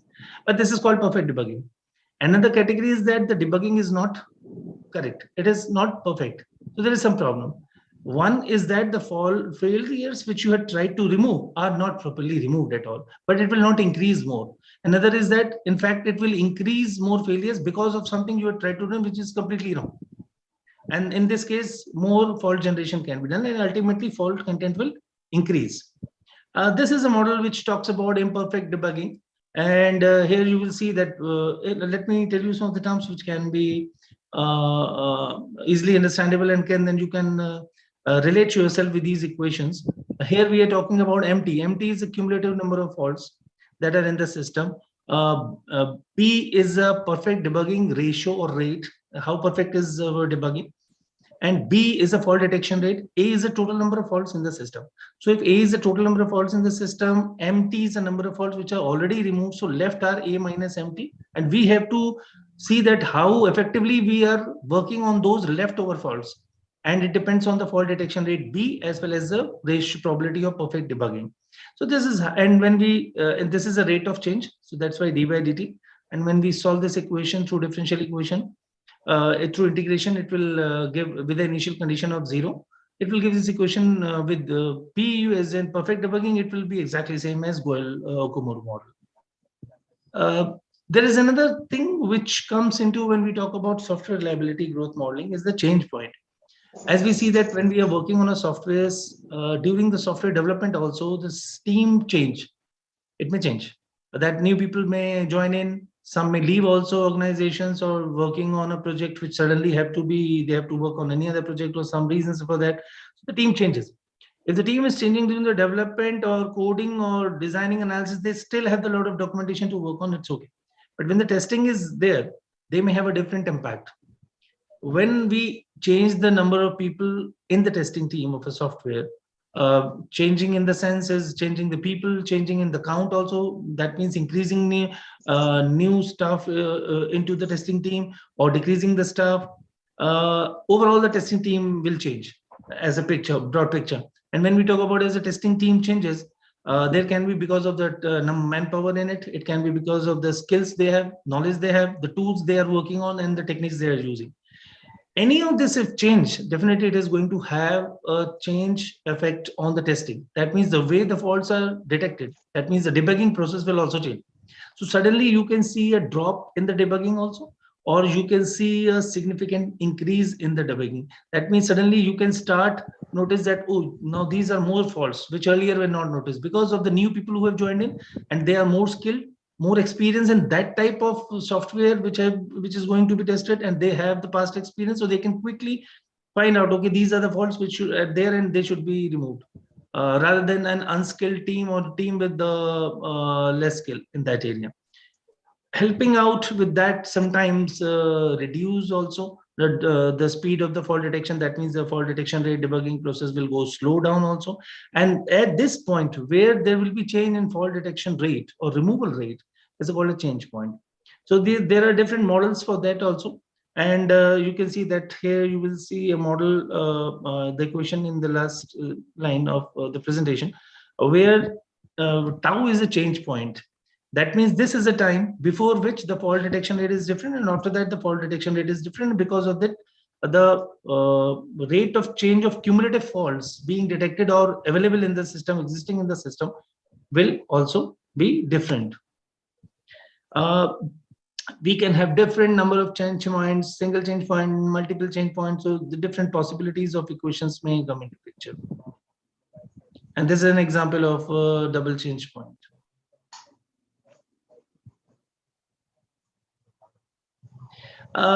Till now, what we had discussed is the mathematical modeling, where we are completely using the non-NHPP process and using a MLE system, likelihood estimation, through which we detect the softwares and detect the faults, and software such as SPSS or R comes very actively supporting into it. But there is another dimension which has been added. This has started in 90s when the soft computing has been used into software reliability growth modeling for estimation prediction both. The first time this work was in US that was done, and subsequently China had done a lot of work using soft computing in reliability over the last couple of decades. One of the areas is neural network, another way is SVM, support vector machines. Then we can use the genetic algorithms also, some authors have used. Another way is to use the nature-inspired algorithms that such as swarm optimization. Today's my focus is going only to be on ANN, which is one aspect. Because of the time constraint, we cannot touch all the aspects. So how actually neural networks can be used for reliability growth modeling. This is the general concept of neural network we all know, so I will not go into that part in detail. And how neural networks have started. As I had mentioned that it was actually Karunanidhi way back earlier in 90s who had worked on neural network architectures. And he was the first person who had used the connectionist models for growth predictions of reliability. Subsequently, Scherer, Su, as I had mentioned, that Chinese people had worked a lot in the last couple of decades. And the Su was the first one of them who had proposed a system making a weighted combinational model, like the terms we know about in data mining or data warehousing. There, when we do the clustering or classification, when we do the classification, there is a concept of bagging and boosting. So bagging is something where you simply take the different models to predict the result and see that which models give the most common results, and we take that as a result rather than going with all. There is another way which is called weighted model, and this is called boosting in mining. That is something technique which has been first applied by Su, but there are a lot of problems which we had also seen, and then I tried to work on it during the day. So neural networks can be used for different, this is one example where we have used, for example, that means neural networks for using two types of imperfect debugging. As I said, that imperfect debugging can be where you are not correctly removing the faults, and another type of imperfect debugging is where you are doing incorrectly and increasing the fault. So fault generation is also there. So this model has worked on that, and this is how the results were calculated and the comparison of their results. And if you can see that we have tried to compare that how if we can use neural network in this dimension. For example, in this case, the mean square error, which was 121 to 108 in those data sets with those models, had come down to less than 30. Similarly, you talk about RMSP moving from 11 to 5 to 5.5. So this is that means we had tried to use soft computing techniques, particularly artificial neural networks. We had also tried on SVM MGA, but SVM had not given that good results in case of reliability compared to neural networks, and most of the authors had been working on neural networks applications also. These are the graphical representations of growth pattern, a prediction of reliability over a period of time. Another category where neural networks can be worked in software reliability is when you have different types of faults. As we have discussed, there's two models are there, where single stage and two stage models. Geo and Lambda, but there can be various types of faults with the complexity. Naturally, all faults cannot be either one stage or two stage. So there can be severity. Here, this example of Kapoor et al. Talks about three types of faults, depending on the complexity, which are called simple, hard, and complex. But yes, it is again three. We can have n number of. So this model, if you see, is a three-stage model. But if we try to generalize it, there can be n level, and every level will have a different. So if you see the neurons in the middle layer, which is hidden layer, every neuron is representing the complexity. So the first neuron on the top is talking about all the faults which are simple in nature. That means single stage. Then we have two stage, three stage, and n stage. So this type of neural network can cover any number of stages of the complexity. And this is how we had tried to find out the results of it and come to these conclusions. Another area where neural networks can be worked is in ensembling, combining the various neural networks results or a prediction or modeling base for a simple environment. Sometimes one model, as it was talking about, that different models may fit in differently in different environment. So even one neural network may not fit well in all the environments where the software is developed or going to be used. So definitely we can use an ensemble combination of neural networks, and depend on the various complexities, depending on the conditions such as testing effort, change point, domain system where they are working, depending on the different type of imperfect debugging. So we can come out with different neural networks of different assumptions and environments and take the results from them and then ensemble them using either bagging or boosting. This example talks about boosting, which we have used, where we have used three components, and every component is talking about three different environments in themselves, and this is how results have been done. So if we talk about, as you know, I'm now coming to my conclusory slide also. As I said that when we talk about reliability, it is a very important component today. If we see everything around us, everything is on softwares, everything is IT driven. Everything is embedded. Whether we talk about smart watches to smart washing machines to refrigerator to televisions to mobile phones to cars, And these are our basic use things which are used in our basic daily life. But I had also given examples which are very critical in nature, whether it's a defense system or healthcare or banking financial sector. So the failure impact may vary from negligible to very critical. And when the softwares which are very critical, very complex, very scalable in nature, and already very large in nature, then in that case, we cannot compromise on the software aspect, and we have to make sure that softwares are failure free. So reliability is a very important aspect from that dimension. And today I had touched on two areas. One is the mathematical modeling driven, which has been conventional, traditional over the last 50, 60 years, people have been working on it. And another is that which has people are working for the last 20 years in soft computing. And I had touched on the area of artificial neural networks. I hope I had tried to give some few insights into this. It's a very broad area, very exhaustive in nature. But definitely, if anyone who is interested to go more into it can study and is always welcome to be in touch to ask the questions anytime. Thank you for giving me this time to be here and give my presentation. And that's all from my side. These are some of the few references which we have talked about. Yeah, thank you. Thank you for the session, Doctor. So are there any questions that anybody would like to ask our keynote speaker?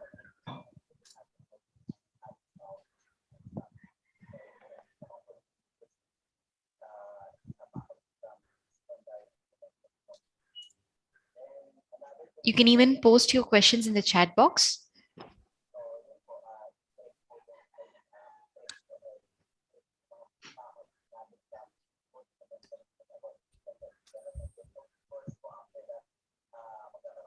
Fine. I think Preeti, anyhow my contact details are there. So if anyone like to have any question, they can write to me also.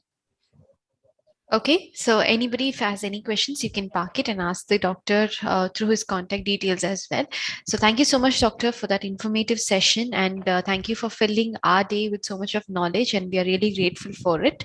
And on that note, let us proceed to the technical session part 2 of our day. And I would like to welcome all the participants to this technical session.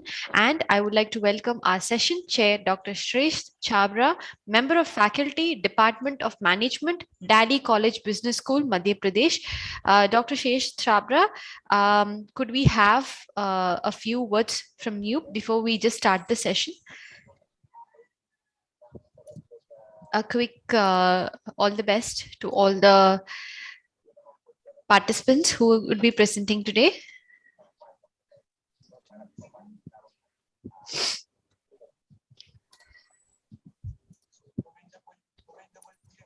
Dr. Chabra, are you with us?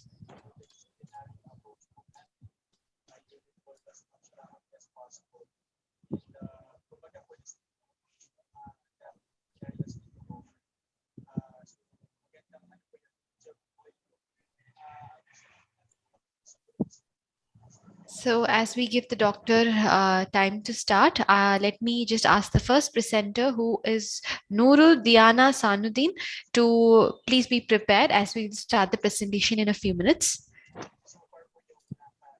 I repeat, the first presenter is Nurul Diana Sanuddin. Please be ready with your presentation.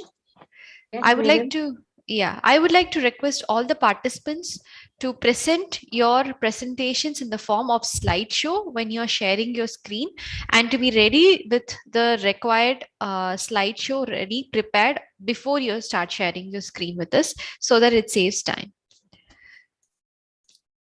Also, let me remind you all about the time limit that has been already communicated to you. So kindly please keep within the required time limit that has been communicated to you, so that everybody has an equal chance of presenting their papers.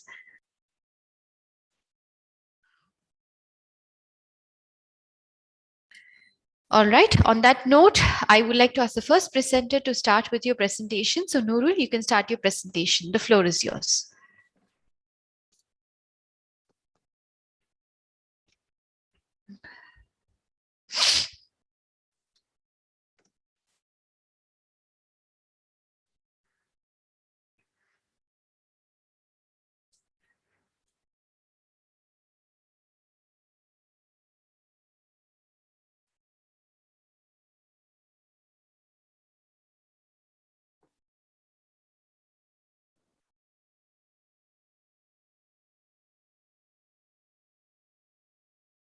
Okay, thank you, Chair, persons. Okay, a very good evening to the moderator and to all the participants. Okay, my title is Physical Activity, Cardiorespiratory Endurance and Prevalence of Obesity based on Socioeconomic Status of Family among School Children. Next, I'm Nurdiana Benti Sanuddin, Senior Lecturer from the Faculty of Sports Science and Recreations from the University Technology Mara Pahang Branch, Malaysia. I am very active in writing journal articles and very active in academic world seriousness and consistency in the research, grant, publication, and writing. Okay, this is my abstract, and I will explain more in the next slides for this study. The introductions, Malaysia is currently experiencing a rapid development process due to the increase in the socio-economic development. This progression indirectly impact the demographic and socio-economic profiles of the populations. Socio-economic status is one of the important factors affecting children's sports activity. Children with a low socio-economic status are less enthusiastic about the participating in the sport competition because they are more likely to have a fun outdoor compared to the children with a high socioeconomic status. The high socioeconomic status of the family could contribute to the obesity issue and leads to the inactive lifestyle. Therefore, this study determined the influence of the socioeconomic status of the family to the physical activity level, physical fitness, which is the cardiorespiratory endurance levels, and the body compositions among the school children. The children were divided into the three household income, which is the high, middle, and the low household income of the family. The methodology for this study, the design used in this study was a cross-sectional study focused on the school children aged between 10 to 12 years old. This study was designed to explore the differences between the physical activity, cardiorespiratory endurance, and the body composition based on the socioeconomic status of the family.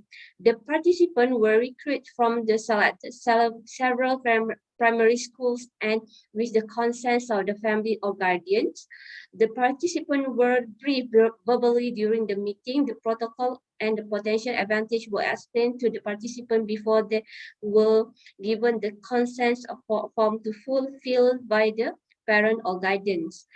The approval was obtained from the Education Planning and Research Department, the Ministry of Education Malaysia, and the State Education Department as well. Before the participants are involved with the study, they are need to do the health screening. First, if they are healthy and pass the health screening, then they will participate in the study. The participant was perform 1,600 meter runs or walk, measure the weight, height, and answer the questionnaire about the children's leisure activity study survey. And a non-parametric task, which is the Krawalis test, were selected to analyze the differences of the socioeconomic status of the body composition, total minutes of the physical activity, and the VO2 max, which is the cardiorespiratory endurance levels. Next, the results of this study. The table shows the descriptive analysis of the body mass index, the VO2 max, and the total spend time of the physical activity among boys and girls, including the means and the standard deviations. The means of the body mass index for the boys is 20.63 kg per meters, lower than the girls, which is recorded 22.58. For the performance of the VO2 max, both boys and girls recorded have the almost similar value, which is the 42.13 milliliter kg per minute and 42.86 milliliter kg per minute respectively. Next, the boys spend more time for the physical activity compared to the girl, where they have spent about 676.62 minutes per week, where the girls spend about 582 0.05 minutes for the physical activity. The result for the applications of the Kurkawalis to determine the differences between the three socio-economic group. The table to display the result obtained from this analysis is for the boy, all the parameters revealed that are significant difference between the three socio-economic group, which is the height, low, and middle income have the have the differences. Where the girl group discovered that only time spent on the physical activity show the significant difference between the three socioeconomic status group.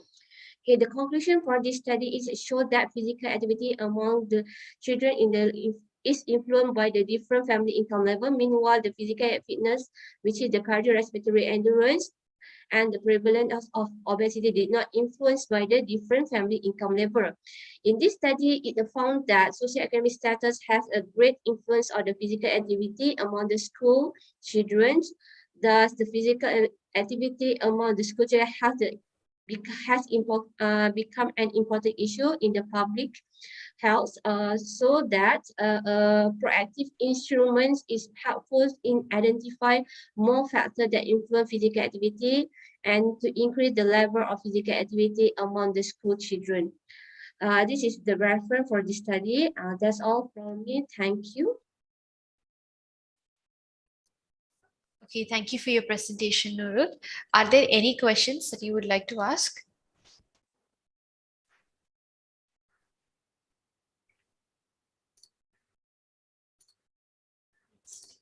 All right, moving on to our next presenter. So I'd like to invite Shivani Mamdain, new grade game, Russian, Chinese energy dynamics in Central Asia. The floor is yours, Shivani. Can you hear me? Yes. Okay.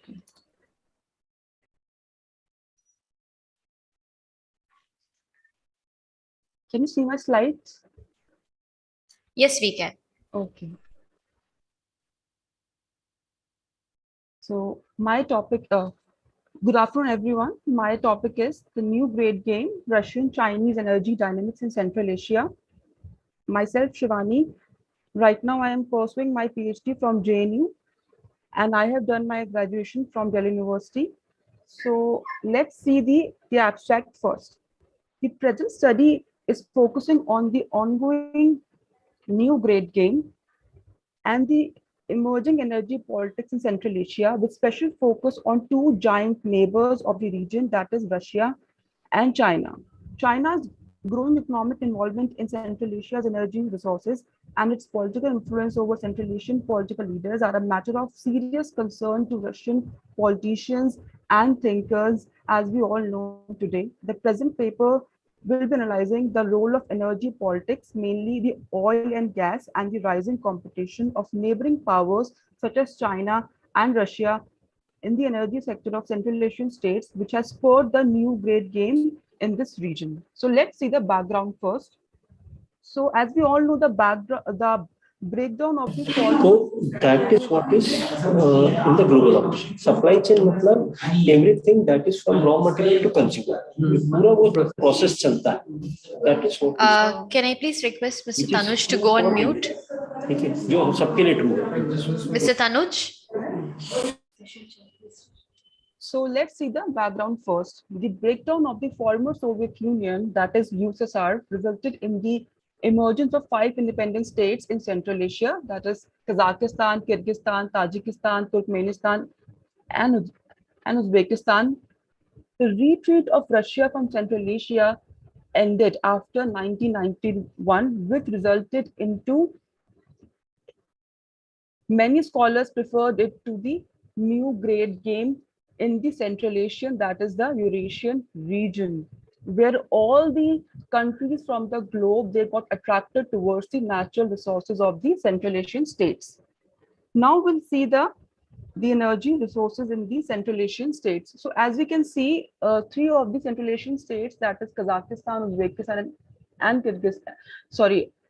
Turkmenistan, they are known for the gas, natural gas, the oil and coal, and the other 2 Central Asian states, that is Kyrgyzstan and Tajikistan, they are known for the water resources. So here the main focus will be on Kazakhstan, Uzbekistan, and Turkmenistan, because we'll be focusing on the gas and oil aspect of the Central Asian states.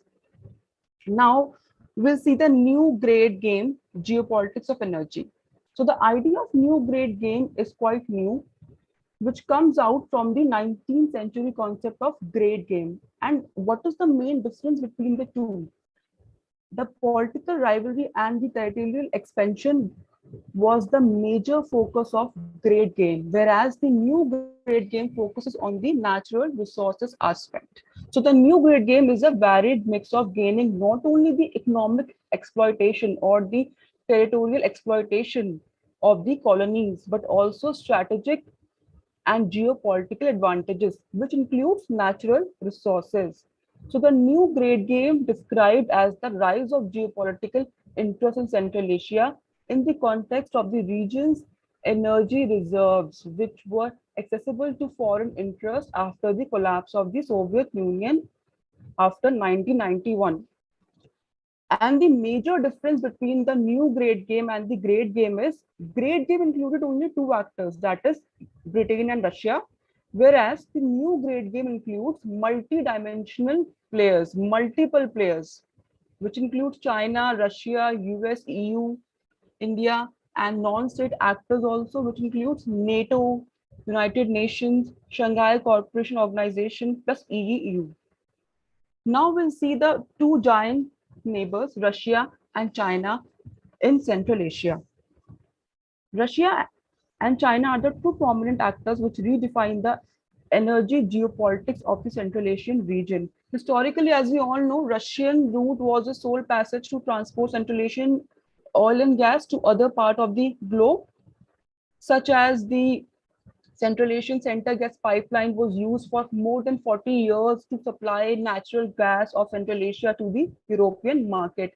But after 1990, soon after the independence of Central Asian states, especially after 1997, China started collaborating with Central Asian republics, soon after realizing the energy significance of the region. For example, Chinese company China National Petroleum Corporation, it entered into Kazakhstan in 1997, and later on the partnership resulted into a landmark project, that is Kazakhstan-China oil pipeline.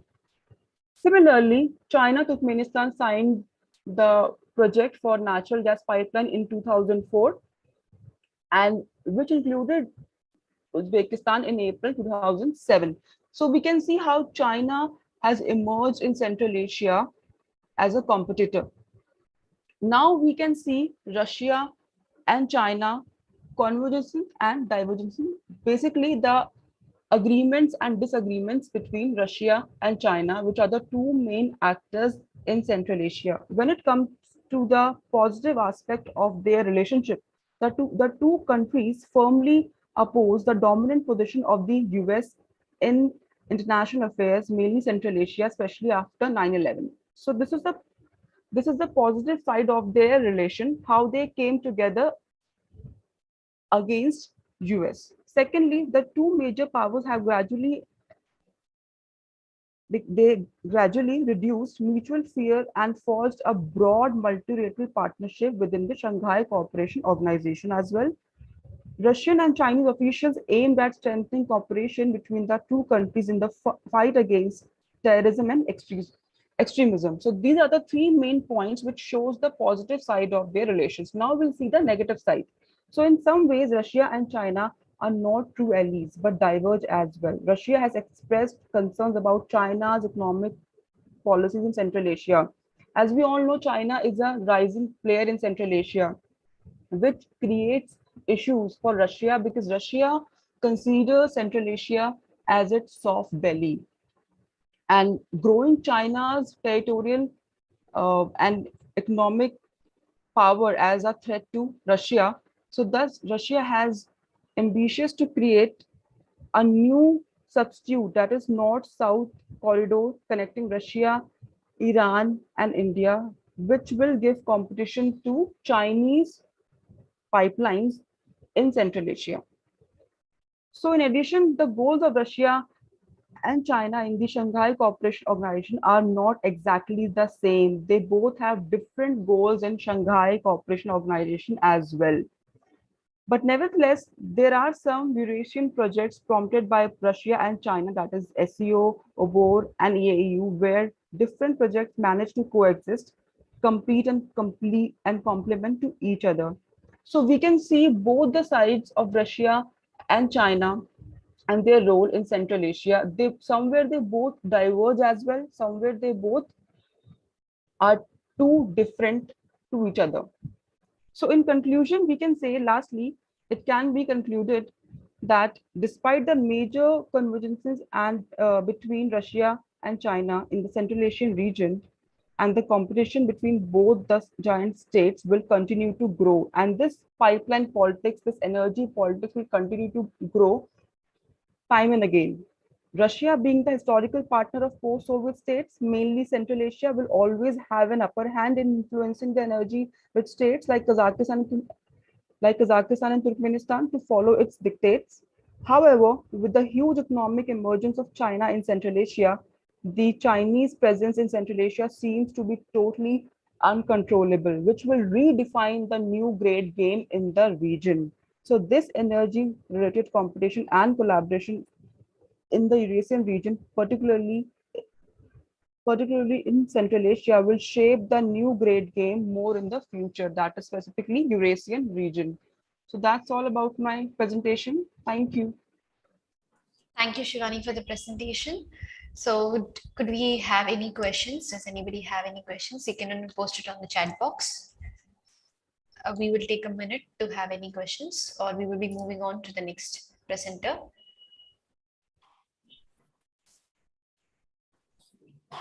Any questions about session chat? Are there any questions of this session chair who would like to ask the participants? Yeah, thank you, Preeti. Shivami, are you there, Shivami? Yes, I'm here. Yeah, Shivami, I must compliment you first thing on that thing, that you have picked up the right idea on the geopolitics energy. Okay, only one question which I would like to ask. That given the present situation of Russia, we will understand that there is a tension going on in that region. So given the present thing, how would this change? How would this energy idea would change? Would it have any impact on it? Yeah, it will have, because Russia and the Central Asian region, they have a lot of what would I say? I mean, they have an upper hand in terms of natural resources aspects, and they can actually pressurize the West for that, because they don't have energy. So energy can play a big role on that, because European is a big market for the Russia and Central Asia, plus Central Asia and Russia, they are a big market for energy for them. So this is a two-way process. So if one side will back out, the other one will be suffering. But in this way, both will suffer. Like if we see the Ukraine issue, Ukraine is the route for natural gas supply for European market. So because of Ukraine and Russian bad relations, now the natural gas supply to Europe, it will be affected. Sure. So this will be the one aspect one can see through this, that basically the energy route will be suffering now. Okay. Thank you very much. Any other questions, anyone? All right, Shivani, can you stop sharing your screen? Okay. So shall we move ahead to the next part? To the next one? Yes, doctor, we can move ahead. So I would like to call Noor Azura Abrahaman on the implications of pornography addiction among adolescents. Noor Azura Abrahaman, the floor is yours. You can take over with the presentation. Thank you,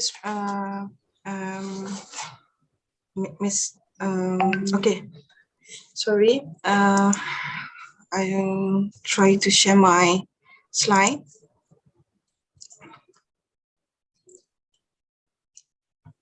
Can you see my slide? Yes, we can. Bismillahirrahmanirrahim. First of all, good evening to all members of audience. This is my topic, the implications of pornography addiction among adolescents.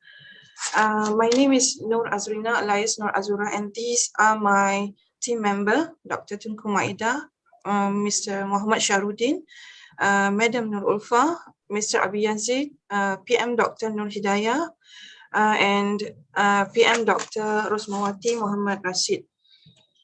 I am a senior lecturer from University Technology Mara, Academy of Contemporary Islamic Studies, and here is my academic qualification. And my presentation outline is consists of abstract description, conclusion, and appendix. This is my brief abstract. There has been an uncontrolled increase in the use of internet among adolescents, which many are involved in pornographic activities since the implementation of the COVID-19 pandemic movement control order. The objective of this research is to identify the threats and the effects of pornography addiction on adolescents. Considering the dangers of pornography, the author conduct this research. This qualitative study get insights into pornography phenomena among adolescents and the pornographic implications on the nervous system of the human brain. And the study is utilized the document analysis methods by selecting the relevant articles in gathering the research data.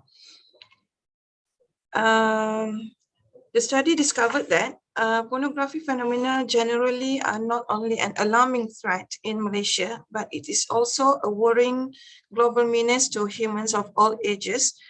The Z generation between 11 to 22 years is in an utmost high risk due to the group's close inclination attributes with the cyber world.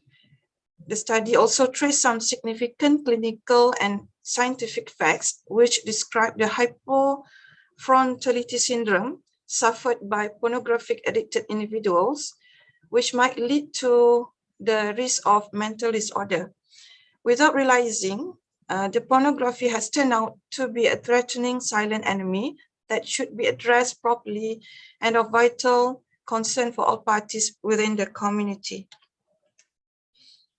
And this is a bit of description, which we may know here that pornography can be defined as any material, either pictures or words, that is sexually explicit, a word that can represent a sexual idea openly or overtly through drawing or writing.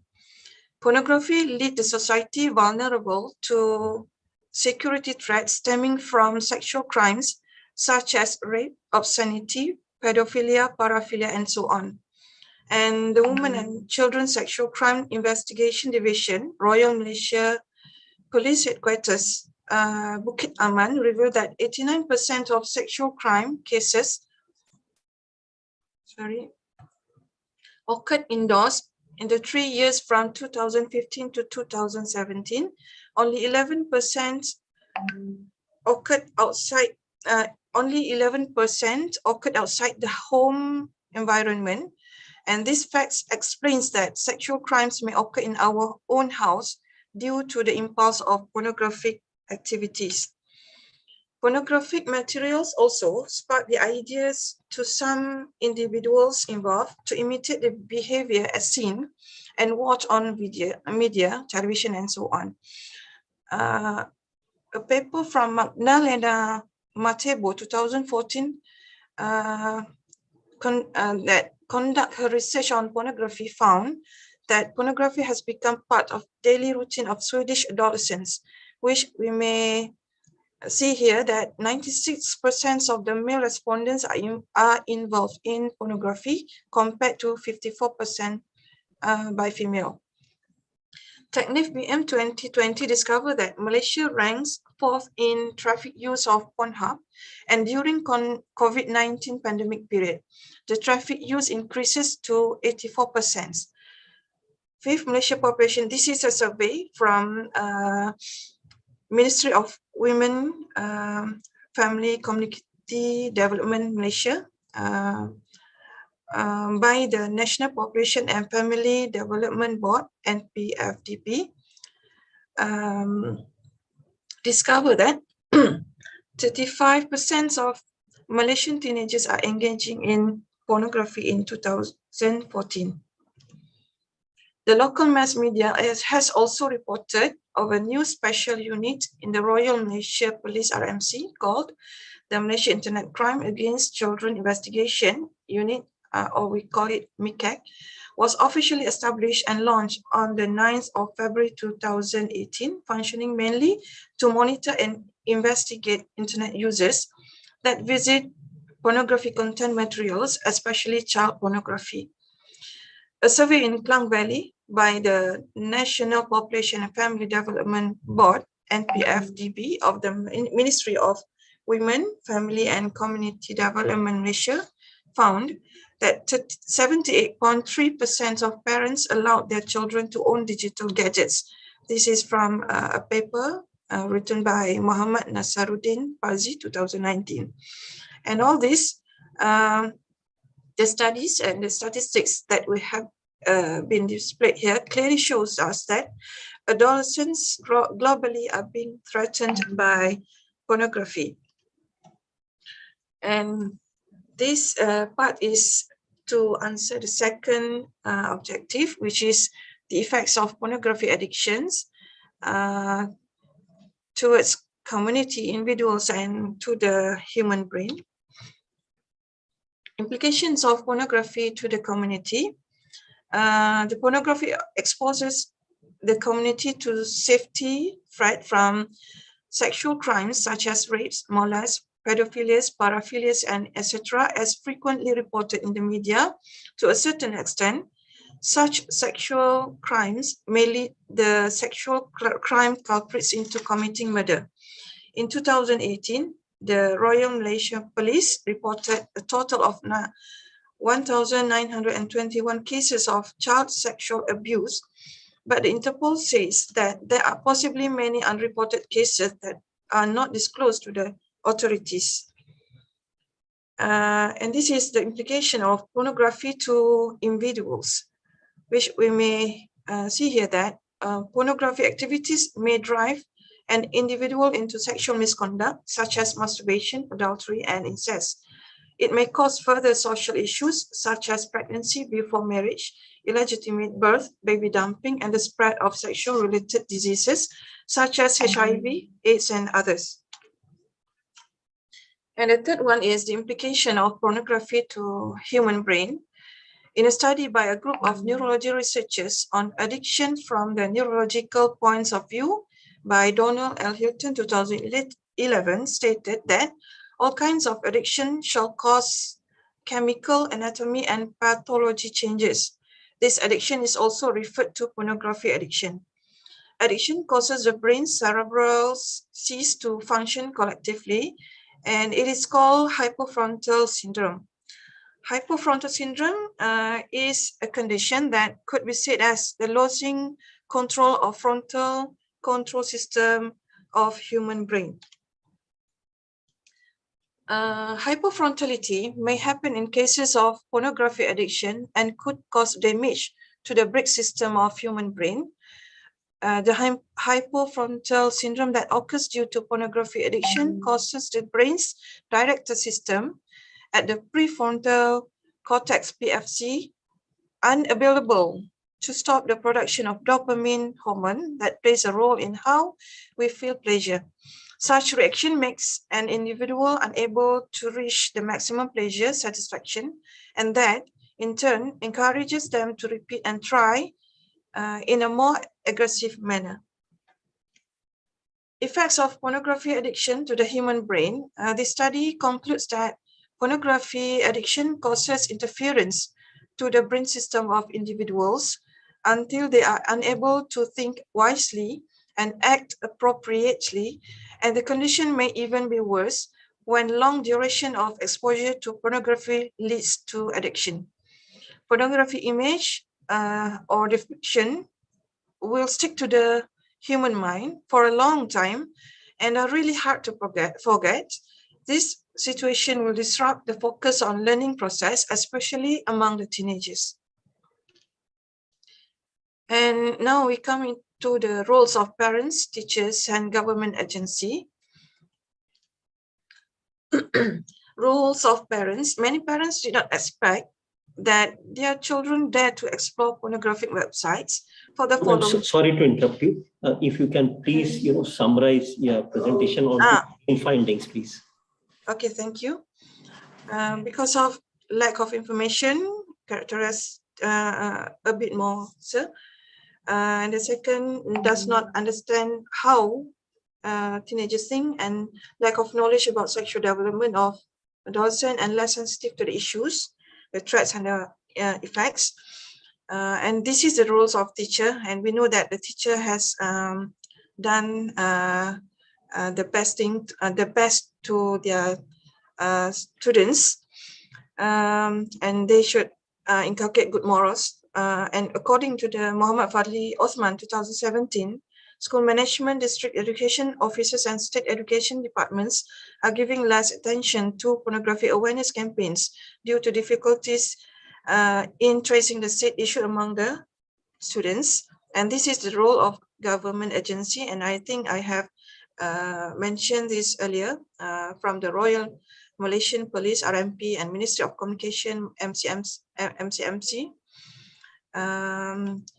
And the conclusion is it is impossible to separate Z generation teens from the internet world due to their characteristic, because these are the characteristics of Z generation: internet generation, digital literate, connected, immediate, social, and visual and kinesthetic. And therefore, they need to be aware of the integrity of using internet access to avoid misuse and internet abuse. Pornography affects their intellectual competency, physical health, emotional well-being, and even disrupt morals.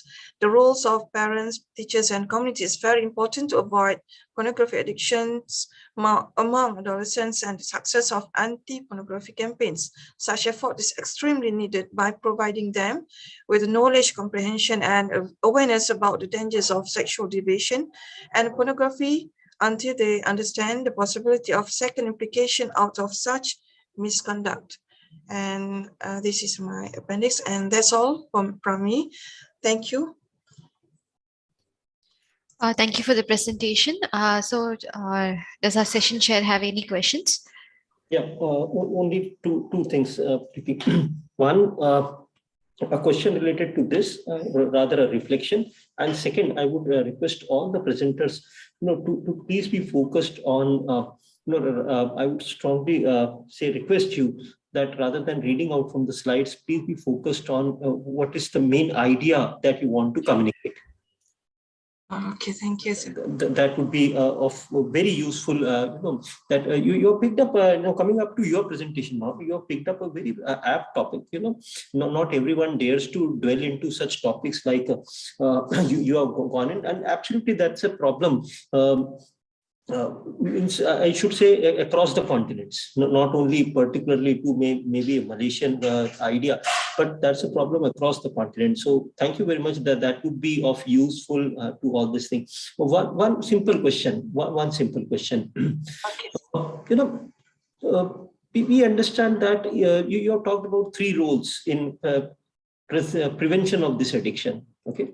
Yes. You talked about parents, you talked about role of teachers, community, and government. Okay. Yeah. If I have to ask you one party out of it that which is the strongest one that can control this thing, that can help control this thing, then which one would you pick and why? Yeah, I think question the biggest role is from the government, actually, that the government should use a plan to how to manage the problem. Maybe what we call it,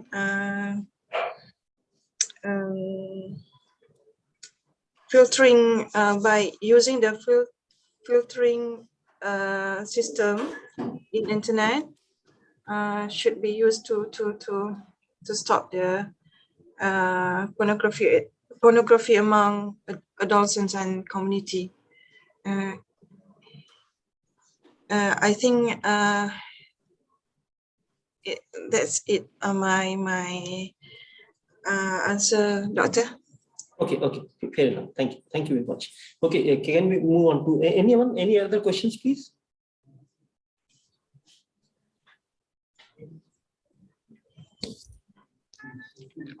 Okay, if I not, think let's move on to the next presentation. So can I call on MSNB Kuzamu, correlates of school support and after school activities to academic performance of the TAO students athlete SY 2018 to 2019. MSNB Kuzamu, can we have your presentation, please? Thank you. And could you please unshare your screen, Norazura, so that the next presenter can share their screen? Sorry.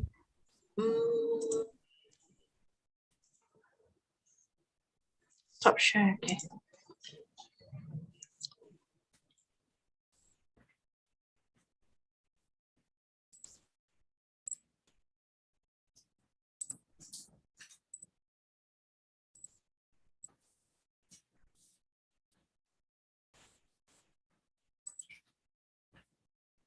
Can you see my screen now? Yes, we can. Am I audible to everyone? Yes. Okay, thank you. So let's start. Good afternoon to all the participants and to our organizer. Thank you so much for inviting us and to be part of this great event, the second International Conference on Engineering and Social Sciences and Humanities. Our title is Correlates of School Support and After-School Activities to Academic Performance of the TAU Student Athletes for school year 2018-2019.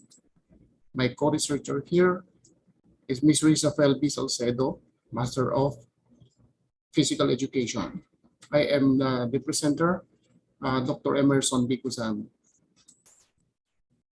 So here is our brief biography. And let's start with the abstract. So here's the abstract. The purpose of this study is to propose a sport development program for the university by determining how the school support and after-school activities affect the student athlete performance of the Tarlac Agricultural University. So this study aims to determine the importance of school support and school activities of student athletes of the Tarlac Agricultural University. And the study made use of descriptive correlational research designed to find the relationship of the variables involved. The salient findings from the study are as follows: that there were more male student athletes than female. Most of the student athletes involved in ball games as a sports discipline, and most of them were middle performers. On the school support, the student athletes of the university has training and coaching allowance, but claim that they not have monthly allowances at this insurance and housing.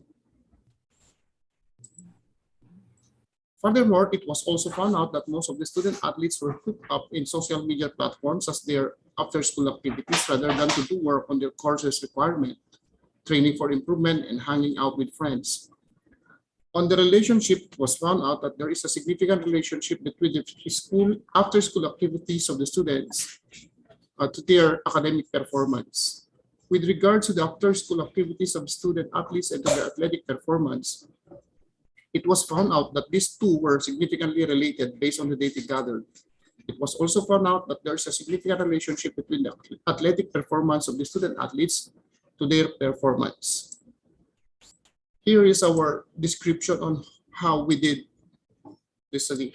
So we have the independent variable, which is the after-school activities and school support, and correlated with the dependent variable, which are the academic performance and athletic performance. And after that, after finding for the relationship, then we have to make a proposal on how to develop a sports program for the university. So this school support includes, school activities includes making assignments, dealing with friends, going out, social media platforms. And for school support, these are allowances, housing, medical support. Okay. Then for the academic performance, we have to look for the grade point average of student athletes every semester. And then their athletic performance is their performance during games, regional games, or national games. And after that, looking forward to that, we have to, based on the results, we have to propose some sports development program. And most of these are the conclusions based on the findings that most of the student athletes were middle performers and prefer ball games as their sport discipline. School support is not adequate to maintain student athletes in order for them to perform well. Most of the student athletes were hooked up in social media rather than have their focus in doing their courses requirements and training. After school activities of student athletes were significantly related to their academic performance. After school activities and athletic performance of student athletes were significantly related. And the last conclusion is the athletic performance and academic performance of student athletes indicates relatedness. So with this conclusions, here are our appendices. Thank you very much for listening. Good afternoon. Thank you so much for the presentation. Session Chair, do you have any questions? Yeah, thank you, Emerson, for a very crisp type of presentation. Now, I have two things to ask, Emerson. How did you arrive at that relationship, the conclusion that you have shown to us? What was the research that was conducted? The relationship that was conducted, we performed using the Pearson correlation, both for the grade point average between the school activities. Then after that, we look for the correlation also of the after school activities to their athletic performance. Then after that, the relationship between athletic performance and academic performance. Okay. So how much data did you collect? We look for the data for this one is, we determine first the support given by the university to student athletes. And then we also determine the after school activities of the student athletes. Then Emerson, my question is that how many did you contact? We have 50 student athletes. 50? Yes, sir. Okay, and more than this, how many schools or universities were contacted? This 50 came from only one university, or this would spread across? Spread across, sir. Coming from different teams of the university. Of the same university? Yes, yes. Okay, so this means this is a case study essentially. Okay. Yes, yes. Okay, thank you very much. Anyone, any other question? Okay, if no questions. All right, if there are no questions, then let's move on to the next presentation. So the next presentation is Yayan Eric Stiawan, the effect of curiosity on self-confidence and persistence. So let's have Yayan Eric Stiawan. Yes, sir. Yes, madam. All right. I'm ready. Can you unshare your screen, Emerson? Thank you. Yes. And the floor is yours, Yayan. Tapos na ako. Bilis lang naman pala yung tanong. Ang bilis naman pala yun. Okay, can you please mute yourself? Kasi kung sabi nila ano, Emerson, can you mute yourself, please? Ko lang yung 10 slides. Emerson, can you mute yourself? Please mute yourself. Ako sabi nila walang nakasulat ano kasi yung sinusulat. Hello, Emerson. Hindi na. Basta nagpa-plus So we will mute Emerson. Yeah. Sabi mo na lang. Pinagandaan ko na. Okay. Thanks, madam. Hello. Yes, yeah, you can go ahead. Assalamualaikum warahmatullahi wabarakatuh. Bismillahirrahmanirrahim. Alhamdulillahirabbil alamin. Thanks to Allah Subhanahu wa Ta'ala and my both parents who have provided prayer and motivation for the author to continue to be enthusiastic in learning. Thanks to Rector of the Islamic University of Malang and head of the Institute for the Research and Community Service and the Islamic University of Malang who have funded this research activity. In my research is my title, The Effect of Curiosity on Self-Confidence and Persistence. My name is Yayaneri Setiawan and my co-author is Khairuddin and M. Sayyidul Abrori. I'm from University of Islam Malang and Khairuddin and Sayyid Abrori from Ma'arif Institute of Islamic NU Metro Lampung, Indonesia.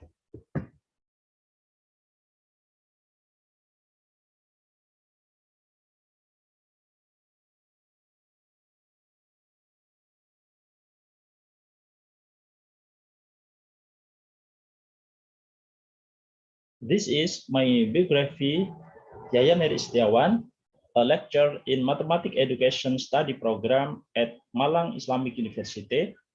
He teaches trigonometry, linear algebra, vector analysis, number theory, and mathematics learning problems. He also actively writes various books of mathematics learning from junior and higher and senior high school, as well as articles considering mathematics education, thinking disposition, error analysis, developing learning models, and reasoning.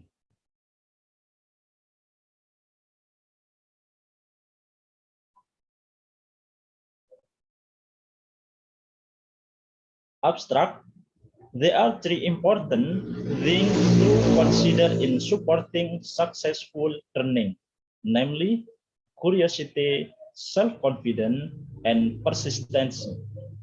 The purpose of this research was to determine the effect of curiosity on self-confidence and persistence. This type of research is quantitative research. The sample of the research was 65 students in one semester of the Mathematics Education Study Program at the Islamic University of Malang. The data collected in this research is the result of a questionnaire about curiosity, self-confidence, and persistence. The questionnaire in this study consists of the questionnaire about curiosity, self-confidence, and persistence. The questionnaire used in this study has met the validity and reliability. The result shows that curiosity has a positive effect on self-confidence by 19.6%, and curiosity has a positive effect on persistence by 38.4%. This means that the effect of self-confidence is higher on persistence than self-confidence.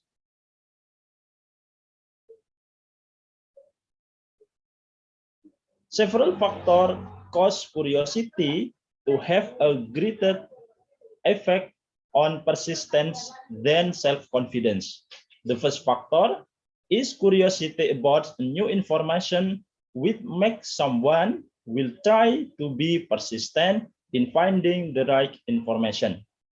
The second factor is curiosity about various alternative solutions to mathematical problems. This curiosity will make students persistent in finding alternative solutions to increase their knowledge about alternative solutions. By gaining additional knowledge in solving problems, his ability will increase. The third factor is curiosity about the mistakes. This curiosity about mistake make a person persistent in finding the right way. So the conclusion, the curiosity has a greater effect on persistence than self-confidence. Therefore, the recommendation for teacher and lecturer is to do learning that can increase student curiosity, so that student self-confidence and persistence can increase. Furthermore, the researcher recommends further research on the analysis of student confidence and persistence based on the level of student curiosity. Thanks for attention. Wassalamualaikum warahmatullahi wabarakatuh. Okay, thank you, Ian, for your presentation. Sounds good to me. Yes. You know that how curiosity and self-confidence and persistence have a relationship. To tell me, Ian, something that which type of questionnaire do you use to derive this idea? Am I audible? Yes, sir. In here, signal. Yeah, please go. Signal is problem. In here, my signal is problem. Okay, so shall I repeat my question? Shall I repeat, Ian, my question? Are you able to hear me? Doctor, we can hear you. Yayan, can you hear him? Hello? Hello? Yeah, Yayan, we can hear you. So can you hear me? Yes. Okay. My question is simple. What type of questionnaire do you use to understand that how curiosity has got an impact on self-confidence and persistence? I make questionnaire. I make sure. Sorry? I make my questionnaire. My questionnaire is implementation. My student. Okay. And so what was the sample size? This make my questionnaire this 16.5 students. How much? Can you please repeat? 65 you are saying? Yes. Okay. And what was the this age of the students? So my request to all the presenters is that when you are presenting research, so please give us some idea onto the sample characteristics, like say what was the composition of male, females, any difference that you found. So any difference that you found in between male and female? Yeah. Yes. No, sir. This is my sample in my research. Okay. No characteristic. No characteristic female, no female. This all male students. Yes. Sorry? All student. All student. All students male? Yes. No characters. No characters. No female. No male. Okay. All students are male. Yes. Okay. What was the age group of the students?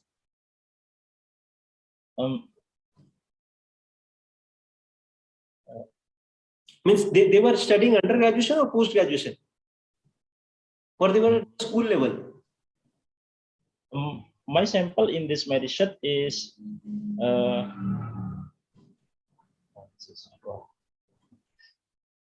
please be comfortable and then yes.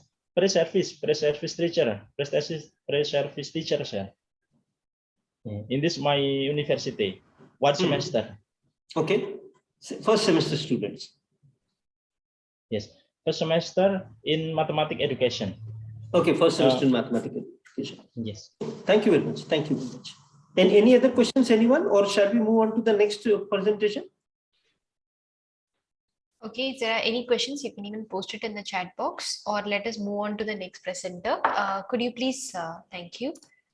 Thank you. So let me call on the next presenter, who is Noor Hussain. This topic is power, sex and resistance in Gaudamer's occasion for loving. Noor Hussain, can we have your presentation, please?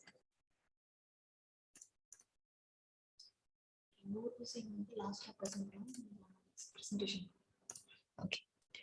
So Noor Hussain has communicated that he would like to present at the last as he is held up with something. So moving on to the next presenter, who is Bella Magne, experiences of patients with pulmonary tuberculosis, input to healthcare strategies and programs. So Bella Magne, can we have your presentation?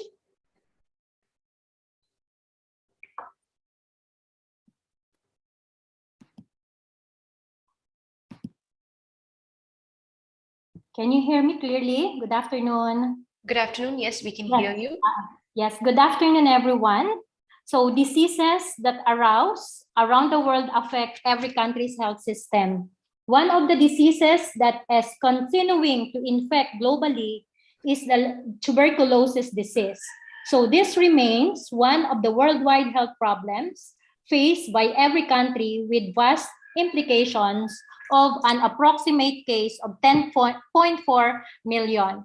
Thus, the conduct of this study, lived experiences of patients with pulmonary tuberculosis, input to healthcare strategies and programs. So tuberculosis treatment in the Philippines, by the way, I am Dr. Belle Magnaye, a registered nurse, Master of Arts in Nursing graduate, and a Doctor of Philosophy, major in Educational Management, Program Coordinator for Bachelor of Science in Nursing and Master of Arts in Nursing at Lyceum of the Philippines University in Batangas, Philippines. So tuberculosis treatment in the Philippines is an important component of community health programs. It affects all domains of quality of life, including the physical, social, emotional, mental, and spiritual aspects. Eradications of tuberculosis is one of the priorities of the Department of Health here in the Philippines because it's still the main cause of mortality and morbidity. The fact is true that there are still people who create social stigma to these patients who have TB, as they have the belief that it is very contagious and they can acquire the disease. So having TB will make the patients feel isolated. Hence, an awareness of the patient experiences can help nurses to understand behaviors so that appropriate and proper intervention can be applied towards recovery from illness. So nurses have the responsibility of making these patients feel not isolated, as well as providing emotional help and intervention for recovery of the disease. The researcher engaged in this study to find out the lived experiences of patients with pulmonary tuberculosis, specifically to explore the experiences of patients with pulmonary tuberculosis in terms of physical, social, emotional, mental, and spiritual aspects of life, thus serving as basis for inputs to healthcare strategies and programs. So the researcher used qualitative phenomenological approach in exploring and understanding the TB patients' everyday life experiences.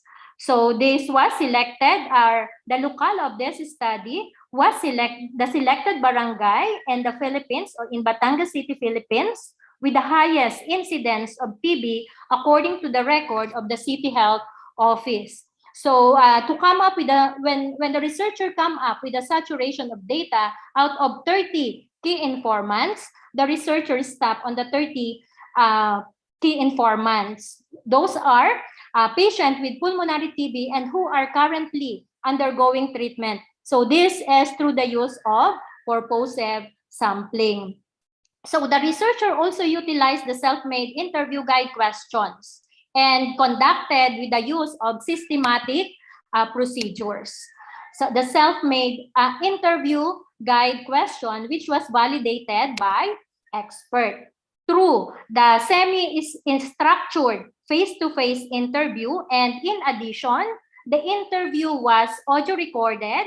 Thus, the informants were made aware of the presence of the audio recorder, which was used throughout the interview. The researcher listened to the audio recordings of each informant and transcribed it verbatim using O-transcribe a free web application that is open source, and the transcripts were then printed and analyzed. So the researcher analyzed using the Kulaisi phenomenological approach, or following the steps provided in this Kulaisi process for phenomenological data analysis. And of course, the researcher utilized the ethical measures of informed consent and voluntarily voluntary informant participation, right to withdraw from the study, confidentiality, privacy, and the dissemination of the result.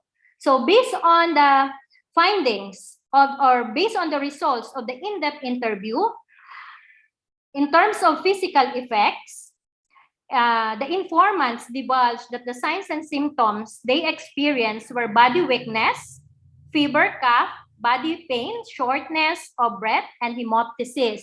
So these are the results of their compromised or inadequate immune system response, resulting in further progression of the disease.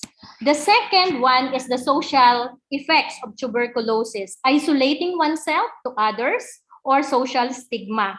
One of the most common problems of PTB patients here in the Philippines is the feeling of being unaccepted and lacking of social support. Having a communicable disease such as PTB will make the patients feel isolated. And many patients experience isolation and stigma as their families and friends avoided or shunned them. So the next theme is that about emotional effects. So when you say emotional effects, so we have a feeling of depression. No? Patient with pulmonary tuberculosis experience depression due to the sudden change in their health condition and lifestyle. For mental effects, altered decision-making, the patients with tuberculosis often think first of their condition and others in making a decision. Some even experience thinking twice before arriving at a decision. So in terms of strengthened spirituality, during the interview, the informants were asked about the spirituality in connection with their disease encounters. And they were asked about their faith in God after having their disease, and yet their response were all optimistic. So this is the output of my study, inputs to healthcare strategies and programs. So with the general objectives to develop inputs to healthcare strategies and programs, and improve patient experiences such as physical, social, emotional, mental, spiritual burden among TB patients. So these are the content with our specific objectives. So in conclusion, patients who suffer from pulmonary tuberculosis became physically weak because of their immune system is compromised. They isolate themselves to others as a result of stigma and as a preventive measure in order for their family and friends to be protected against the transmission of tuberculosis. And they also experience depression due to sudden change in their lifestyle brought about by their condition. And tuberculosis can affect the decision-making skills of person afflicted with disease, and finally, having afflicted with the disease, strengthen their faith in God. As part of recommendation, in addition to the implementation or the utilization of the proposed inputs to healthcare strategies and program, the support of local government may be tapped and strengthened in order to help TB patients feel that they are more important member of the society. And of course, the healthcare workers may continue educating or giving health education to the people in the community so that they can promote wellness among our patient who is positive for tuberculosis. And the local government may allocate more nurses in the community. Although we have our shortage of nurses here in the Philippines now, we can still positive to do this recommendations. So that's all about my presentation, and these are my references. So thank you so much. Now, TB is a curable disease already. Thank you. Thank you for the presentation. Session Chair, do you have any questions for the presenter? Thank you, Preeti. Thank you, Bella. First, I would like to give a reflection, then a question. Bella, you have, you've given a very good presentation. It was very systematically placed. You have talked about that, how you research. You have talked about that, how, what were the outcomes and things like that. Thank you so much, sir. Thank you so much, sir. At one point of time, I was also associated with one of the government programs for the TB patients. And I agree with this idea of yours that there is a social stigma which is attached to this. That's correct, sir. Yeah, because one of the reasons is that it's a communicable disease. Yes. So that's what creates into that thing. So if I try to generalize your findings, like say if I want to take it out from Philippines and apply it to a general idea, what differences would you feel that it would make? Or can I apply it on TB patients?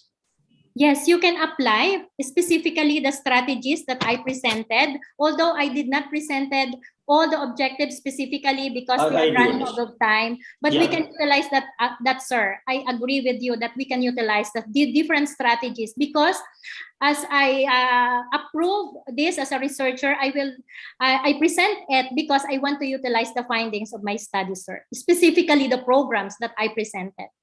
Okay, so have you shared these findings with maybe the government of Philippines or any healthcare department of Philippines? Yes, sir. I already presented. Actually, this is not the only paper I presented to our government. I also have another research, and this is all about environment, the no plastic policy. But this time, this is the second paper that I will be presenting not only to our local government, but to the whole Philippines.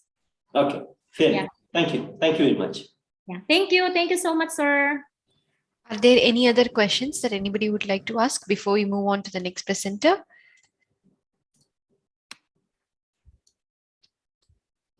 Okay, shall we move on to the next presentation? Okay, let's move on then. So the next presenter is Ramona Karan, correlation study between teaching and learning activities and competency exams. So Ramona Karan, can we have your presentation? Yes, ma'am.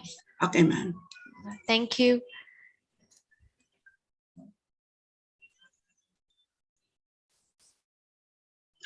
No.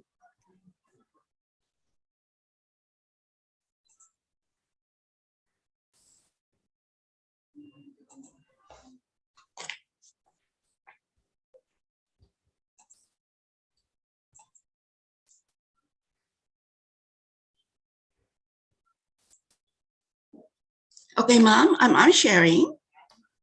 Okay. Yeah, okay. You can slideshow it, Ma'am Karaan. Yes. Yes, it is there already.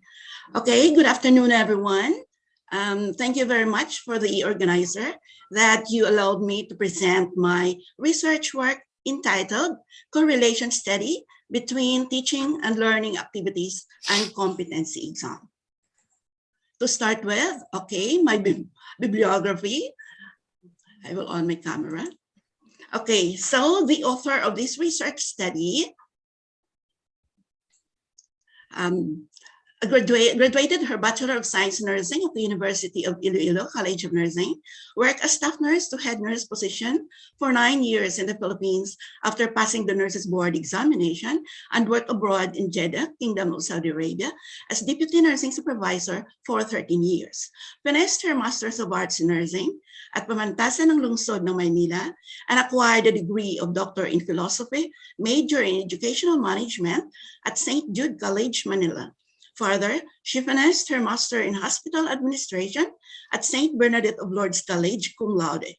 Presently connected at the Lyceum of the Philippines, University Batangas, College of Nursing as Professor Lecturer.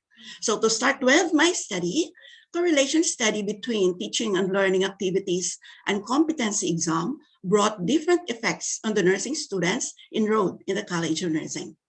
Teachers' education is one of the most relevant interests of research, and use this interest that lead to changes in the new paradigm of education. The study aims to determine the correlation between the teaching learning activities and competency exam. Specifically, The study will clarify the relationship between the teaching learning activities and competency exam. Further, the study will determine the effectiveness of the different teaching learning activities used to facilitate learning of the student and to evaluate the knowledge learned through competency exam. The study utilized the descriptive method with quantitative approach. Okay, to answer the questions, the objective number 1, I have here on my table 1, the correlation between teaching learning activities and competency exam of different teaching learning activities on the self-made questionnaire answered by my students, 49 respondents from first year level to fourth year level of the nursing students. So the indicators for these are my concept mapping, questioning, formative quizzes, problem solving, and role plays. Okay, so the indicator that got the highest weighted mean here is questioning, 4.96 with verbal interpretation of strongly agree, and it ranked 1. And the indicator that got the lowest weighted mean is problem solving, 4.08, which the verbal interpretation is agree, and it ranked 5. More explanations on this later on the results and discussion. Okay, to answer for my table 2, to answer the second objective, for effectiveness of teaching learning activities used to evaluate the knowledge learned through competency exam.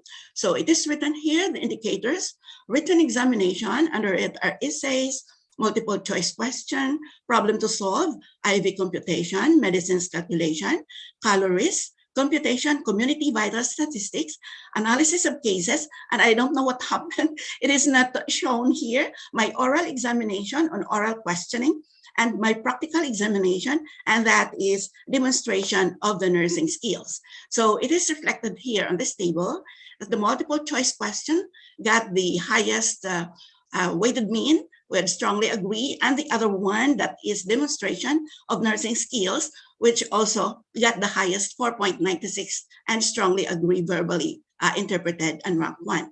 And the one who got the lowest is the problem to solve, IV computation, medicines, calculation, calories, computation, community vital statistics.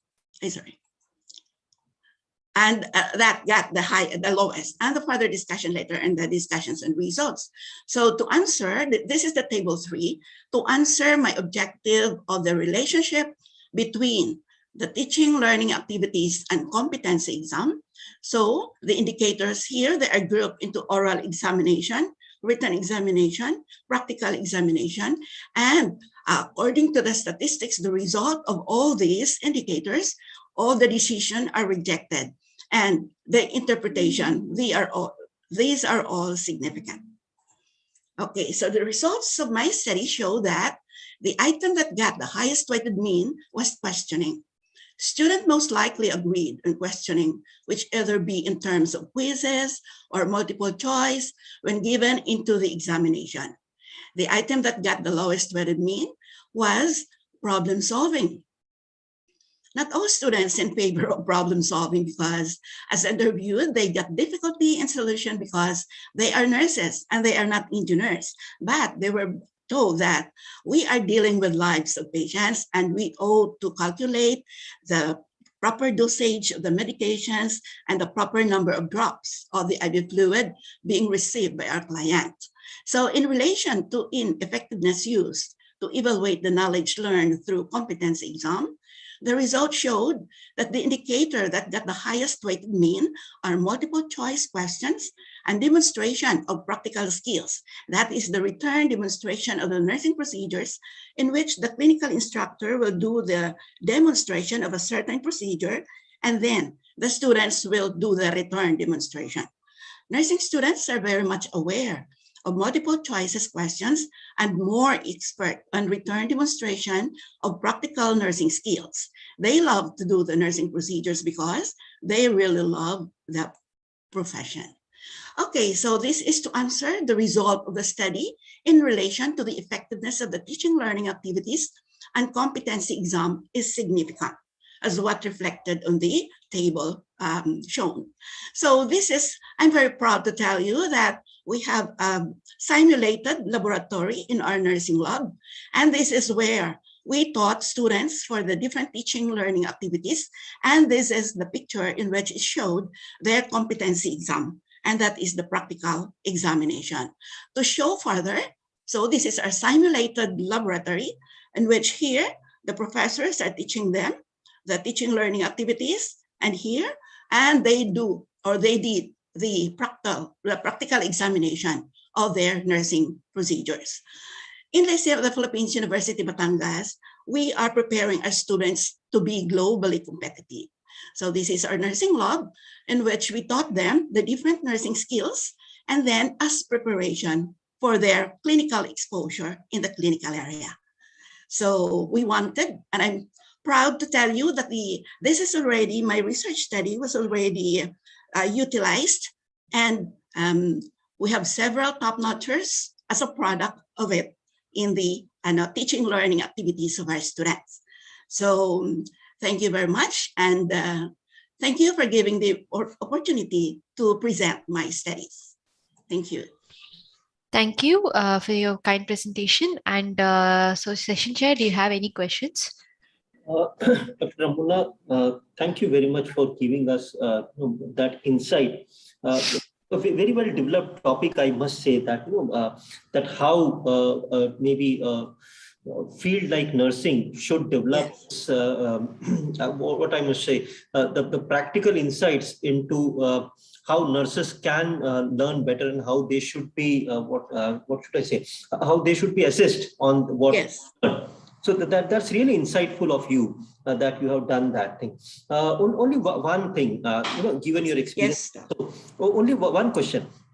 Like say, if we want to say apply this system in India, do you, yes, or anywhere in this world? You have already worked in the different parts of the world. So yes, applicable. Yes, it is applicable, sir, because we have already proved it. And really very, very proud that Filipino nurses are all over the world now.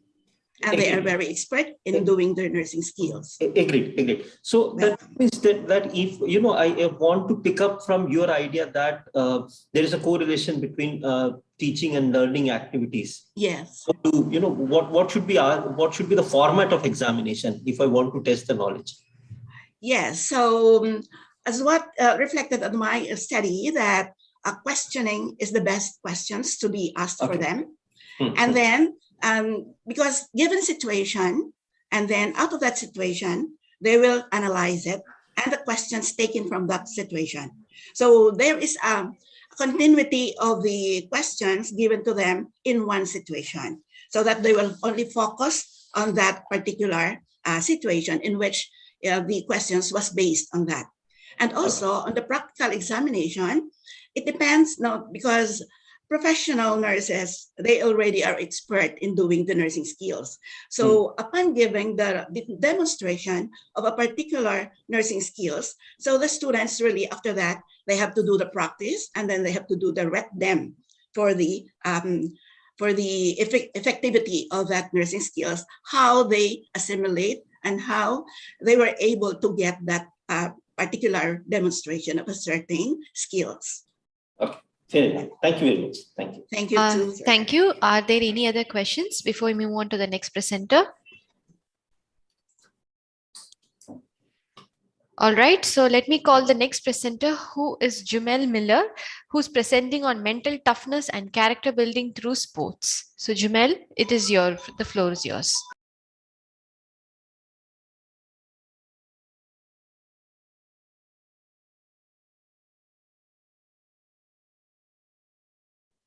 Good afternoon to everyone. Presenting to you is from the Philippines. I am Jumel Miller. The proponent together with me is Dr. Russell B. Dolendo. So our title is Mental Toughness and Character Building Through Sports. So we have here our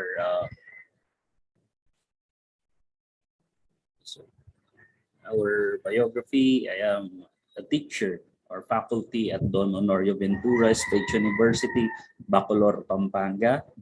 I taught physical education subjects, a member of the Samahang Basketball ng Pilipinas, Secretary of the United Central Luzon Athletic Association, and chaired Regional Quality Assessment Team for the Bachelor of Secondary Education, and consistent coach, trainer, and the like.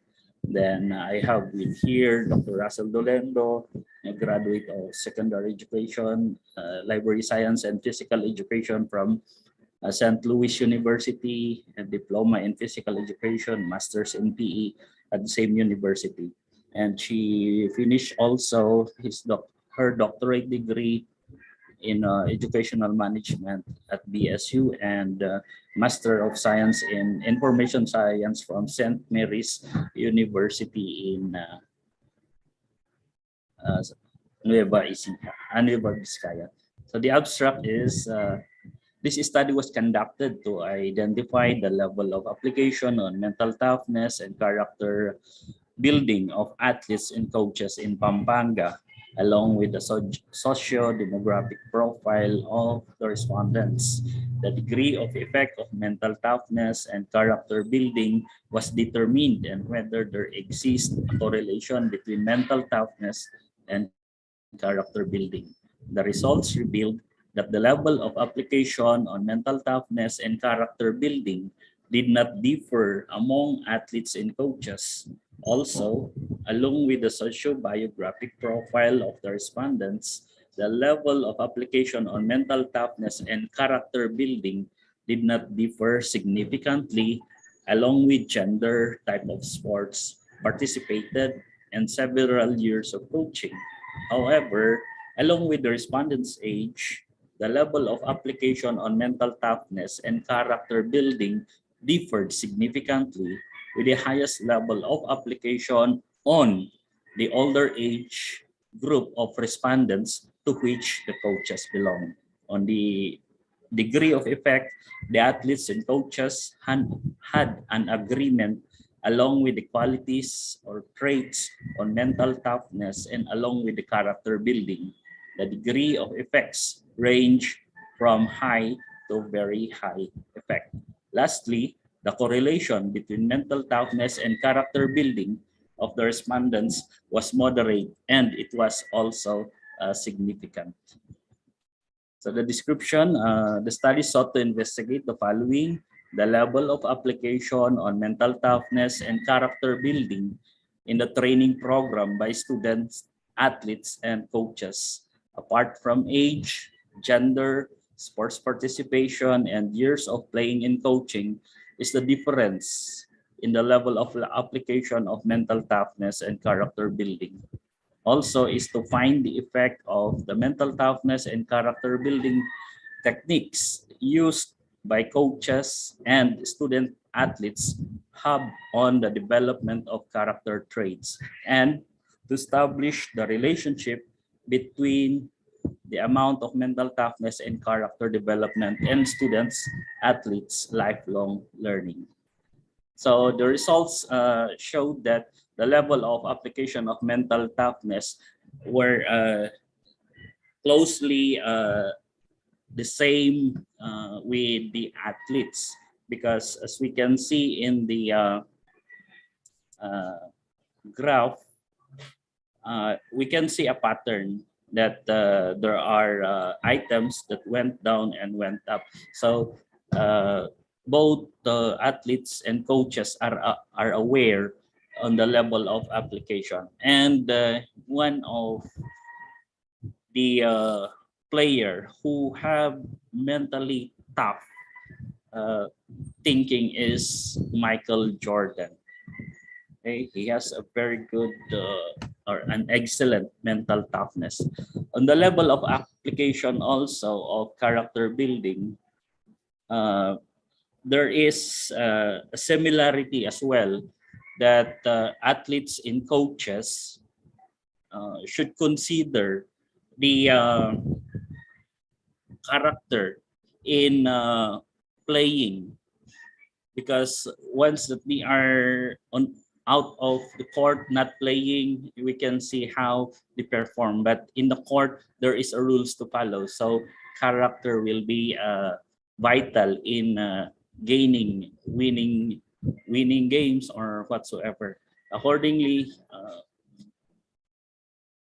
John Wooden said that mental character, to be a champion takes talent, but to repeat takes character. Moving on, the comparison on the level of application of mental toughness along with socio-demographic profile of the respondents. On the first graph or bar, on the 3 bars, we can see the ages of the respondents. We're in 16 to 18. They have still the perception of lower in terms of the using of mental toughness. Then as they mature, it will increase. Then the highest level on the application of mental toughness was found with the coaches or those who have a higher age, wherein they have already experienced the application of this. And on the gender, we have the males are more tougher compared with the female counterpart. Now, in terms of sports, the team sports dominated a little in the usage of mental toughness compared with the individual in dual sport. Now, on the degree of effect to being employed by the respondents, for the mental toughness, the athletes have a lower application or employment of the mental toughness, wherein the coaches have higher degree of employing mental toughness. Same as true with the character building, because coaches should be the one who will manifest the character and at the same time actuating what is to be tough in the playing field.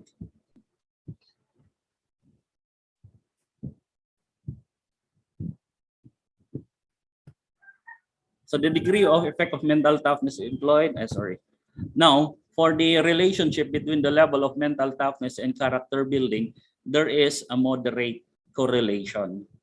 Okay, wherein mental toughness has a mean of 4.21, moderately applied, and character building also that is fully applied. So the correlation is moderate.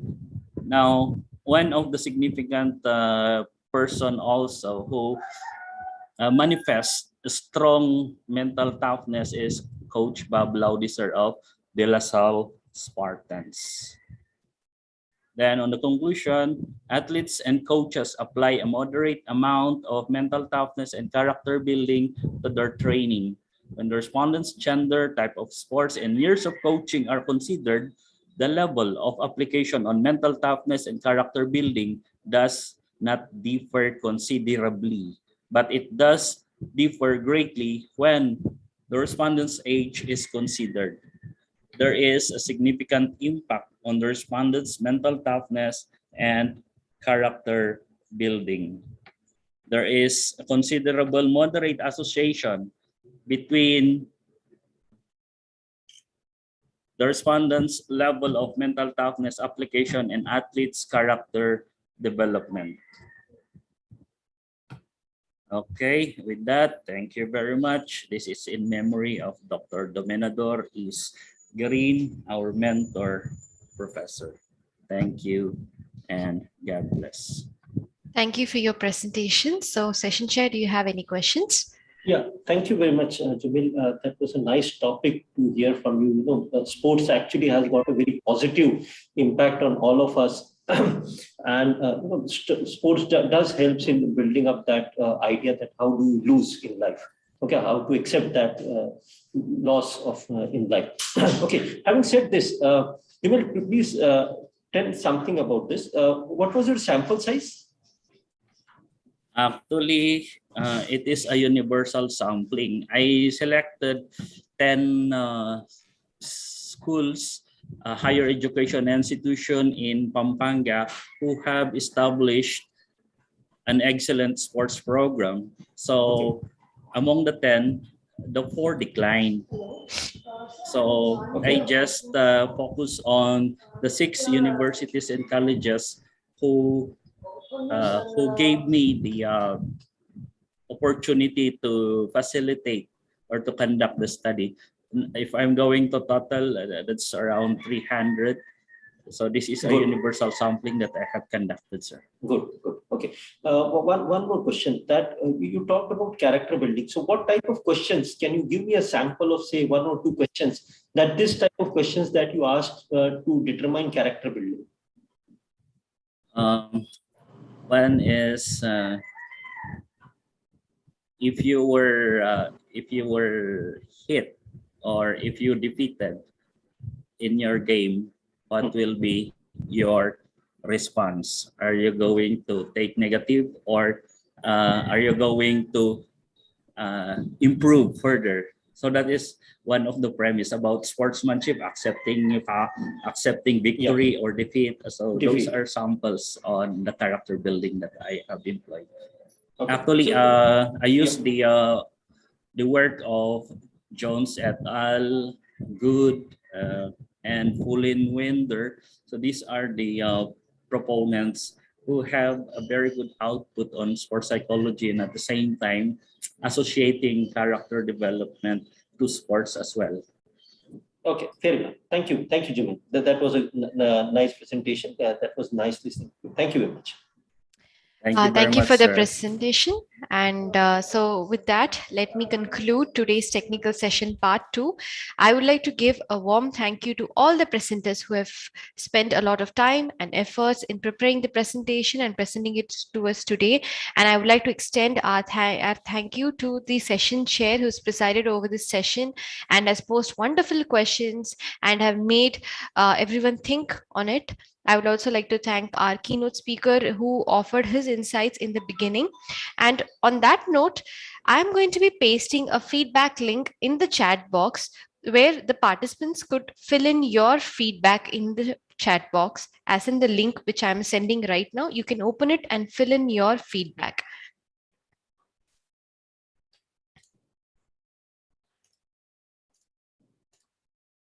All right, I am pasting the feedback link for the participants for today in the chat box right now. Participants, I urge you all to kindly open this feedback link and provide your kind feedback.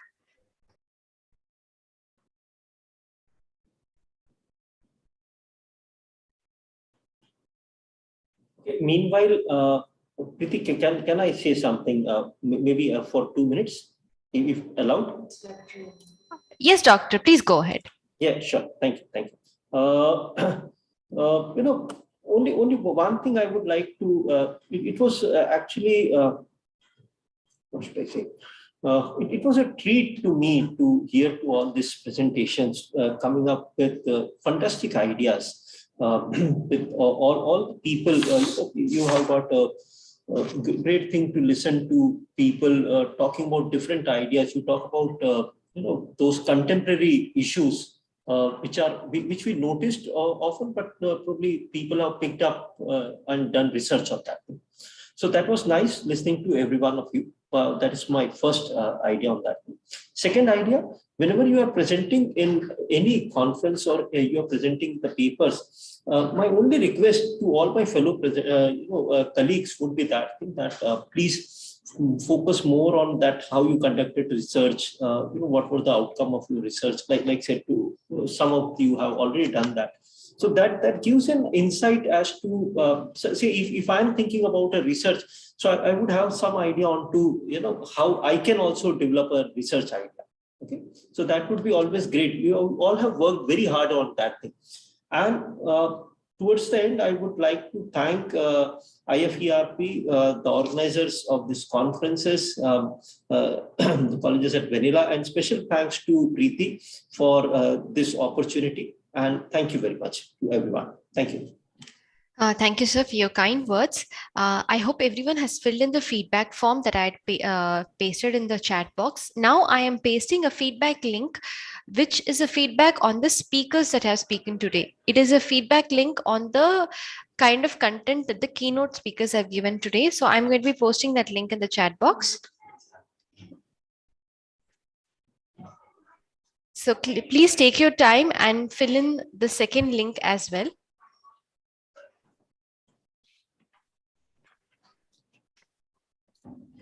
As everyone is filling in the feedback, let me take this few minutes to thank all of you for your active participation today and for spending your time with us.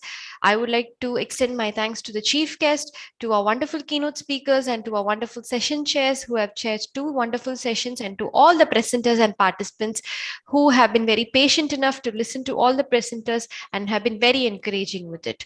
We continuously encourage your participation, and we always hope that you go back with a lot of knowledge that has been learned, and you also share the knowledge that you've gained over here. On that note, let us end for our day 1 with a conference today, and we will resume back tomorrow and again begin another day of filled with knowledge sharing and knowledge giving as well. So thank you all. Thank you, everyone. Thank you very much for your participation. Thank you. Thank you very much.